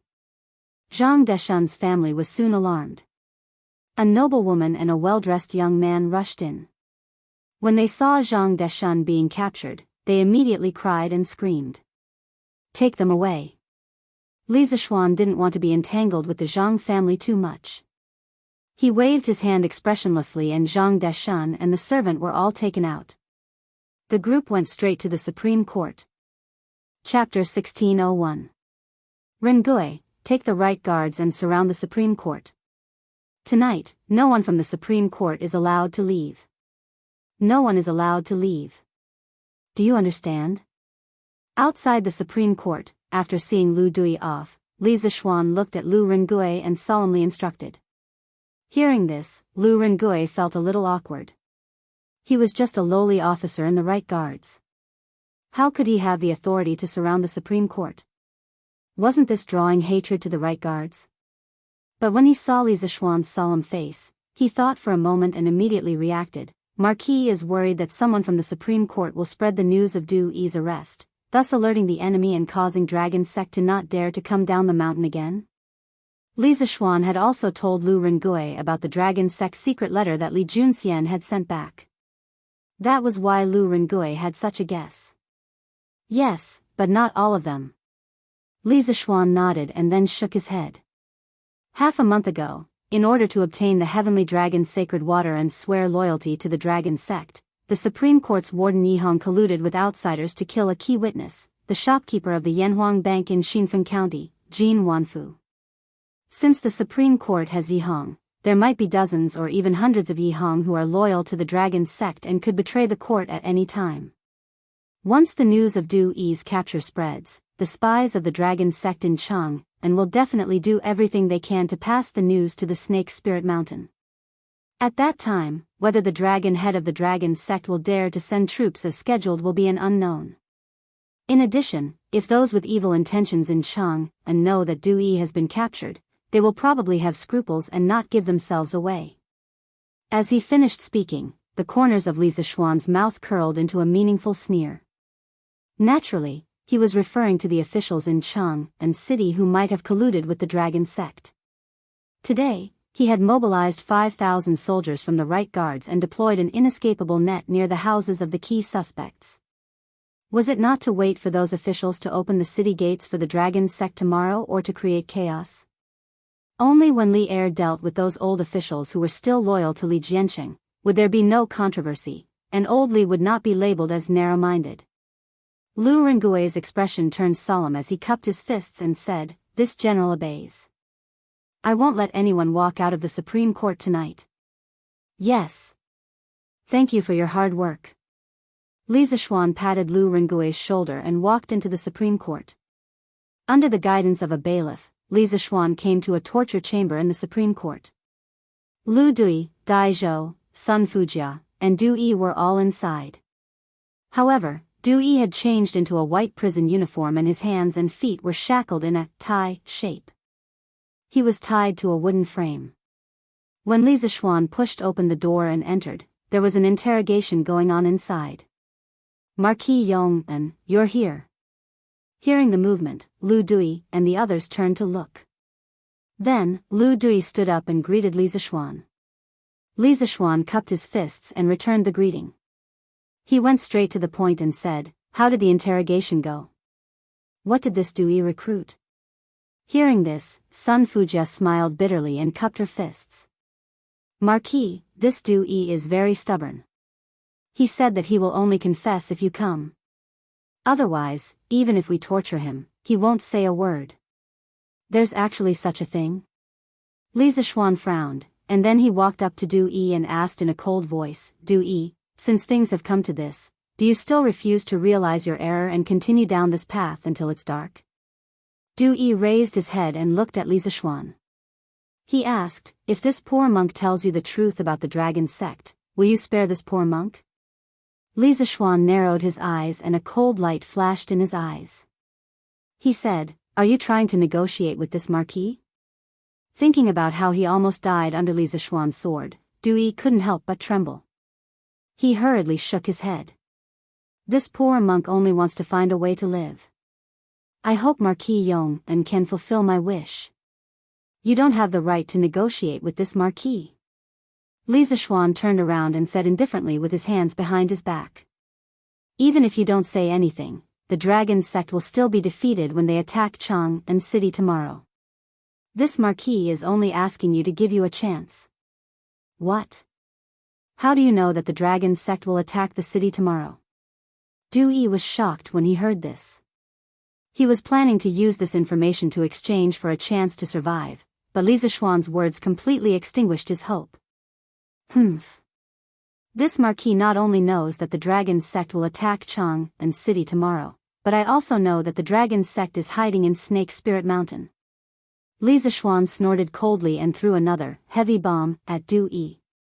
Du Yi's mouth opened in shock. Li Zishuan's eyes seemed to be able to see through people's hearts. He looked at the shocked Du Yi and asked, "Are you very puzzled why this marquis didn't report to the imperial court and send an army to besiege Snake Spirit Mountain after knowing that the dragon sect is in there?" Du Yi nodded. Although he didn't say anything, his meaning was self-evident. Li Zishuan stared into Du Yi's eyes and said word by word, "Because the current emperor has already set up an inescapable net in and outside the city, waiting for the dragon sect to fall into the net. The dragon head of the dragon sect wants to use the incident of the imperial ancestral temple to incite the people to rebel against the imperial court and cause chaos in the city so that he can attack the city, right?" Du Yi's eyes finally revealed a trace of fear. He said in a trembling voice, "Impossible. Only the dragon head and I know about this matter. How could you know that we buried something in the imperial ancestral temple?" You are the devil, you are the devil." Li Zishuan sneered, "If you don't want people to know, don't do it." Your plan that you thought was foolproof is full of loopholes in my eyes. Therefore, the internal and external troubles of Chang and city have been eliminated. We are only waiting for your dragon head to walk into the net tomorrow. If you are still unwilling to tell the truth, then this marquis will kill you now. Anyway, if you don't say something, there will be someone else who will. Merciless. Li Zishuan's words mercilessly destroyed all the thoughts in Du Yi's heart. He stared at Li Zishuan, his eyes revealing shock, fear, and unwillingness. Yes, he was unreconciled. After a long time, Du Yi sighed dejectedly and muttered to himself, No wonder. No wonder the dragon head said that you are the biggest variable in our plan. Only you can break our dragon slaying plan. Now it seems that the dragon sect really lost because of you. Hateful. Hateful that Tuju's state preceptor attacked Yanhuang College. Otherwise, you wouldn't have come all the way from the northern part of the Tang Empire to Chang'an. Hateful. Li Zishuan was speechless. Using heavenly thunder to ignite fireworks, gunpowder, sulfur, and charcoal. If he hadn't happened to encounter such a thing, no one in the entire Chang'an city would have been able to see through this plot. In other words, although Wu Jie had attacked the Yanhuang Academy, he had unknowingly helped the Tang Imperial Court.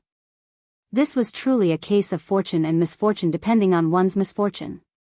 Lu Dui, Dai Zhou, and Sun Fujia couldn't help but open their mouths. At this moment, their hearts were filled with joy. Of course, it wasn't because Yanhuang College was attacked by Wu Jie, but because Li Zishuan returned before the dragon sex plot. Otherwise, even if Chang'an city wasn't captured, the imperial court would have suffered heavy losses. Of course, the three of them were convinced by the second half of Du Yi's words. Even the arrogant Dai Zhou had to admit that if he was the one investigating the case, he definitely wouldn't be able to see through the dragon sex conspiracy in Chang'an city in a single day. Although this poor monk knows that he doesn't have the qualifications to talk terms with Marquis, this poor monk still wants to beg Marquis to let this poor monk live. Although Marquis has seen through the series of conspiracies deployed by the dragon sect inside and outside Chang'an city, I'm sure Marquis doesn't know about the other matters of the sect. I'm willing to tell you the truth. After a moment of silence, Du Yi looked up at Li Zishuan and said sincerely. His tone was no longer as firm as before. His previous words more or less carried a threat, but now, it was more of a plea. The initiative of the conversation was already in Li Zishuan's hands. Lu Dui, Dai Zhou, and Sun Fujia were all experienced interrogators. How could they not see the change in the situation? The three of them couldn't help but give Li Zishuan a big thumbs up in their hearts. Li Zishuan said indifferently, If you don't speak, you will die now. If you speak, this marquis may give you a chance to live on account of your sincerity. The choice is up to you. Anyway, the other matters of the dragon sect are not important to the overall situation. Even if you don't speak, after the dragon sect is annihilated tomorrow, this marquis can let the others speak. Secure in his backing. Li Zishuan put on a fearless look, further grasping the initiative of the conversation and once again breaking down the line of defense in Du Yi's heart.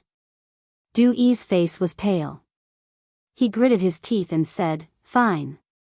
This poor monk will say everything.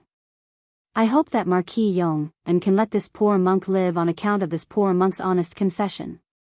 This poor monk will immediately return to India and never take a step into Great Tang.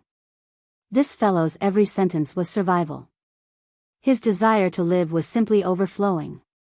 You speak first. Li Zishuan secretly heaved a sigh of relief, then turned around and sat beside Sun Fujia. Sun Fujia was already holding a pen, ready to record the contents of Du Yi's confession.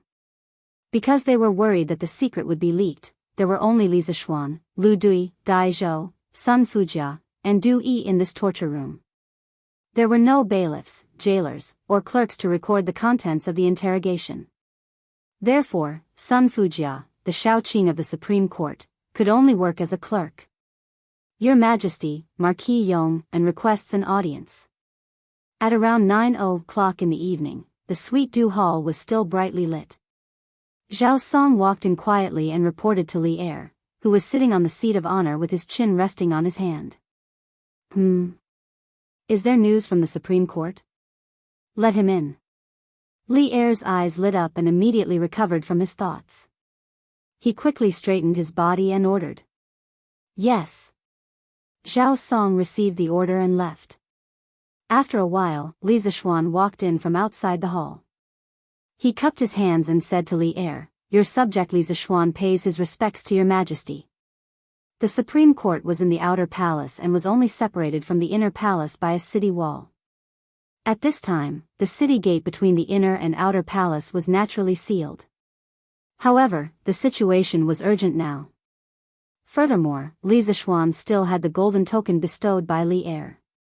Naturally, he could openly pass through the gate of heaven influence and enter the sweet dew hall of Taiji Palace. Rise.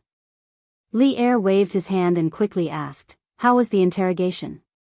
Did Du Yi confess truthfully?" Chapter 1602. Gold medal? What gold medal? Inside the sweet nectar hall, Li Zishuan's narration revealed the dragon sect's rapid development and meticulous planning in the past year. Whether it was bewitching the people, bribing the local officials, recruiting the shopkeeper of Yanhuang Bank, or plotting to bomb the imperial ancestral temple, all of these plots were shocking. Li Er grasped a very crucial point. His tiger eyes narrowed as he asked in a deep voice. "Your Majesty, this is the gold medal found on Du Yi's body." Li Zishuan was silent for a moment and took out a gold medal from his waist. The gold medal looked very light, but Li Zishuan held it especially heavy because he knew that this gold medal was related to the lives of many people. Without waiting for Li Er's order, Zhao Song stepped forward to receive the gold medal and presented it. Li Er held the gold medallion with one hand and placed it in front of his eyes. His face immediately sank as he saw the words East Palace written on the gold medallion. Beside it was a small line of words, Wuda Yuan Year System. In the first year of Wuda, Yuan Huaji killed Sui Yang Emperor Yang Guang in Jiangdu. Not long after, Sui Gong Emperor Yang Yu gave up the throne to Li Yuan. After Li Yuan became emperor, he made Li Jian the crown prince. Since then, Li Jianqing had officially become the first master of the Great Tang Eastern Palace. This was an Eastern Palace gold medallion from the first year of Wuda. The hidden meaning behind this was something that anyone with a bit of knowledge could understand. It was precisely because this case involved King Shi Li Jianqing that the entire Supreme Court was now under the joint control of Lu Dui and Li Zishuan. Outsiders were not allowed to enter and those inside were not allowed to leave. Even Lu Dui did not return home tonight. Everything would have to wait until tomorrow morning for the dragon sect to attack the city. According to Du Yi, the dragon sect has a total of 3 of these gold medals. They are respectively kept by the dragon head, the judge, and him. Li Er's face was as calm as water. Li Zishuan cupped his hands and added, "Who is the dragon head of the dragon sect?" After a long while, Li Zishuan put down the command token. His eyes emitted a cold light as he suddenly looked at Li Zishuan and asked in a deep voice. Li Zishuan cupped his fists and replying to your majesty, Du Yi said that he didn't know the name of their dragon head, nor his identity. This was because the dragon head of Heavenly Dragon sect had never shown his true face to anyone. The people of Heavenly Dragon sect only addressed him as Dragon Head, but no one knew his name or his origin. Li Er was slightly disappointed when he heard this. His gaze gradually turned cold. He paused and said, "No matter what, the dragon head of the Heavenly Dragon sect must be related to King Shi. Investigate. I want to know the identity of the Heavenly Dragon sect's dragon head. If possible, we'll fight the Heavenly Dragon sect tomorrow and capture him alive." Li Zishuan cupped his fists and accepted the order. This subject obeys the decree. The hall fell into silence. Although Li Er and Li Jianqing were brothers, the two brothers fought each other to the death for the throne. In today's Tang Empire, the name Li Jianqing had long become a taboo. No one dared to mention this name in front of Li Er. Now, because of the Eastern Palace's gold medallion, the name of King Shi, Li Jianqing, once again appeared in the palace. However, for the dragon head of Heavenly Dragon sect, it was not a good thing. Replying to your majesty, this time Dui sneaked into Chang and city with this gold medallion and visited the main officials of King Shi's faction in Chang and city. Among them were 24 officials, 6 generals in the army, and 7 eunuchs in the palace. This subject has a list of names, please take a look. The hall was silent for a while. Li Zishuan took out a piece of paper filled with words from his sleeve and handed it over to Zhao Song. This light piece of paper carried the future of dozens of people. It could not be said that it was not heavy. Li Er took the paper and placed it on the dragon table. Then, he narrowed his eyes and looked at it carefully. Gold medallion? What gold medallion? In the Sweet Dew Hall, Li Zishuan explained the rapid development and meticulous planning of the Heavenly Dragon sect over the past year. Whether it was bewitching the people, bribing local officials, recruiting the manager of the Yanhuang Bank, or plotting to bomb the Imperial Ancestral Temple, all of these schemes were shocking to the eye. Li Er grasped a very crucial point. His eyes focused as he asked in a low voice. Your Majesty, this is the gold medallion found on Du Yi's body. After a moment of silence, Li Zishuan took out a gold medallion from his waist. The gold medallion seemed very light, but it was especially heavy in Li Zishuan's hands. This was because he knew that this gold medallion concerned the lives of many people. Without waiting for Li Er's order, Zhao Song stepped forward to take the gold medallion and presented it. Li Er held the gold medallion with one hand and looked at it in front of his eyes. His face immediately sank. On the gold medallion were the words, East Palace, and beside it was a small line of words, Wuda Yuan year. In the first year of Wuda, Yuan Huaji killed Emperor Yang Guang of Sui in Jiangdu. Not long after, Emperor Gong of Sui, Yang Yu, abdicated the throne to Li Yuan. After Li Yuan became emperor, he made Li Jian the crown prince. From then on, Li Jianqing officially became the first master of the East Palace of Tang dynasty. A gold medallion from the first year of Wuda, the hidden meaning behind this could be understood by anyone with a bit of knowledge. It was precisely because the case involved King Shi Li Jianqing that the entire Supreme Court was now under the joint control of Lu Dui and Li Zishuan. Outsiders were not allowed to enter and those inside were not allowed to leave. Even Lu Dui, the minister of the Supreme Court, did not return home tonight.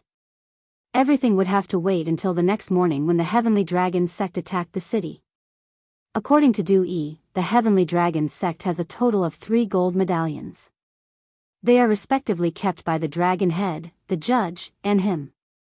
Li Zishuan's face was gloomy, while Li Zishuan added, "Who is the Dragon Head of the Heavenly Dragon sect?" After a long while, Li Zishuan put down the gold medallion.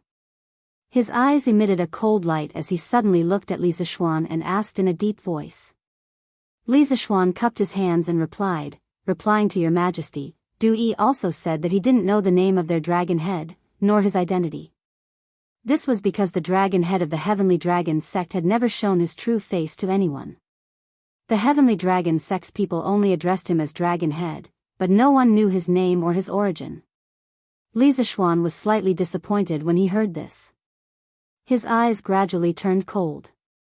After a pause, he said, "In any case, the Dragon Head of the Heavenly Dragon sect must be related to King Shi. Investigate. I want to know the identity of the Dragon Head of the Heavenly Dragon sect. If possible, tomorrow when we fight with the Heavenly Dragon sect, capture him alive." Li Zishuan cupped his fists and said, "This subject obeys Your Majesty." The hall fell into silence. Although Li Zishuan and Li Jianqing were brothers, for the sake of the throne, these 2 brothers fought to the death. In today's Tang Empire, the name Li Jianqing had long become a taboo. No one dared to mention this name in front of Li Zishuan. Now, because of a gold medallion from the Eastern Palace, the name of King Shi Li Jianqing once again appeared in the Imperial Palace. However, for the Dragon Head of the Heavenly Dragon sect, it was not a good thing. Replying to Your Majesty, this time Dui sneaked into Chang and city with this gold medallion and visited the main officials of King Shi's faction in Chang and city. Among them were 24 officials, 6 generals in the army, and 7 eunuchs in the Imperial Palace. This subject has a list here, please take a look.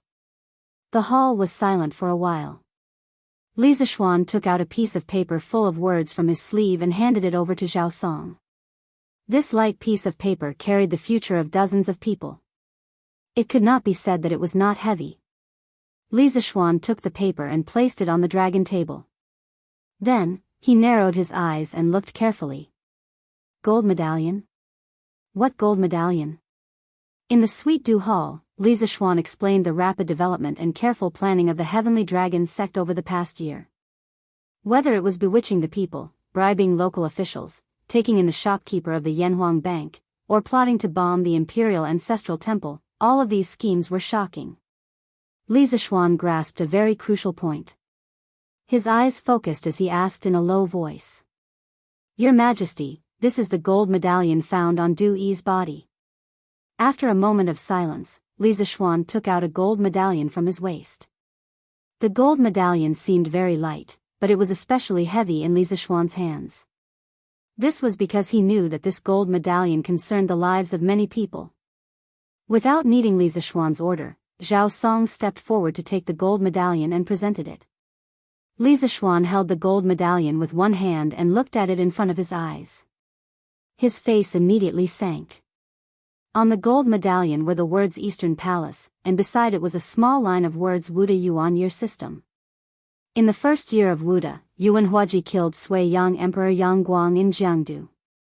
Not long after, Sui Gong Emperor Yang Yu abdicated the throne to Li Yuan. After Li Yuan became emperor, he made Li Jian the crown prince. From then on, Li Jianqing officially became the first master of the Great Tang Eastern Palace. A gold medallion from the first year of Wuda from the Eastern Palace. The hidden meaning behind this could be understood by anyone with a bit of knowledge. It was precisely because this case involved King Shi Li Jianqing that the entire Supreme Court was now under the joint control of Lu Dui and Li Zishuan. Outsiders were not allowed to enter and those inside were not allowed to leave. Even Lu Dui did not return home tonight. Everything would have to wait until tomorrow morning when the Heavenly Dragon sect attacked the city. According to Du Yi, the Heavenly Dragon sect has a total of 3 gold medallions. They are respectively kept by the Dragon Head, the Judge, and him. Li Zishuan's face was gloomy like water. Li Zishuan cupped his hands and added. Who is the Dragon Head of the Heavenly Dragon sect? After a long while, Li Zishuan put down the gold medallion. His eyes emitted a cold light. He suddenly looked at Li Zishuan and asked in a deep voice. Li Zishuan cupped his hands and replied, replying to Your Majesty, Du Yi also said that he didn't know the name of their dragon head, nor his identity. This was because the dragon head of the Heavenly Dragon sect had never shown his true face to anyone. The Heavenly Dragon sect's people only called him Dragon Head, but no one knew his surname, his name, or his origins. Hearing this, Li Zishuan was slightly disappointed. His eyes gradually turned cold. After a pause, he said, in any case, the dragon head of the Heavenly Dragon sect must be related to King Shi. Investigate. I want to know the identity of the dragon head of the Heavenly Dragon sect. If possible, tomorrow when we fight with the Heavenly Dragon sect, capture him alive. Li Zishuan cupped his hands and said, This subject obeys Your Majesty. The hall fell into silence. Although Li Zishuan and Li Jianqing were brothers, for the sake of the throne, these two brothers fought to the death. In today's Tang Empire, the name Li Jianqing had long become a taboo. No one dared to mention this name in front of Li Zishuan. Now, because of a gold medallion from the Eastern Palace, the name of King Shi Li Jianqing once again appeared in the Imperial Palace. However, for the dragon head of the Heavenly Dragon sect, it was not a good thing. Replying to Your Majesty, this time Du Yi sneaked into Chang and city with this gold medallion.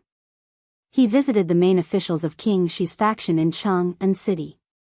Among them were 24 officials, 6 generals in the army, and 7 eunuchs in the Imperial Palace. This subject has a list of names here. Your Majesty, please take a look. The hall was silent for a while. Li Zishuan took out a piece of paper full of words from his sleeve and handed it to Zhao Song. This light piece of paper carried the future of dozens of people. It could not be said that it was not heavy. Li Zishuan took the paper and placed it on the dragon table. Then, He narrowed his eyes and looked carefully. Gold medallion? What gold medallion? In the Sweet Dew Hall, Li Zixuan explained the rapid development and careful planning of the Heavenly Dragon sect over the past year. Whether it was bewitching the people, bribing local officials, taking in the shopkeeper of the Yanhuang Bank, or plotting to bomb the Imperial Ancestral Temple, all of these plots were shocking. Li Zixuan grasped a very important point. His eyes focused as he asked in a low voice. Your Majesty, this is the gold medallion found on Du Yi's body. After a moment of silence, Li Zixuan took out a gold medallion from his waist. The gold medallion seemed very light, but it was especially heavy in Li Zixuan's hands. This was because he knew that this gold medallion concerned the lives of many people. Without needing Li Zixuan's order, Zhao Song stepped forward to take the gold medallion and presented it. Li Zixuan held the gold medallion with one hand and looked at it in front of his eyes. His face immediately sank. On the gold medallion were the words Eastern Palace, and beside it was a small line of words Wuda Yuan Year System. In the first year of Wuda, Yuan Huaji killed Sui Yang Emperor Yang Guang in Jiangdu. Not long after, Sui Gong Emperor Yang Yu abdicated the throne to Li Yuan. After Li Yuan became emperor, he made Li Jian the crown prince. From then on, Li Jianqing officially became the first master of the Great Tang Eastern Palace.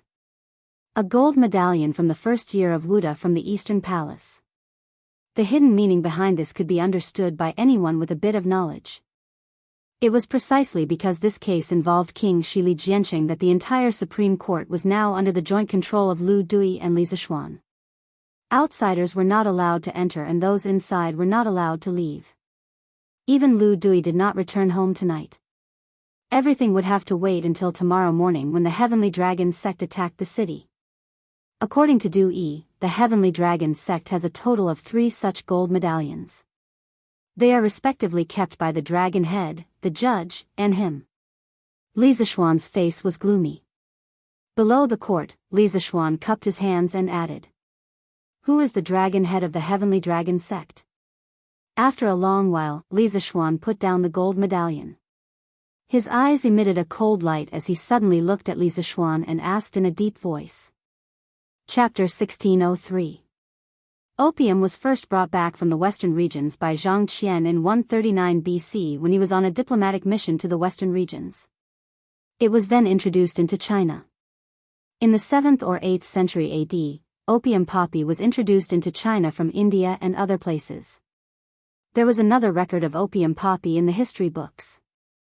In the second year of Qianfeng, 667, king of Fumo, sent an envoy to present Diega, Fuxiong, formerly known as De Qin, or the Eastern Roman Empire. Chinese people pronounced the A sound as the crow sound. But at that time, it was more commonly known as Thiaka, also known as Diega. It was said that the evaluation was thousands of divine prescriptions, 800 medicinal names. The yellow pill can be 1,000 A, good for curing 10,000 diseases. Because of the bright and dazzling flowers of the opium poppy, when it was introduced into the Tang dynasty, people initially called it Aphrodite. Opium poppy was only an ornamental plant. Later, it gradually evolved into a kind of drug, and was also an important raw material for modern heroin. Opium poppy cultivation in China began in the late 7th or early 8th century. A Tang dynasty poem wrote, "Blossoming emptiness is better than grass, how can it help the people when it is strong? But laughing at the field of rice and millet, not smelling the string pipe of youth." This was the earliest record of opium poppy cultivation that could be found in China. Rice sack flower is another name for opium poppy. Li Zixuan did not study history in his previous life, nor did he study medicine. Naturally, he did not know that Diego was opium poppy, nor did he personally come into contact with opium poppy flowers. But he had seen it in a TV series called Fantasy Night of the Great Tang. The first case in the TV series was related to Aphrodite.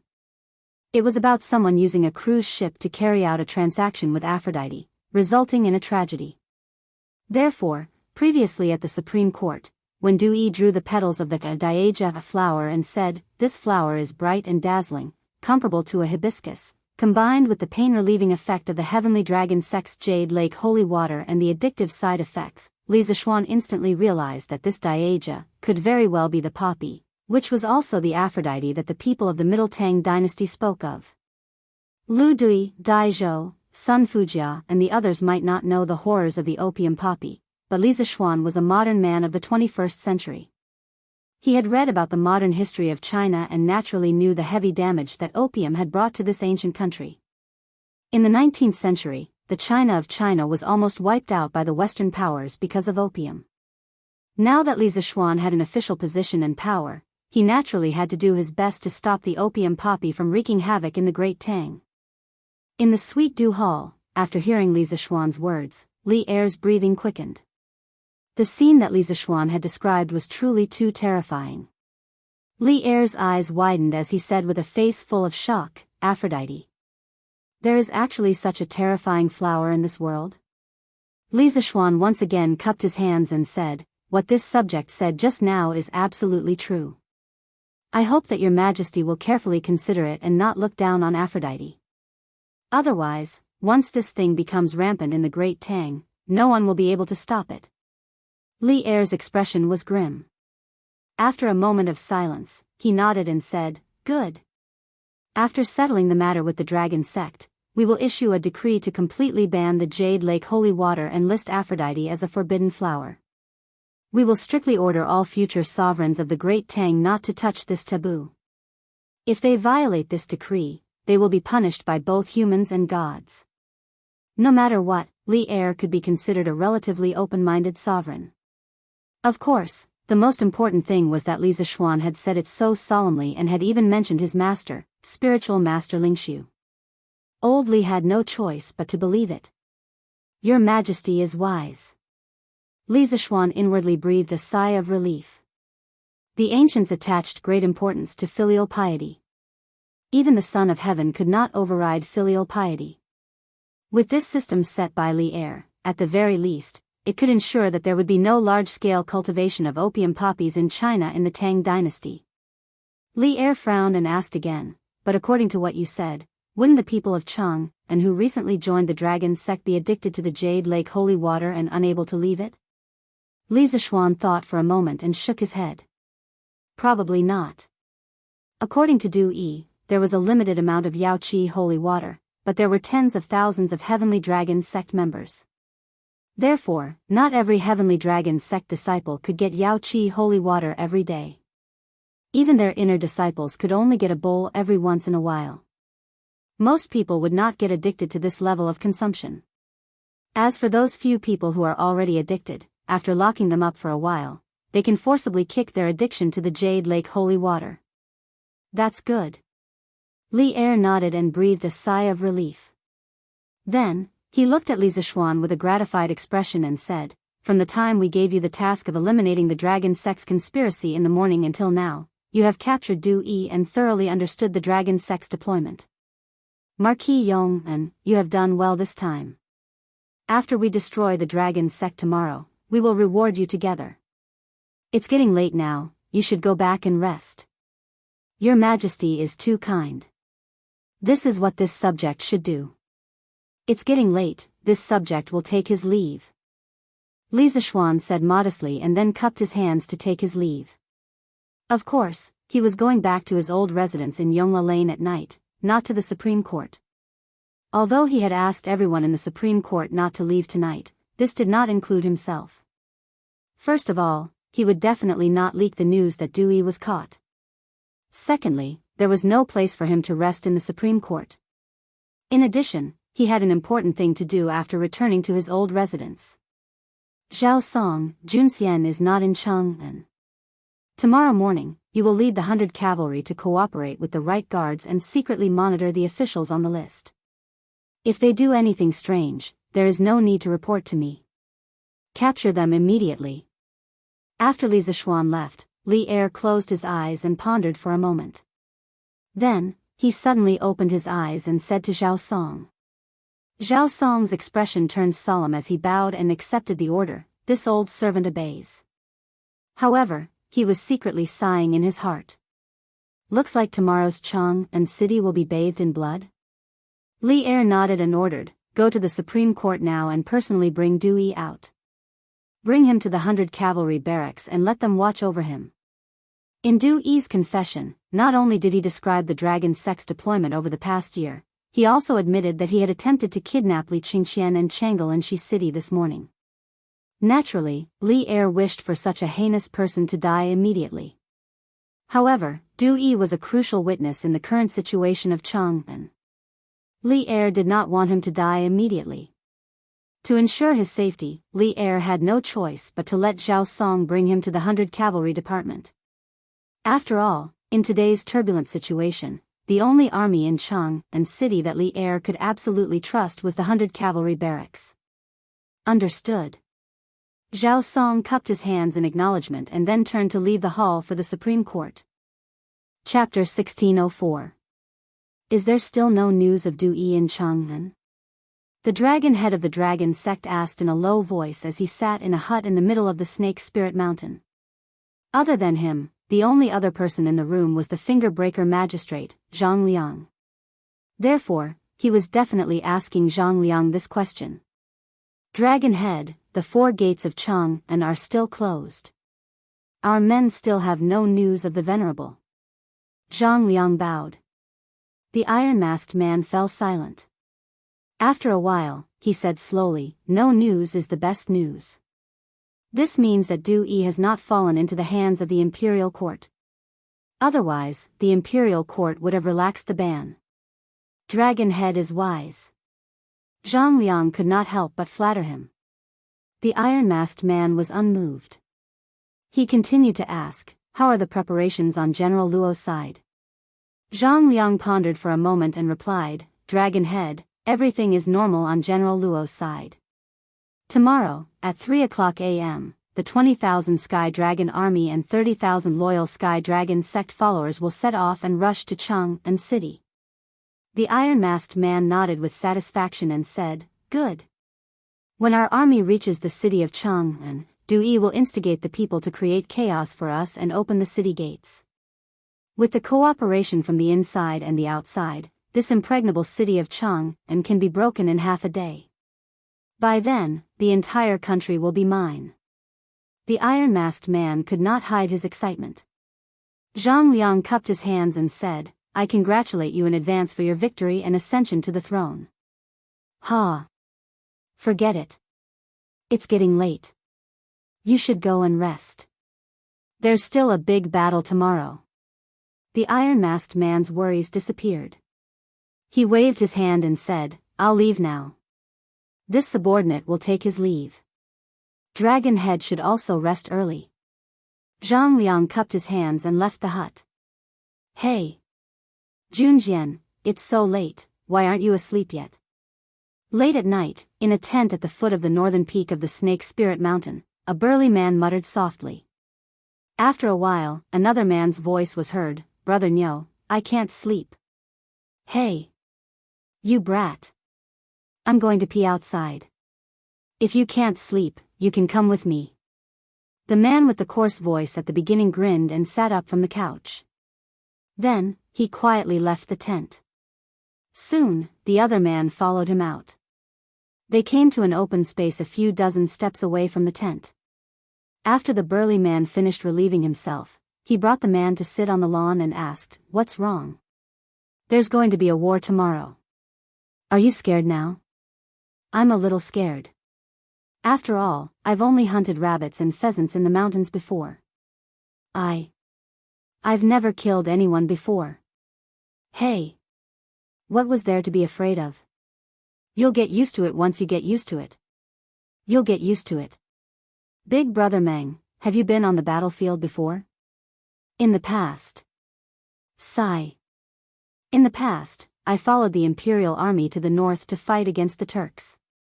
I didn't expect that I would become a rebel army that is about to attack Chang'e City." "What?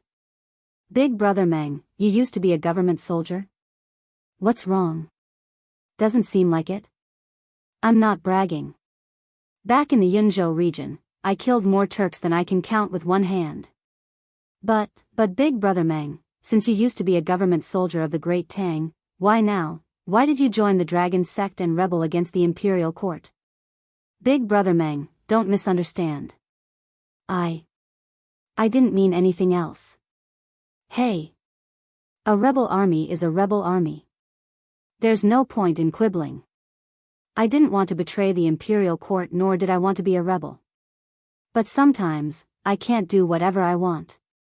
I'm from Qingzhou. Last summer, there was a famine in Qingzhou. Although the provincial government had allocated some food, many people still starved to death. In order to survive, I went to the city to move goods. My daily salary was only enough to buy a caddy of rice. One day, when I returned home, I found that the entire village had been ransacked by the bandits nearby.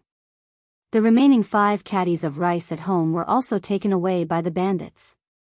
In order to protect the rice at home, my mother was severely injured by the bandits.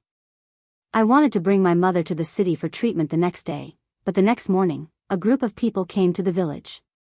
Not only did they give the villagers porridge, but they also treated the people who had been injured by the bandits the day before. At that time, my mother's injuries were very serious and several of her bones were broken. Originally, I didn't expect those people to be able to heal my mother. Who knew that a monk in that group not only quickly reconnected my mother's bones, he also gave my mother a bowl of Jade Lake holy water. After my mother drank it, her body immediately stopped hurting. She kept saying that the monk was the reincarnation of a Buddha. Later on, the dragon sect started recruiting disciples in Qingzhou. In order to repay their kindness, I joined the dragon sect. In addition, although my mother's previous injuries were treated, she had to drink the Jade Lake holy water once every 5 days. Otherwise, her body would hurt terribly again. In order to obtain the Jade Lake holy water, I trained hard in the dragon sect. Coupled with my previous experience on the battlefield, I was quickly assigned to the Earth Emanations camp. After that, I met you. I didn't expect Big Brother Meng to have such an experience. Ha! To tell you the truth, the majority of the people in the Heavenly Dragon Army have received favors from the Dragon Head or the Venerable One. Thus, even though we know that the Dragon Head is going to attack Chang and City tomorrow and completely fall out with the Imperial Court, none of us cowered. Haha. All right. It's getting late. Let's go back to the tent and continue resting. The army will set off early tomorrow morning. After saying that, the burly man shook his head and walked back to the tent with a sigh. Under the moonlight, Li Juanxian's mouth was agape as he looked at the burly man's back and sighed. It turns out that many people in the Heavenly Dragon Army have a deep past behind them. Attacking Chang and City and betraying the Imperial Court might not have been their original intention. Some of them only wanted to repay the favor they had received from the Dragon Sect. However, the price for doing so would probably be very heavy. At this moment, Li Juanxian's heart began to waver. In the past, he had thought that the Dragon Sect were mostly greedy and evil people. As the commander of the Great Tang's 100 Cavalry Department, it was naturally his duty to eliminate such evil people without any psychological burden or pressure. However, after hearing the words of the burly man surnamed Meng, he began to waver. Such a loyal and righteous man, especially one who had accomplished great feats for the Great Tang, should not be executed for being a rebel. The next morning, before the sun had even risen, the peak of the Snake Spirit Mountain and the base of the mountain to the north were bustling with activity. Everyone, get up. Focus. After breakfast, the army will set off. Once we take Chang and City, we won't have to return to this damned place. Chang An's delicacies, wine, and beauties are all yours to enjoy. The soldiers of the Heavenly Dragon Army and the members of the Dragon Sect were all roused from their dreams. The generals of the various camps were shuttling through the various tents, their voices incessantly berating and brainwashing. Reality proved that the brainwashing of the generals was very successful. Many of them were instantly energized when they heard that Chang An's delicacies, wine, and beauties are all yours to enjoy. Early in the morning, all of them were brimming with energy and wanted nothing more than to charge into Chang and City and fight to the death with the defenders. Since betraying the Imperial Court was unavoidable, they might as well defeat the Imperial Court and take over Chang'an. Perhaps they might even become nobles and generals. This was the mindset of the majority of the dragon sect members. At the start, when they learned that the dragon head of the dragon sect was attacking Chang'an, they had been terrified and uneasy. But after experiencing the high-pressure policies of the dragon head and the constant brainwashing, these people were no longer so resistant to betraying the imperial court. Rather than saying that their mentality had changed, it was more accurate to say that they had been forced into a corner. Previously, many of them had wanted to leave after learning that the dragon sect was going to betray the imperial court. But in the end, those people all had extremely tragic endings. This was also a very good warning for the rest of the dragon sect. Unable to escape the control of the dragon sect, coupled with the brainwashing of the generals, many people began to accept their fate. At the same time, they more or less held on to a sliver of hope. What if the dragon sect really took over Chang'an City? Then wouldn't they all become heroes of the dragon sect? Thinking of this, many of the dragon sect members couldn't help but feel their blood boiling. An hour later, the heavenly dragon army and the dragon sect members gathered at the foot of Snake Spirit Mountain after breakfast. At this time, the sky was filled with dark clouds and it was drizzling. Iron Face and Dragon Head of the dragon sect came to the front of the army and the scene immediately quieted down. His eyes scanned the crowd before he finally opened his mouth and said, "People of the dragon sect, Taishang Lao Jun has been telling this seat in dreams recently. He told this seat that the current emperor killed his brother and imprisoned his father. He did not obtain the throne properly and will be punished by the heavens. And today, the retribution of the heavens will come true. So today, this seat will bring you to Chang'an City to see what kind of retribution Li Shimin will suffer. Since the current emperor is cruel and heartless, this seat will lead you to overthrow this rotten imperial court. With the help of the gods, the dragon sect will be invincible.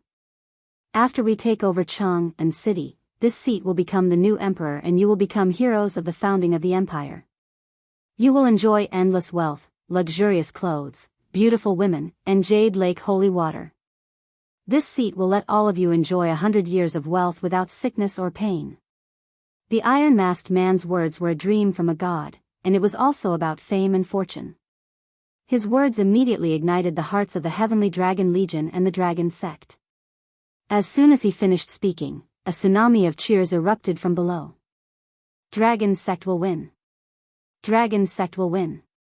Dragon Sect will win." The iron-masked man nodded in satisfaction. When the cheers died down, he pulled out his sword and shouted, "Army, move out. Attack Chang'an City." "Yes, sir."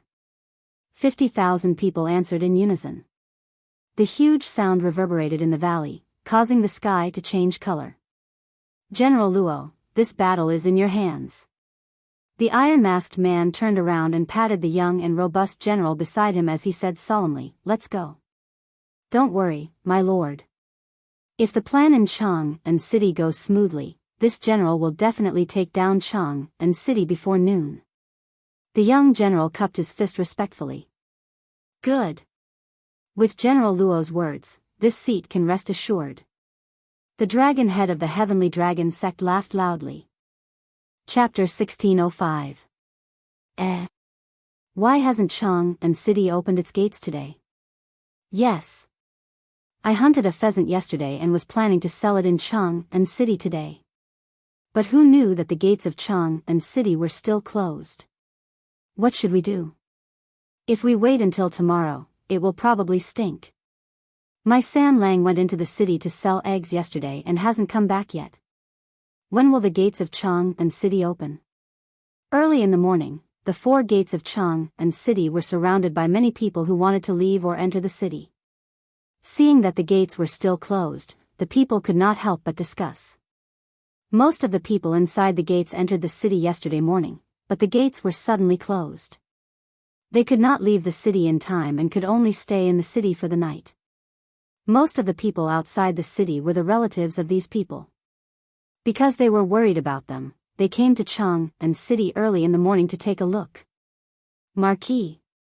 According to the report of the spies, the rebel army of the Dragon Sect has left Snake Spirit Mountain and is heading towards Chang'an City. There are about 50,000 people. They will reach Chang'an City in about an hour. Li Zishuan woke up exceptionally early today. After breakfast, he went to the camp of the right guards. At this time, Lu Rengui hurriedly trotted over and bowed to Li Zishuan with cupped fists. More than 50,000 people? Hearing this, Li Zishuan's eyes flashed and then whispered softly, "It seems that Du Yi is telling the truth." In last night's interrogation, Du Yi not only told Li Zishuan about the development of the dragon sect in the past year, he also told him about the military strength of the dragon sect. So when he heard Lu Rengui say that the dragon sect's army had more than 50,000 people, Li Zishuan remembered Du Yi's confession last night. He thought to himself that since this monk's attitude was so sincere, should he let him live? Shaking his head, Li Zishuan threw away the messy thoughts in his mind. He looked at Lu Rengui and asked solemnly, "Have the guards been arranged for the 4 city gates?" Lu Rengui replied with cupped fists, "It is said that His Majesty issued a secret order early this morning, ordering Duke Wei to lead the left and right guards, left and right guards, left and right guards, and left and right guards to guard the 9 city gates in the east, west, and north of Cheng and city. Now, the guards of the 9 city gates have been replaced by the men arranged by Duke Wei. When the rebel army arrives, Duke Wei will lead the army to stop the rebels from attacking the city from the east, west, and north." Li Zishuan frowned. "Who will guard the south gate?" To be honest, the dragon sect would most likely attack from the south of Cheng and city, but Li Zishuan didn't arrange for the 3 city gates in the south. This made Li Zishuan puzzled. Lu Rengui's face turned serious. He cupped his fists and said, "Marquis, before you came, Supervisor Zhao came to pass on His Majesty's verbal order. Today, the defense of Cheng and city's south gate will be guarded by the left and right guards, and will be commanded by you, Marquis." "Let this Marquis command?" Li Zishuan's eyes widened. Even though he had just fought with the Tujue state preceptor in the north, that was only because of his own bravery. To have him command an army in battle, especially a battle to defend a city, to him, this was the first time he had ever done it. "Yes, Marquis." Lu Rengui nodded his head with certainty. Li Zishuan opened his mouth with a helpless expression. But now that things had come to this, he could only accept his fate. Lu Rengui suddenly thought of something and continued, "That's right, Marquis. This morning, His Majesty also decreed that today's morning court assembly is temporarily cancelled due to his ill health. You don't have to rush to the palace to attend the morning court assembly." "There's such a thing?" Li Zishuan was stunned at first, then he suddenly realized, His Majesty is wise. This move can let those officials who colluded with the dragon sect lower their guard and help the dragon sect army outside the city. Otherwise, under normal circumstances, it would be difficult for these people to give themselves away. If Li Er had ordered Li Jing to lead the 6 guards to the various city towers early in the morning, it would create a sense of urgency that Cheng and city was about to be attacked by the enemy.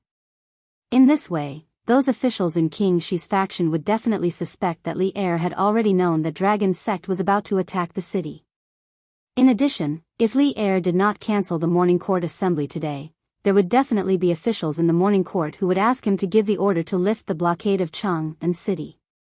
At that time, he would be in a dilemma. So when Li Jing led the army to secretly take over the city defense, Li Er came to cancel the morning court assembly by claiming to be ill. Not only did this avoid the suspicions of some officials, it also gave those people a chance to collude with the dragon sect outside the city. It was killing 2 birds with 1 stone. Tell the hidden sentries to be alert, don't let anyone discover them. Once there's a situation, there's no need to report it, just arrest them directly. Li Zishuan's eyes narrowed slightly as he looked at Lu Rengui and said in a deep voice. Since old Li Zishuan attached so much importance to those officials who might rebel, then he, Li Zishuan, had no reason to not attach importance to them. Yes. Marquis. Lu Rengui cupped his fists and was about to turn and leave when Li Zishuan called out to him, "Hey! Wait!"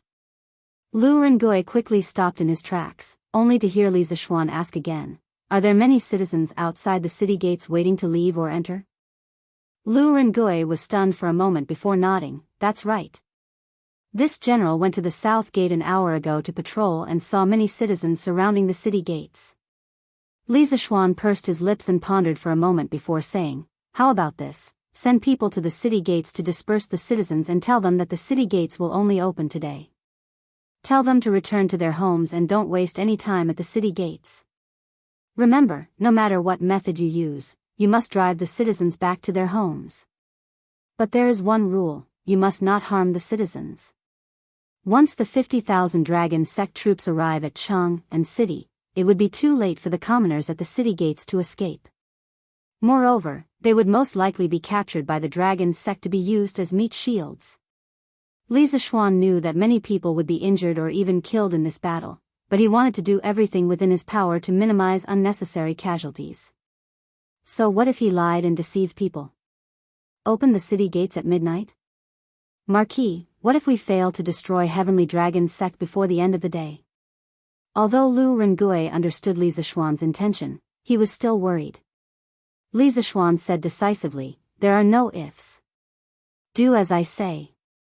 Before the dragon sect troops arrive at Cheng and city, evacuate the citizens outside the city gates as soon as possible. There must be no mistakes." Lu Rengui hurriedly cupped his fists and bowed, "This general obeys." Seeing that Li Zishuan had no other orders, Lu Rengui turned and left. "Marquis, head steward Zhao is here." As soon as Lu Rengui left, a soldier walked in and cupped his fists to Li Zishuan. Li Zishuan's eyes lit up. "Quick! Invite him in." Chapter 1606. Master, the Dragon Sect's army has arrived outside Cheng and city. The South City Gate is under martial law. The Marquis of Yong and is personally leading the left and right guards to resist the Dragon Sect's army. Chonghua Square, west of Cheng and city. An old servant came to the study and bowed to a middle-aged man in luxurious clothes. The middle-aged man was slightly stunned when he heard this. He couldn't help but clench his fists behind his back. After a short pause, he turned to look at the old servant and sighed. "What will come will come. This day has finally come." The old servant hesitated for a moment and couldn't help but ask, "Master, do you really plan to?" Although he didn't finish his words, the middle-aged man knew what he wanted to express. Sigh. How could this old man not want to spend the rest of his life in peace? But the Crown Prince was a great benefactor to this old man. On the surface, we were monarch and subject, but in secret, we were best friends. This kindness is unforgettable even in death. In front of the Black Tortoise Gate, this old man had no power and could only watch as the Crown Prince was shot to death. Now that his descendants have sent people to find me, how can this old man stand by and watch? If this is really the case, how can this old man face the Crown Prince in the underworld after 100 years? After a long silence, the middle-aged man painfully closed his eyes and muttered to himself. When the old servant heard this, he couldn't help but fall silent. When he saw the middle-aged man raise his foot and intend to leave, he was still slightly unwilling and said, "Master, what if the Dragon Sect's army is defeated, you take Madam and young master out of the city and escape?" Without waiting for the old servant to finish, the middle-aged man waved his hand and said. With that, he didn't stay any longer. He went directly to the door and pushed it open. "Master, you can't go out." The middle-aged man came out of the study and into the courtyard. Just as he was about to leave, a woman suddenly came out of the side courtyard and blocked his path. His Majesty ordered this old man to enter the palace to discuss matters. "Madam, what are you doing?" The middle-aged man's expression changed, but he quickly returned to normal. He frowned and asked in a deep voice. Who knew that the woman wouldn't listen to a single word? She said anxiously, "Master, don't try to deceive me. I heard everything you said to the Heavenly Dragon Sect's Venerable. Master, normally, this concubine doesn't understand the important matters of those countries and doesn't dare to interrupt. But this time, this concubine has to advise Master. Master, King Shi is dead. No matter how good King Shi was to you back then, he's already dead. Do you really want to disregard the safety of our family for that groundless descendant of King Shi? Are you really willing to do that?" The middle-aged man's expression changed drastically. He didn't expect that the conversation between Du Yi and him would be overheard by his wife. After a moment of silence, he said in a deep voice, "Madam, you don't understand. Today, this old man must go. Get out of the way. As for the price, if the Heavenly Dragon sect is defeated, take him away from Chang'an." After saying that, he used his hand to push the woman away, intending to forcefully leave. "Master. You can't go. He's still young. Master, you can't do anything stupid." The woman didn't give up. She went forward and hugged the middle-aged man, crying. On the south gate tower of Chang'an City. At this time, Li Zixuan had already arrived, and Zhao Song came with him. Now, the number of gurus left in Chang'an City could be counted with one hand. Although Zhao Song had dropped a rank because of the compression of genuine qi last year, he was a veteran guru after all and quickly cultivated his realm back. This time, he accompanied Li Zixuan to guard the city. On the one hand, he helped Li Zixuan hold the line. On the other hand, he wanted to see with his own eyes which officials would come to the city to stir up trouble. Chapter 1607. On the city walls of Chang'an. The iron-masked man's words almost amused Li Zixuan. At this moment, Li Zixuan had every reason to suspect that the dragon head of the dragon sect had a screw loose in his head. He actually advised him, a marquis, to give up everything and join the dragon sect. Li Zixuan felt that even if he put aside loyalty and morality, even an idiot wouldn't do such a stupid thing. "Why would I give up my free and unfettered life to become a rebel with you? You really think you're someone important? Ha! You're the dragon head of the dragon sect, right?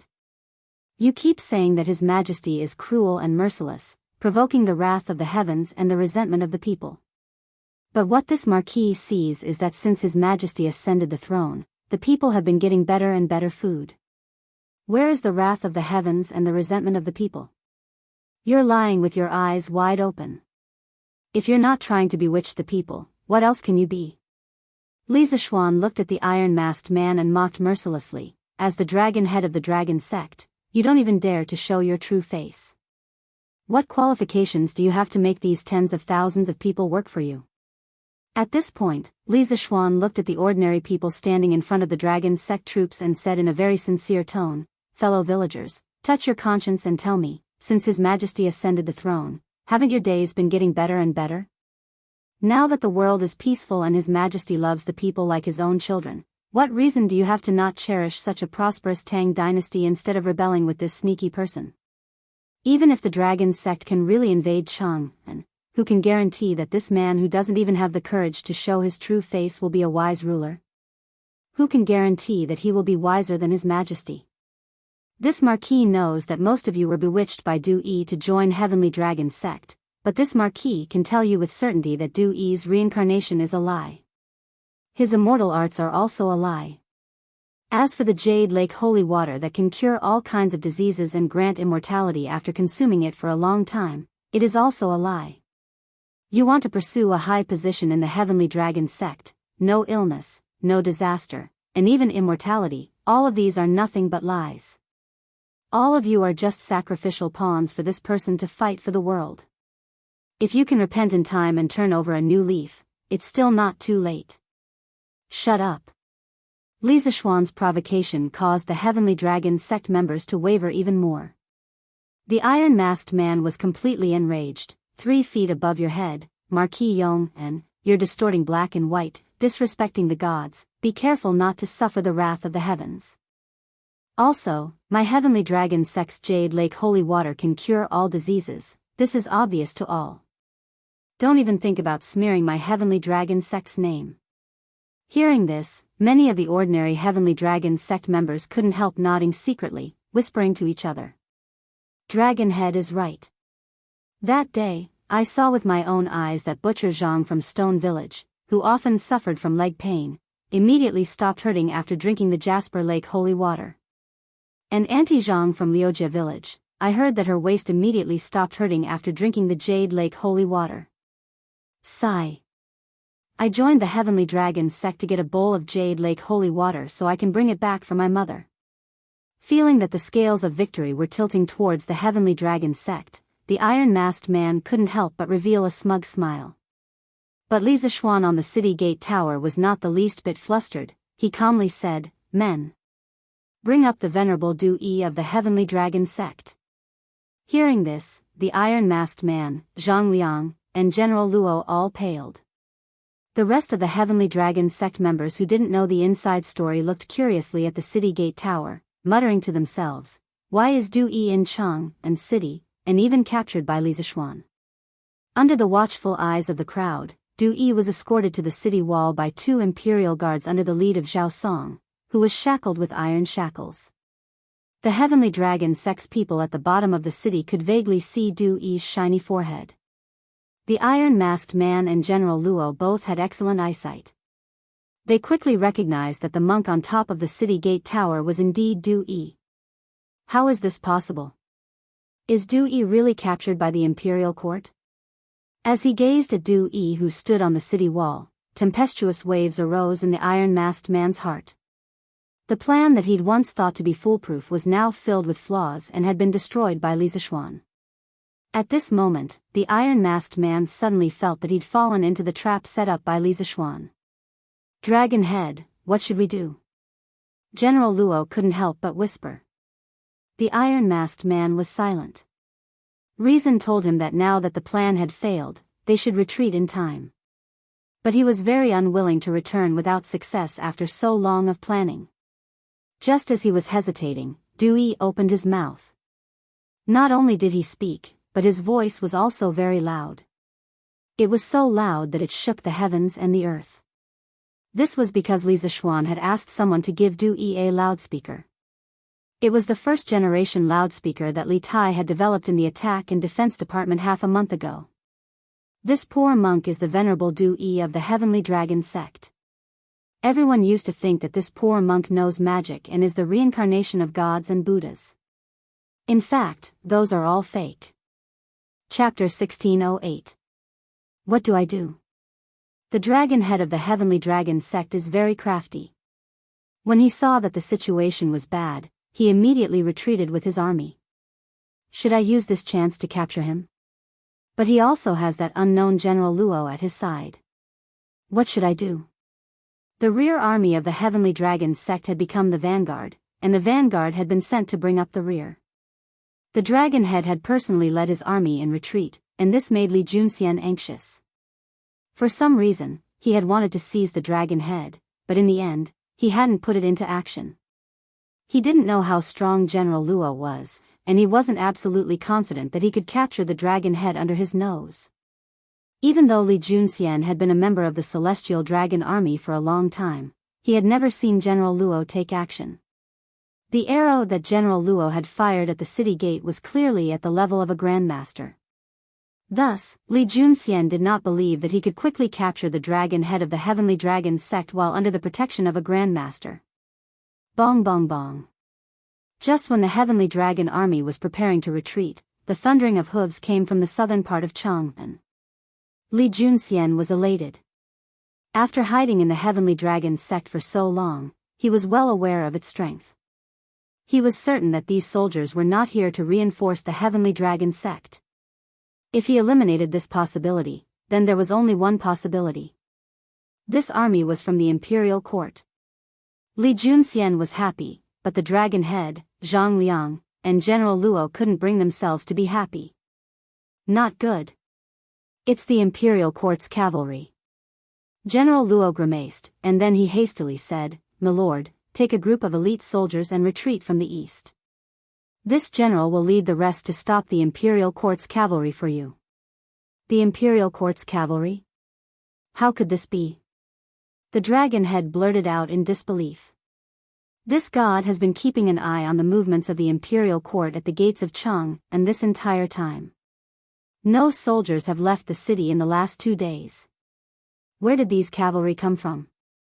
It was precisely because there were no signs of the imperial court deploying troops recently that the iron-masked man dared to bring 50,000 men to attack the city. If the imperial court's army had been mobilized frequently in the past 2 days, it meant that the imperial court was aware of the dragon sect's plan. The iron-masked man would definitely cancel today's operation in advance and not come to Cheng and city. Perhaps the troops of the imperial court stationed in other provinces and counties have arrived. General Luo's face turned ugly as he said, "My lord, now is not the time to discuss these issues. The most important thing right now is for you to lead a group of people to break out from the east.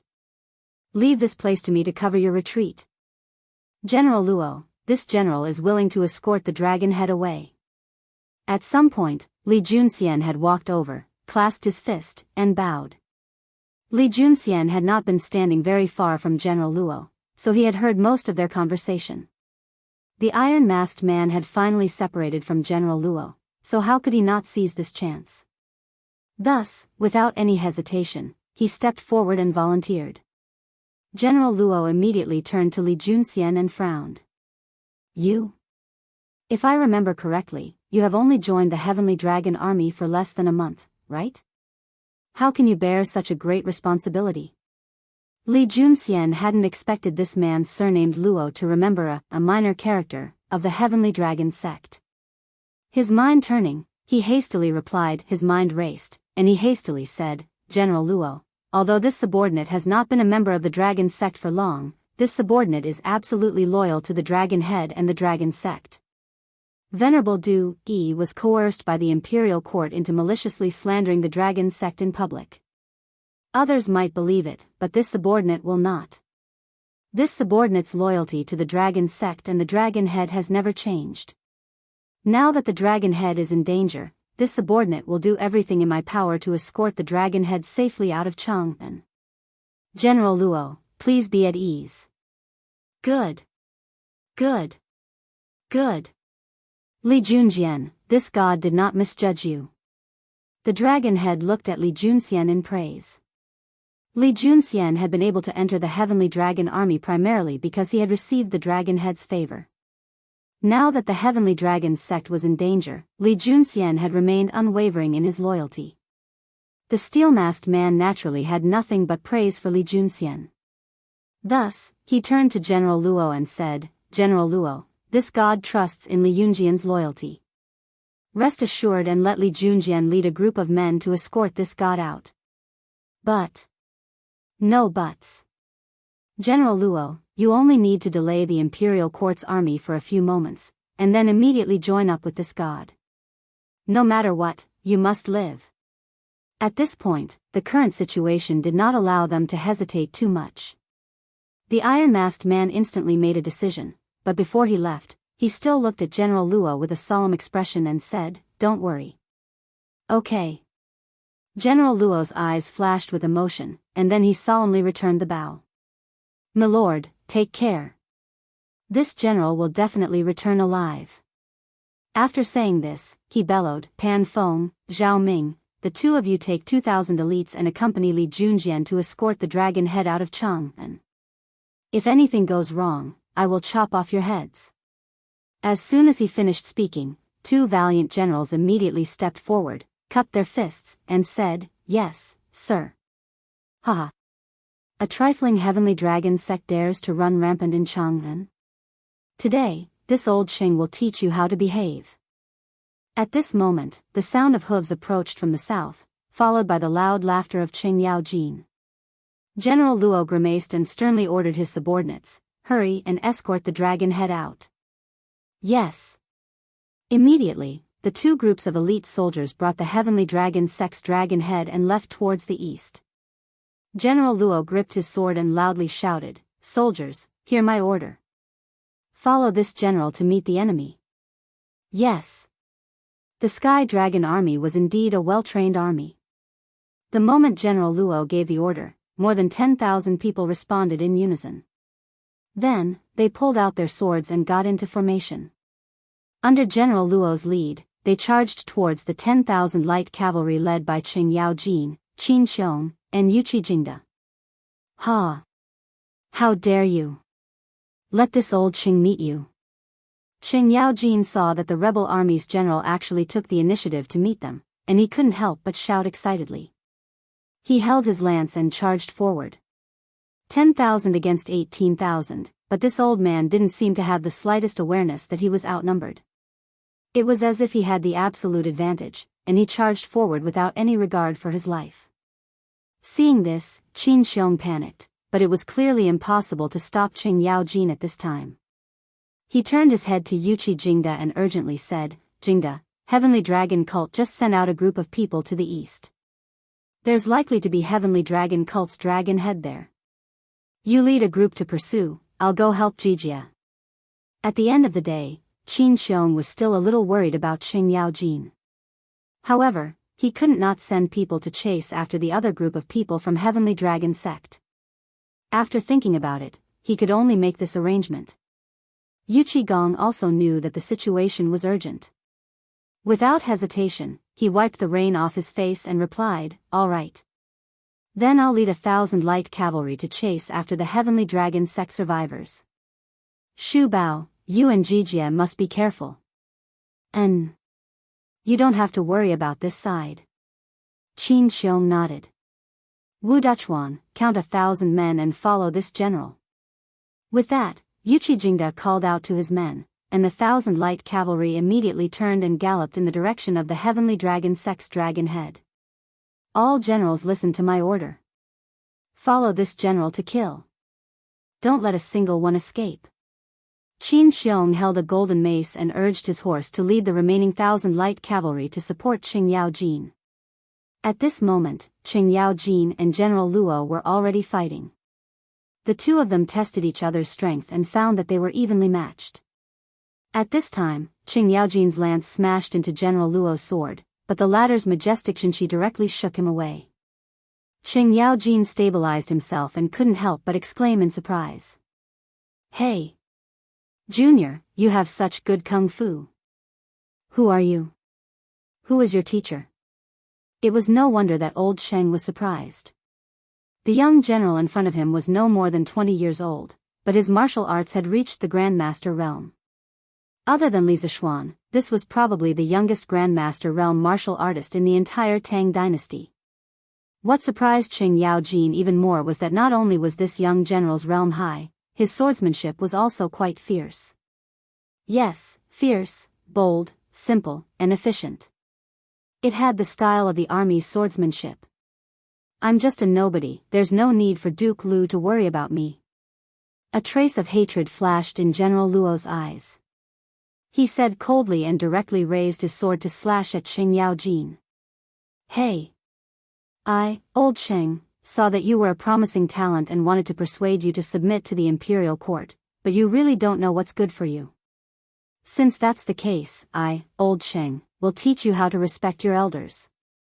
When Qing Yaojin saw that this young general's martial arts were outstanding, he was very fond of him.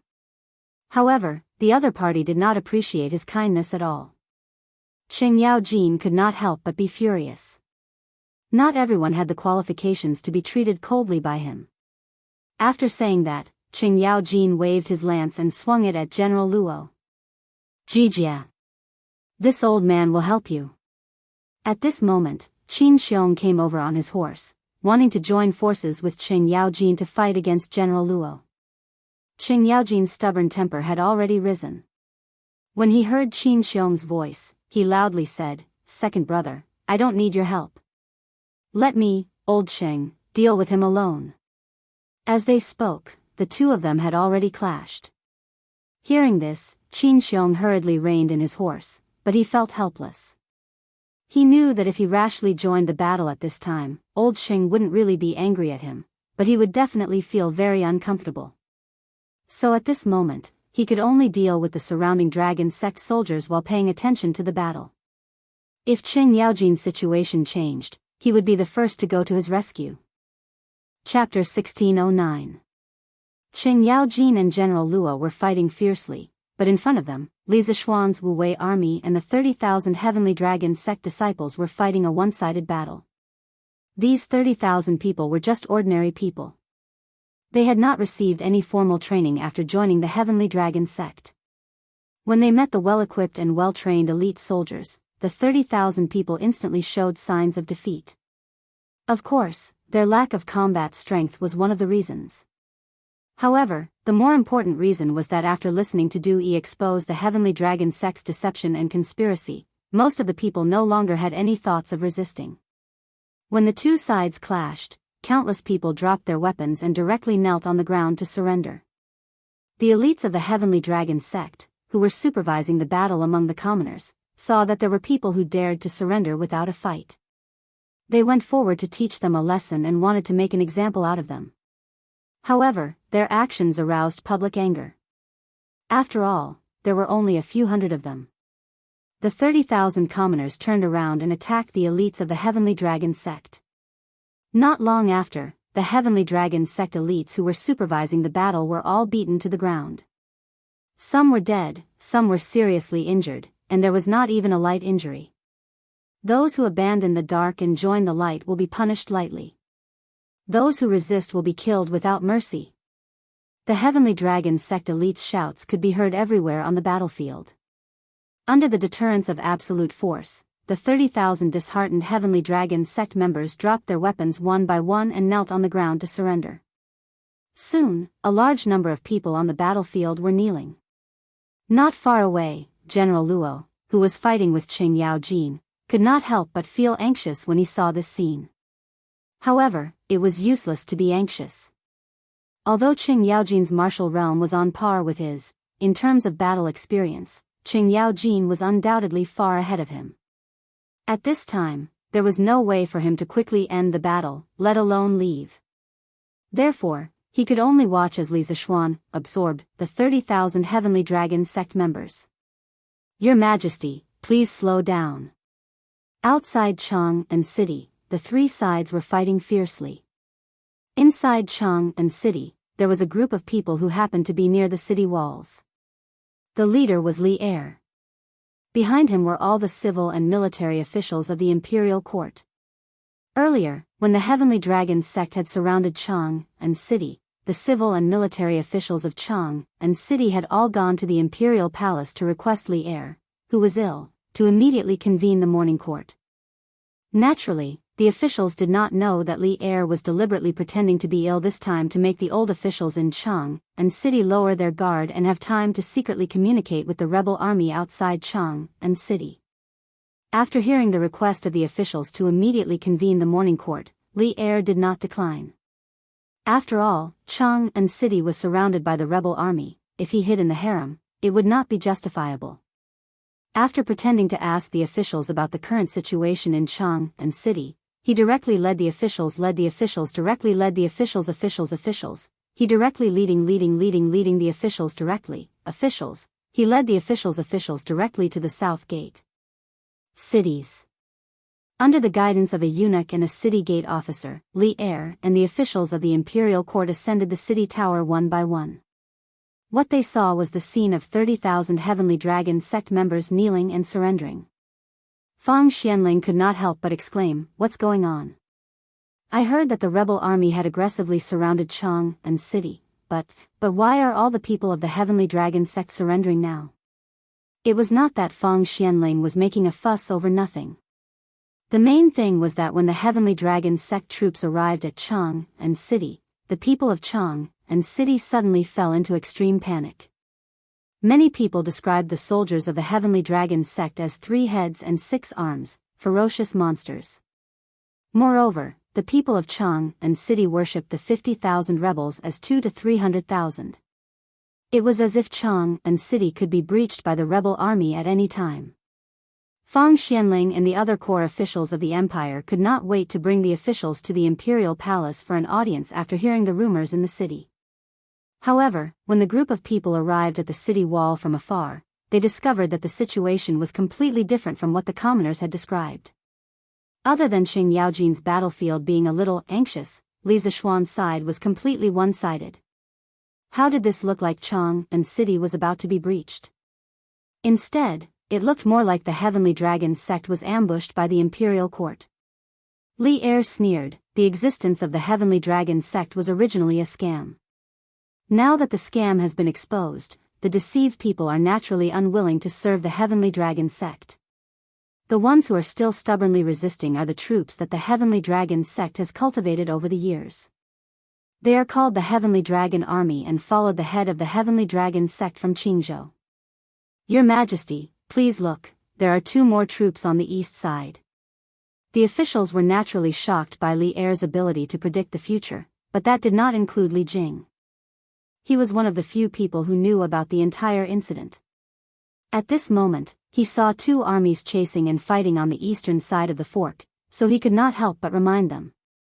Li Er's gaze focused and shifted to the east side of Chang'an City. At this time, the general who led Li Er to the city wall explained, "Your Majesty, after the Marquis of Yong, and used the Heavenly Dragon Sect's Venerable Du Yi to expose all of the Heavenly Dragon Sect schemes, the head of the Heavenly Dragon Sect knew that there was no hope of attacking the city. When he saw Marquis open the city to fight, he directly led 2,000 people to the east, leaving the rest of the Heavenly Dragon Sect's members and troops to cover the rear. When General Yuqi saw this, he directly led 1,000 light cavalry to chase after them." "I see." Li Er nodded and ordered, "Duan Jishuan, I order you to immediately lead 1,000 black armored troops out of the city to support Yuqi Jingda. Remember, you must capture the head of the Heavenly Dragon Sect alive.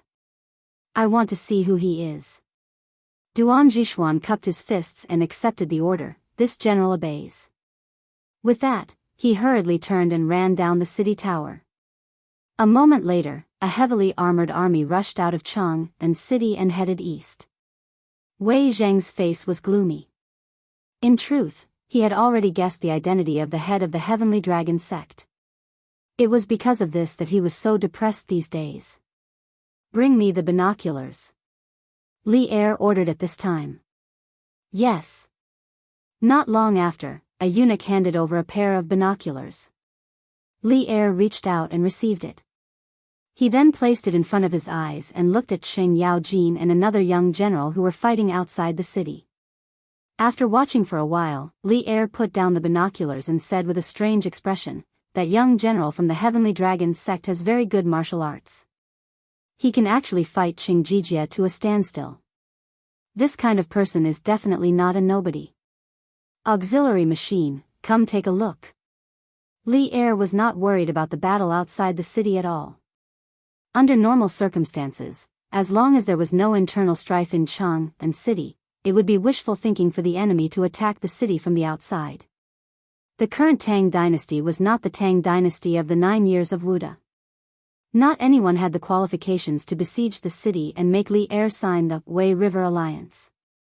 After all the hidden dangers in Chang'an City were discovered and eliminated, this was a battle where the disparity in strength was great. Compared to the outcome, Li Er was more concerned about the identity of the head of the Heavenly Dragon Sect and its core members. This old subject obeys the decree. Zhang Sun Wuji's heart moved. He took the binoculars and looked at the battlefield in the south. With one look, he was shocked. How is this possible? How can it be him? Chapter 1610. Big Brother Meng, I'm sorry. My name is not Li Junjian. I am the Marshal of the Great Tang's 100 Cavalry Department, Li Junxian.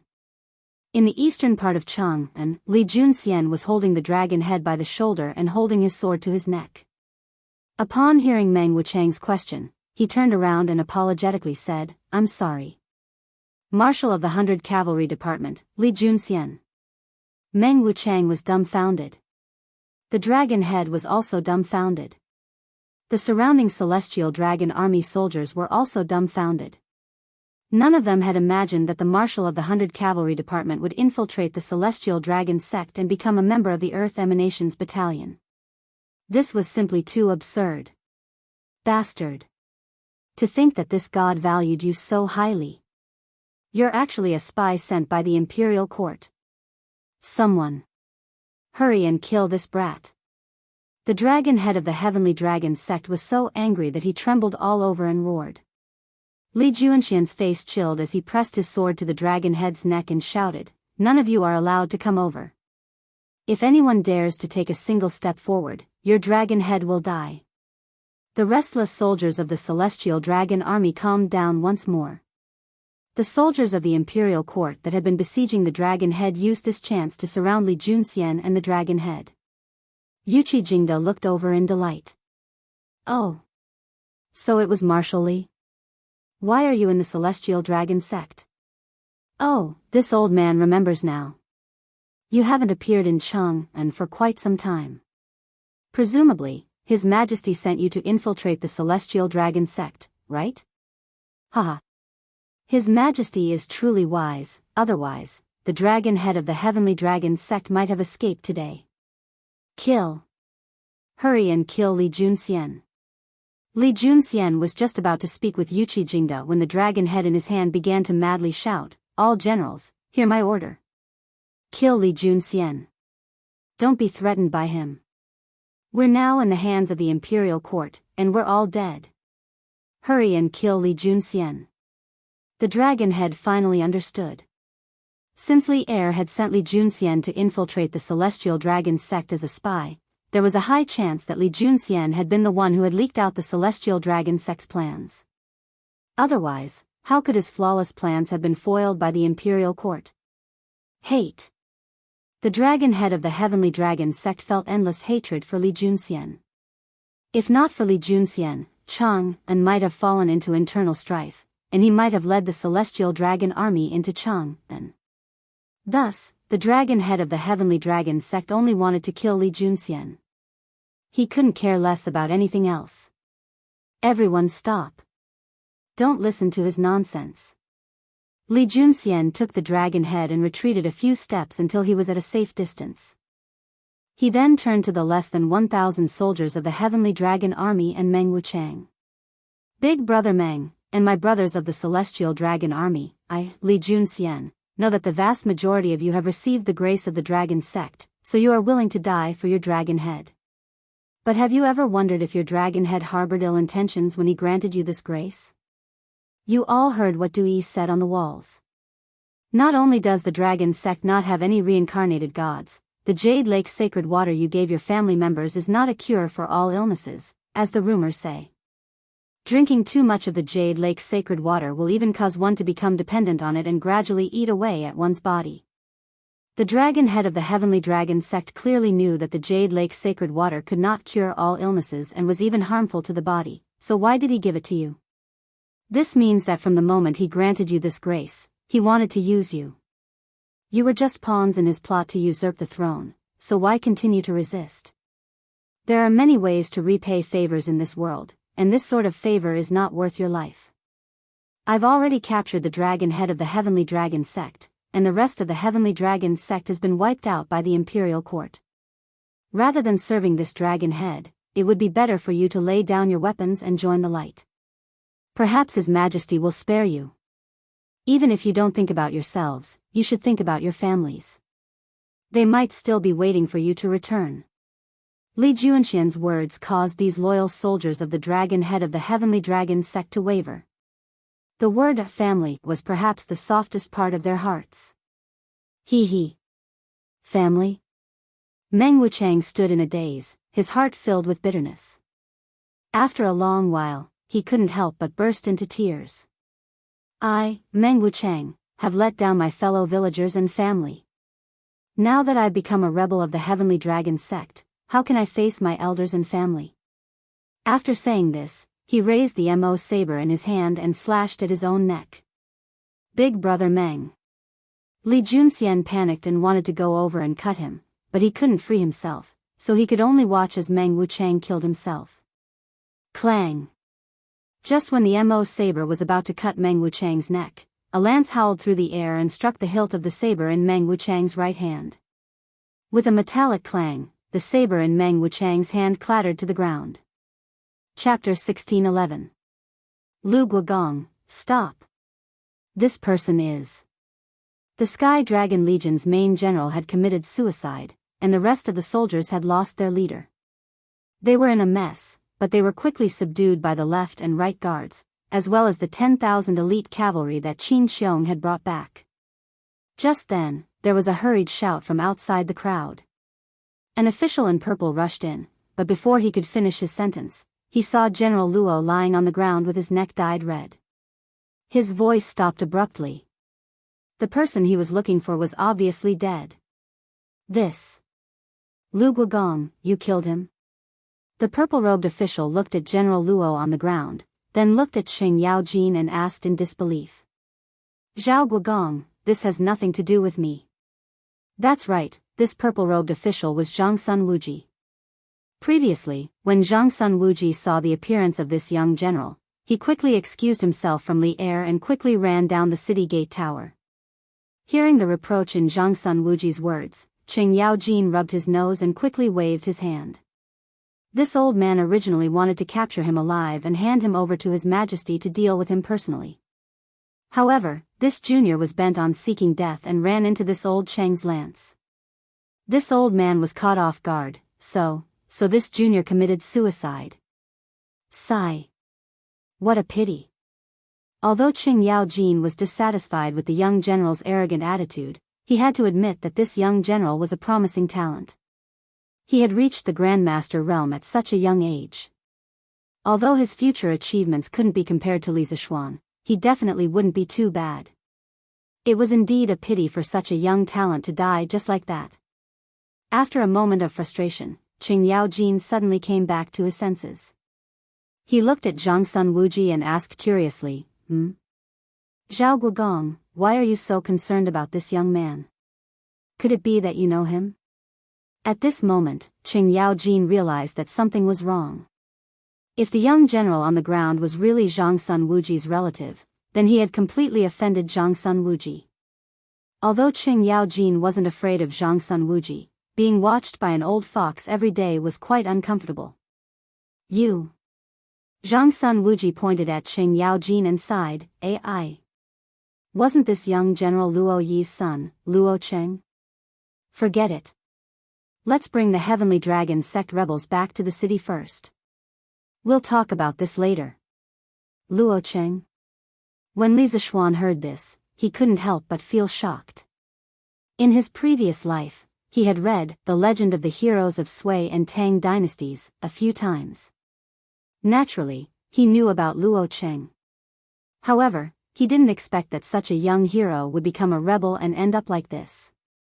It seemed that because of his appearance, a lot of history had quietly changed. Actually, there was no such person as Luo Cheng in the official history. He only existed in novels. What? Is this kid Luo Yi's son? Qing Yaojin's eyes widened in shock. But Zhang Sun Wuji had already turned and walked far away. He naturally wouldn't answer Qing Yaojin's question. Qin Xiong, who was by the side, sighed and said, "Sigh. Last year, Luo Yi went astray and rebelled.